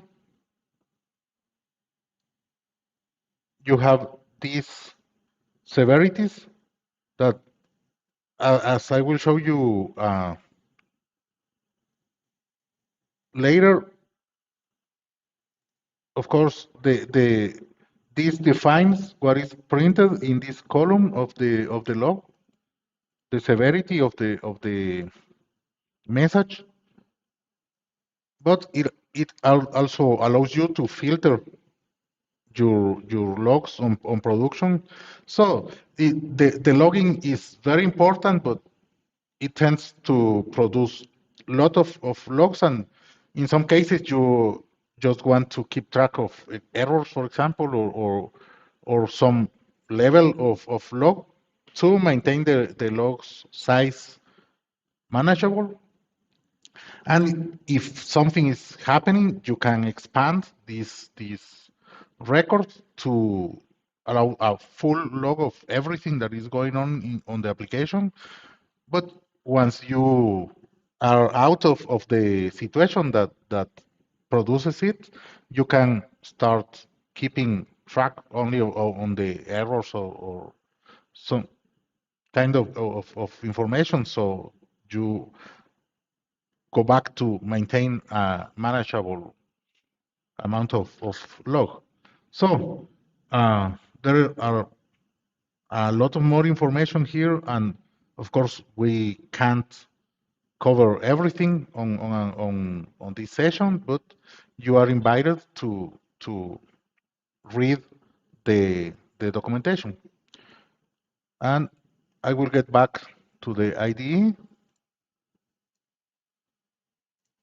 and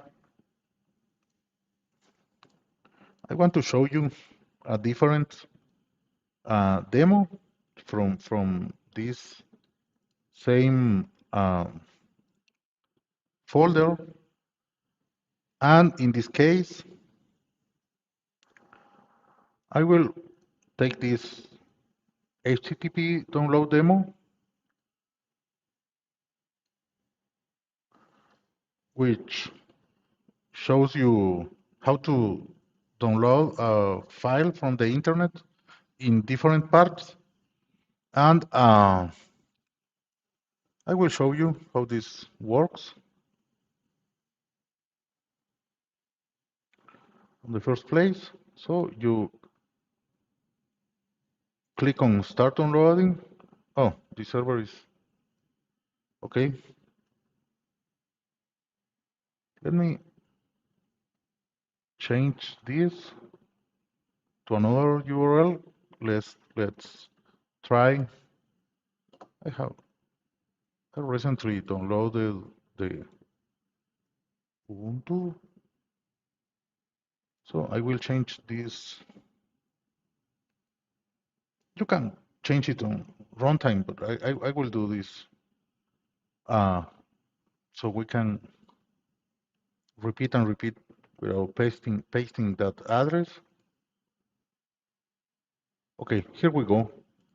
The application starts to download the file on different threads and at the same time. So let's add some logging to this application. As you can see, the application shows some messages to the user, and that's the reason that I picked this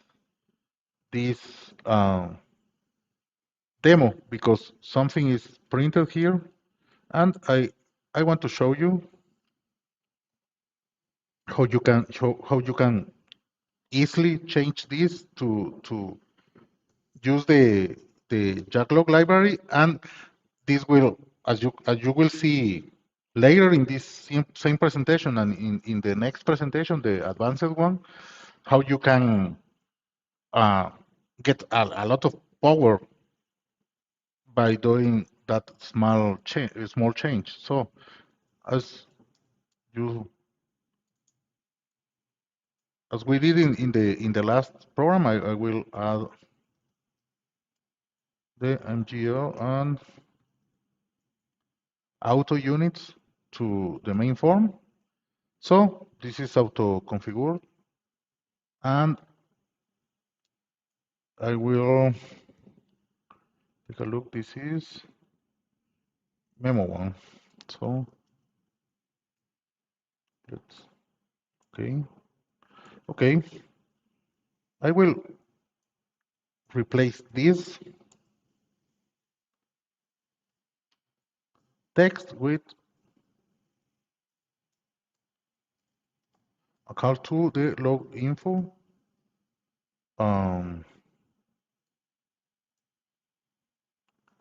So with this small change,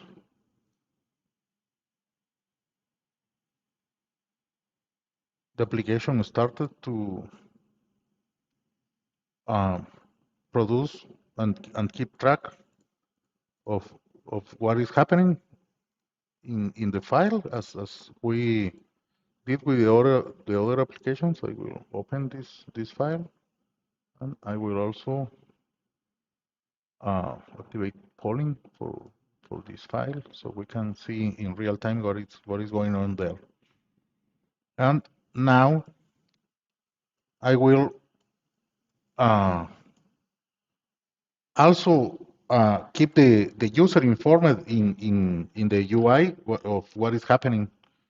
And this, if you didn't know that, this is an FMX application, not an VCL one. So I will add, in this case, in the interface section of the unit, uses of the JackLog to FMX memo unit, which is the bridge that allows the log to be printed in the form in this case. And I will use the form create to initialize that, create and initialize that object. Oh, give me a second. I didn't declare the object. I will add it here. So I will name it log2 memo. and I will use this class, and I get back to the form create. I will create this object,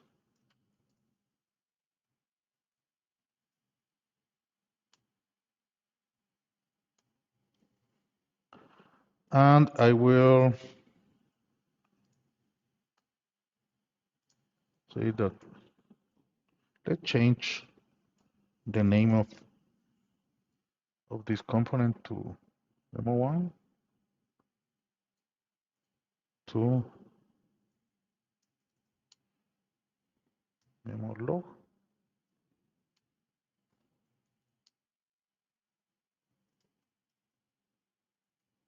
Let's get back to the create.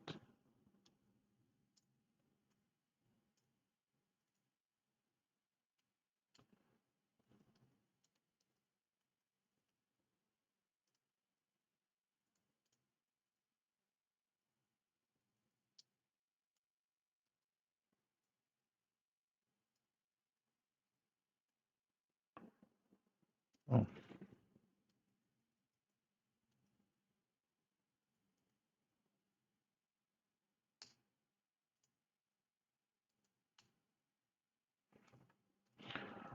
oh,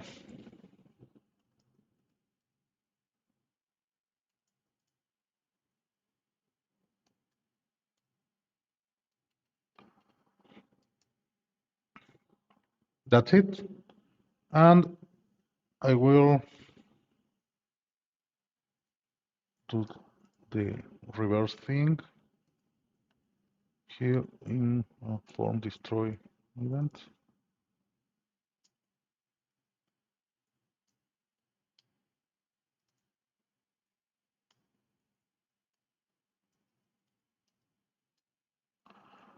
I will free the instance. So let's run again.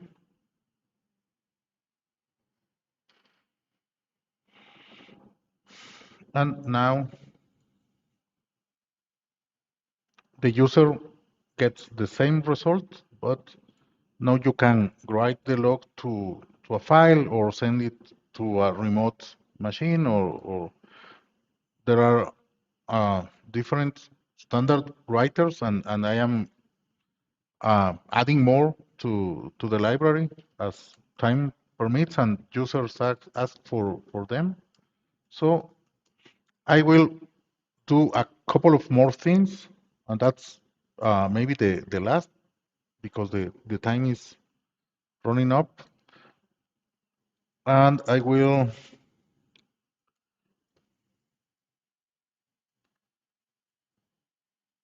add here before, this is better here.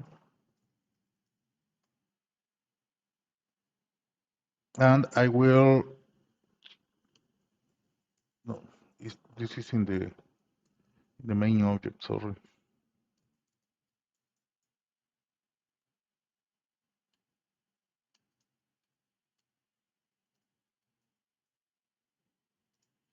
As this is a multi-threaded application, it makes a lot of sense to enable the library to use a separate thread.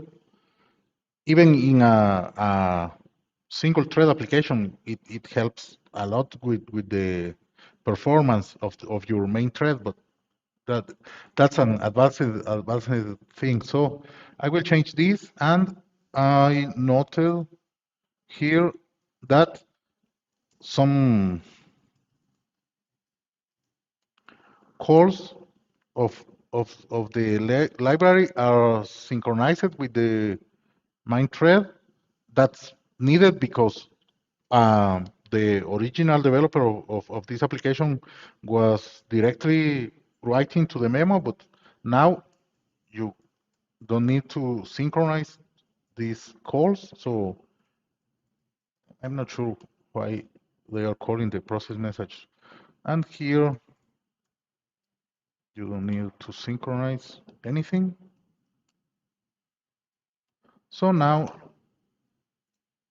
this is the performance should be better And the last thing that I will do here is to add a couple of more messages. For example, let's take a look at what this start download do. This creates a thread and executes this on the secondary thread. And these create a number of different threads. Okay. For example, this thread calls this event. Just let me check if this is a synchronized call.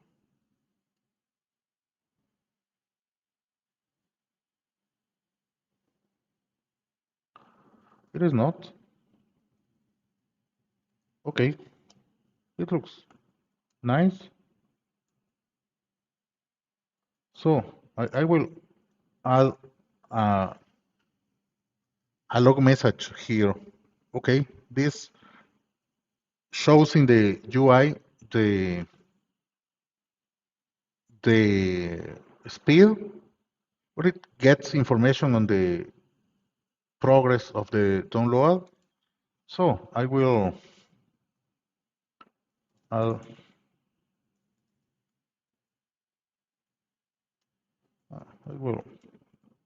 suppose you are keeping track only while debugging this application. We have a thread number here.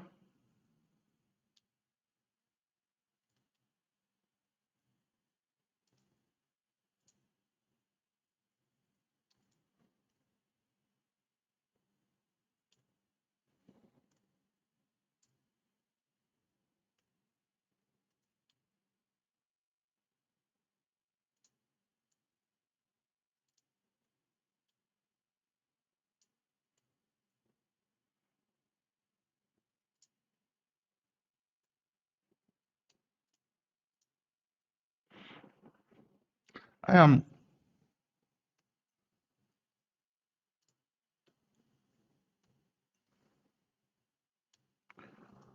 multiplying just to convert it to floating point.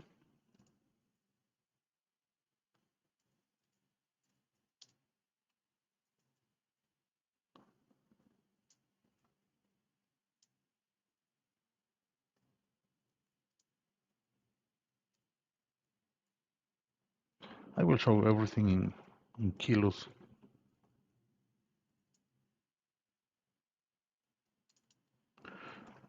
On a production level, of course, you might want to convert this to kilobytes or megabytes or gigabytes, depending on the length. But this is just a showcase. So, okay, let's start the download.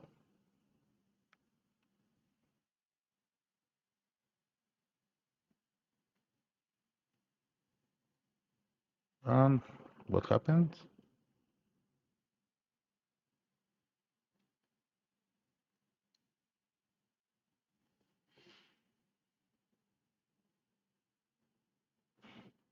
I'm not sure if this.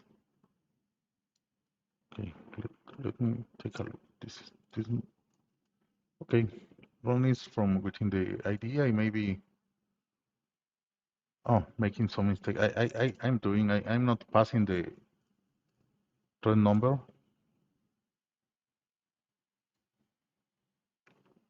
So this is.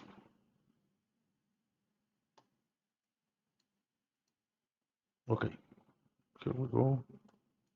Now. Oh, okay. The messages are getting produced now, but the component is filtering it. I will get back to the form create. The default is to filter the book and messages, but I will change that.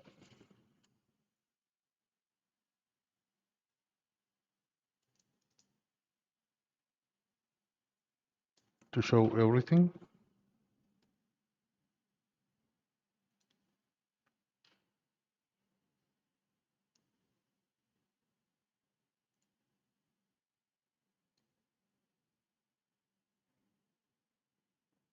Okay, here we are.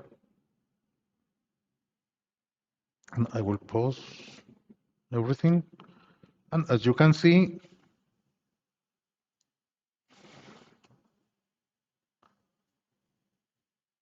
we are keeping track of the progress of each thread that is participating in the download process here.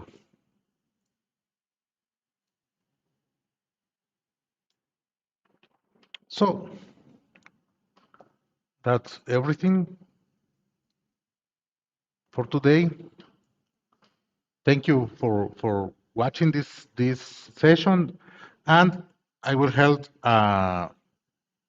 next session on this same event on the advanced part of the use of the library. So you are invited. If you get interested in this, you are invited to that presentation. Thank you for your time, and I will be attending the Q&A.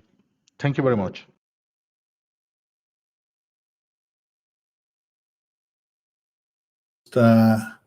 Fantastic. Let me just turn my my screen back on again.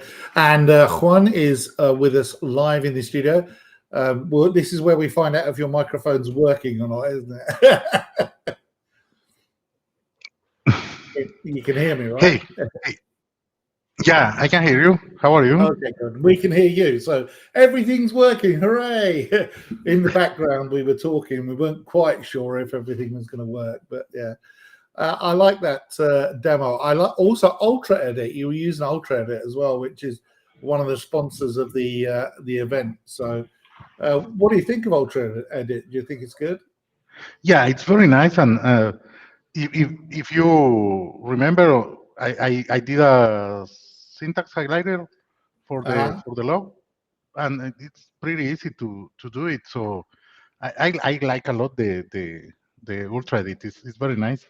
Yeah, I'm a fan as well. I use it for SQL, actually, SQL files, but I've promised them I'll learn more about it because it does some things really, really well. And I'm like, wow, I didn't know it did that.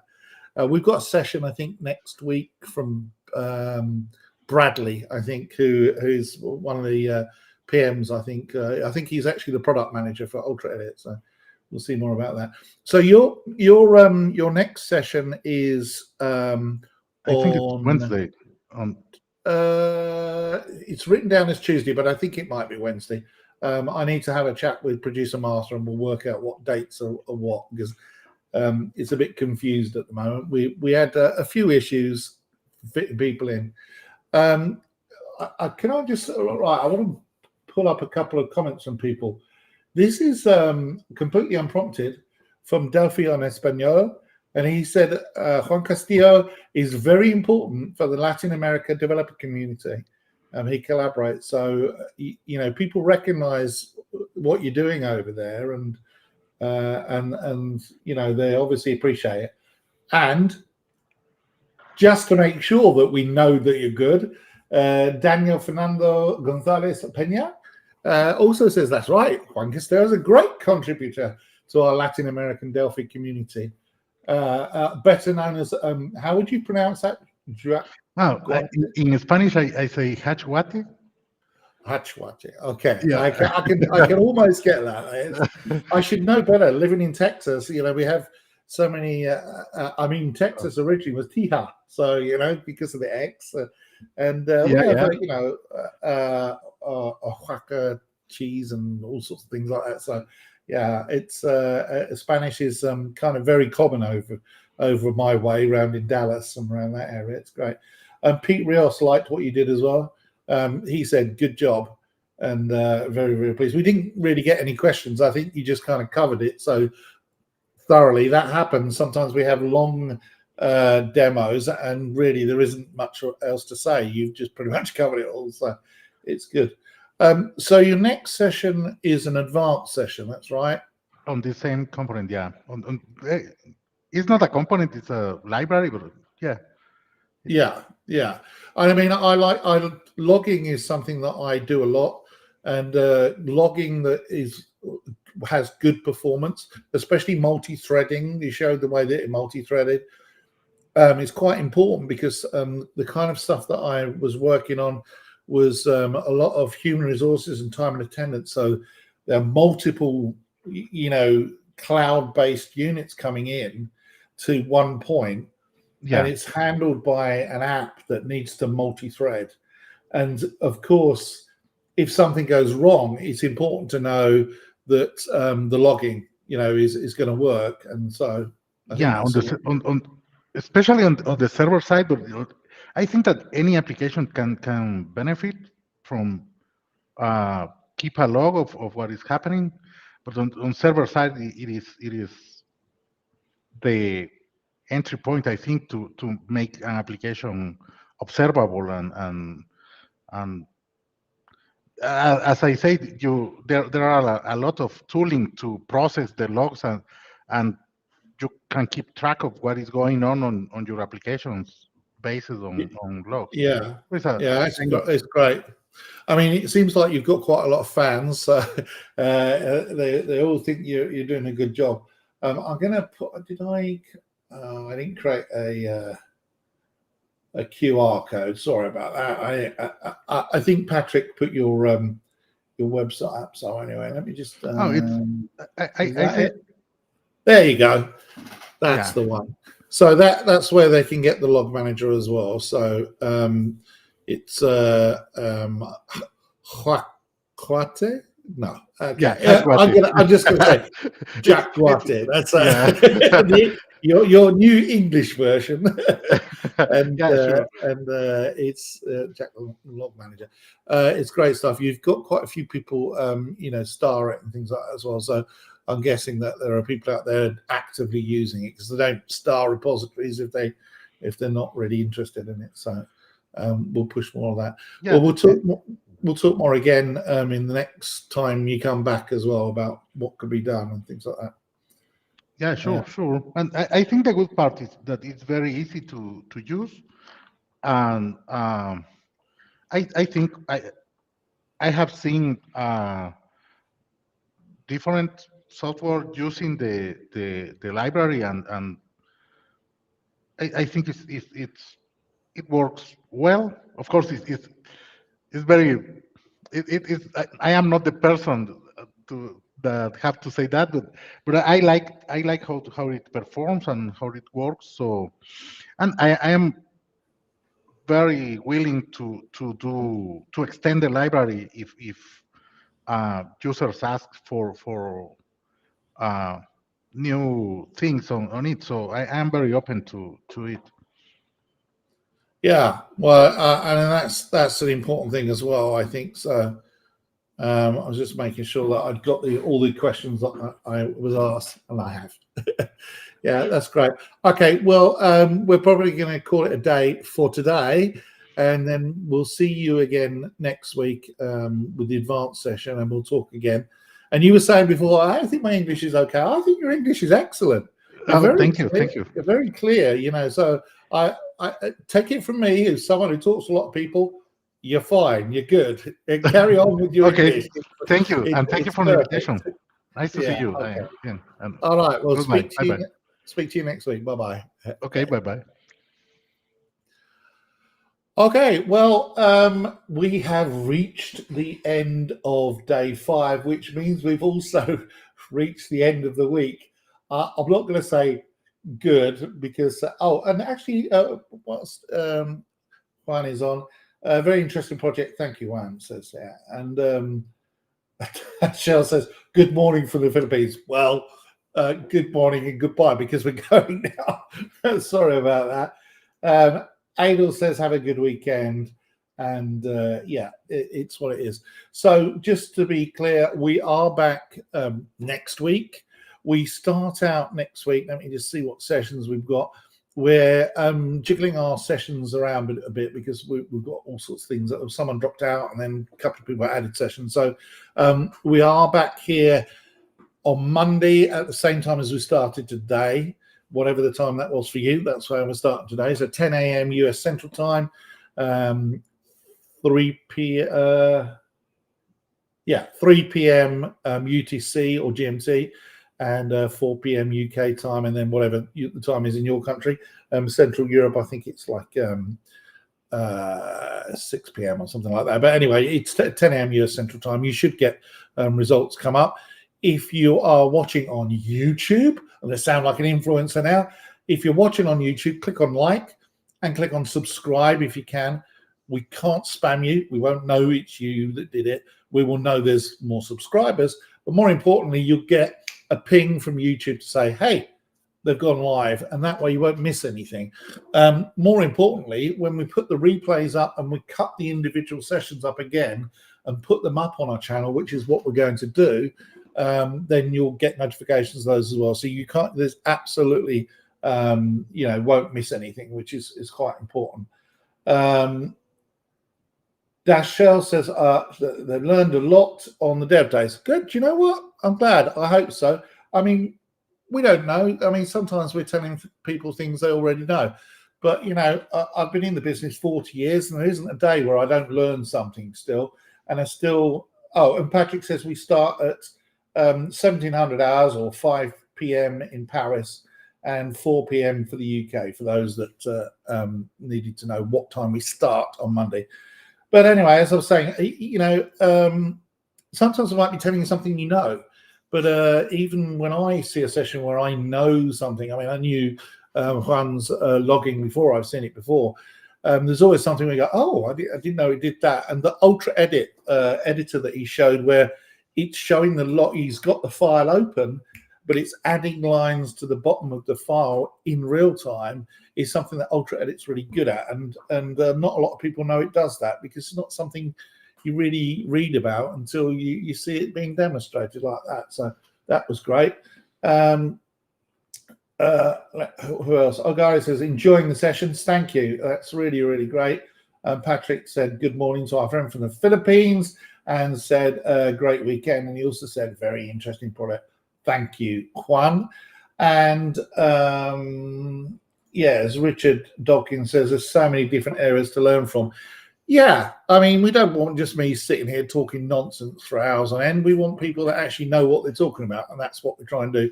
And we've tried to mix it up this code camp or dev days by having people from different companies as well. So not just Embarcadero, but also Yellowfin have got a session next week. So do Ultra Edit. Bradley and I think Ben are both coming for an Ultra Edit session where they'll show you some power user stuff to do with Ultra Edit, and show you where to download it and get hold of a copy of that. The Yellowfin stuff is a really good demonstration. I believe we might have a session on RAD server. We've also got a session on HTMX. So if you're into web coding, web development, pop along for that and see some cool stuff with HTMX, because that is the flavor of the month. I was talking about AI being the next big wave, after the PC and coding change and the internet change, and now it's the era of the AI. Well, probably in HTML, things change so rapidly that there's no one era, but HTMX right now is definitely flavor of the month. So you need to come along for that session, because it's very, very interesting. It's going to be given by Antonio, who's a colleague of mine at Embarcadero, extremely talented developer, really, really good, and knows what he's talking about. Ogari says Ogari says 9 p.m. in Nigeria is when it starts. I'm sorry it's so late, everybody. It doesn't matter what time we pick, it's going to be late for somebody and early for others as well. And as Patrick says, like, subscribe, and share. That's the mantra, isn't it? And let's see what Richard says. I think what makes these sessions different from the other products out there is there's so much open source to learn from. And with the CE edition, which I can actually get the QR code up here, go to there, scan the link, and download a free copy of RAD Studio 12. If you qualify for the license, it tells you what the qualifications are. They're not that bad. But download that if you've already got a version of Rad Studio. It's an older version. That same link, if you go to the products page and select free trial, you'll get a free trial of Rad Studio 12 as well, which is a very interesting library to use as well. But as Richard says, yeah, it's about learning from the open source, and that is a feature of Delphi. It's not perhaps as much as, say, Python or something, but definitely, there's a lot of open source out there. And as Patrick says, because Patrick is like our demon talker of talks, you'll find dozens of replays of previous presentations on our YouTube channel. Yes, you do. At Embarcadero Tech is our YouTube channel. And if you open up the IDE, look on the welcome page, and towards the right, there is a video, a whole bunch of videos there. And in fact, I can probably do that now and show you what I mean. If you go to the welcome page, let me pull that up. Let's see if I can share my screen for a second, which is this one. So if you look down here, this is the welcome page, and you can get to that by saying view and then welcome page there. Once you get there, apart from the previous projects that you open and the latest things in GetIt, down the side, there's this tab called Learn. Okay. And if you go to the Learn tab, you'll see lots of pictures of my face come up, because I do a lot of videos, but also all the replays from this event will be coming up here as well. And, if you're not sure what to do when you first download a copy of Rad Studio, go into the Learn tab and it will show you how to create a real iOS app, how to create a real Windows app, how to create a real Mac app, how to create a Linux app, how to do apps in the cloud. Absolutely everything you could want. And as Patrick says, go to our website as well, and we'll have something there. Let me get my mouse to the right screen, because I confused myself by doing something crazy there. And Ogari says actually it's 4 p.m. when it starts, not 9 p.m. Okay, well, you know what? Just like and subscribe, and you'll get told. But we will try and get our communications a bit better, because a little bit shady.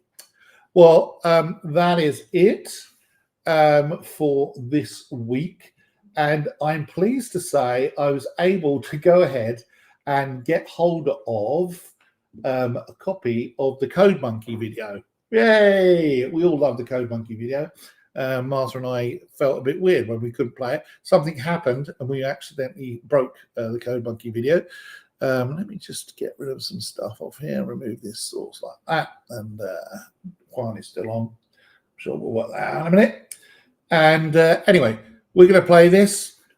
Thanks very much for those of you that stuck out all the way through the week. We start again next week. We've got fewer sessions next week, maybe a couple of live chats with some developers happening next week as well. I've got at least one confirmed and probably two.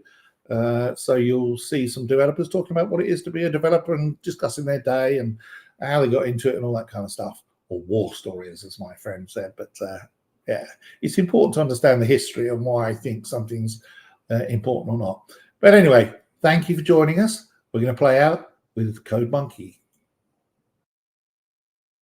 A program where the code was the codified lyrics to a song, and then the output was the actual lyrics to the song. So much like Walt Disney created Fantasia based on classical music, I've created a special musical number based on the music of Jonathan Coulton. Code Monkey, get up, get coffee. Code Monkey, go to job. Code Monkey, have boring meeting with boring manager Rob. Rob say Code Monkey very diligent, but his output stink. His code not functional or elegant.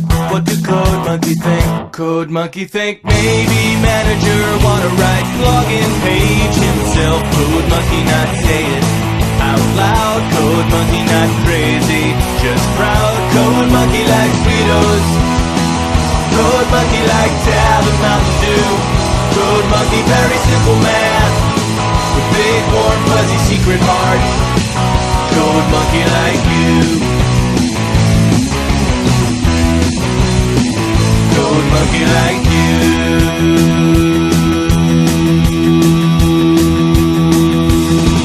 Code Monkey hang around at front desk till your sweater look nice. Code Monkey offer buy you soda you ice. You say no thank you for the soda, cause soda make you fat. Anyway, you busy with the telephone, no time for chat. Code monkey have long walk back to cubicle. He sit down, pretend to work. Code monkey not thinking so straight. Code monkey not feeling so great. Code monkey like Fritos. Code monkey like Tab and Mountain Dew. Code monkey very simple man. Big warm fuzzy secret heart. Code monkey like you. Code monkey like you. Lots.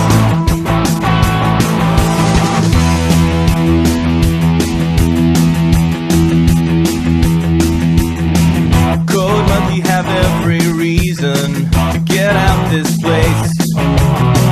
Code monkey just keep on working. See your soft pretty face. Much rather wake up, eat a coffee cake, take bath, take nap. This job fulfilling in creative way, such a load of crap. Code monkey thinks someday he have everything, even pretty girl like you. Code monkey just waiting for now. Code monkey says someday, somehow. Code monkey like Fritos. Code monkey like Tab and Mountain Dew. Code monkey very simple man. Big warm fuzzy secret heart. Code monkey like you. Code monkey like you.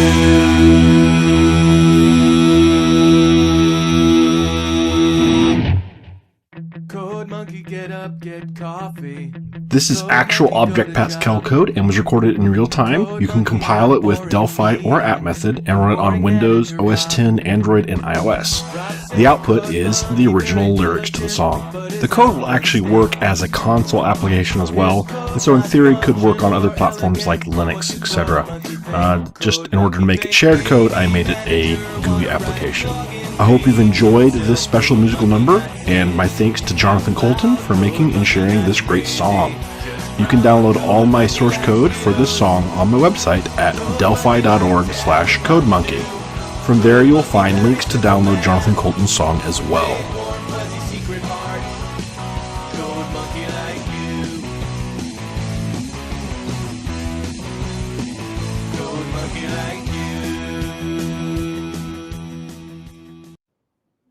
Thanks, everyone. See you next week. Bye-bye.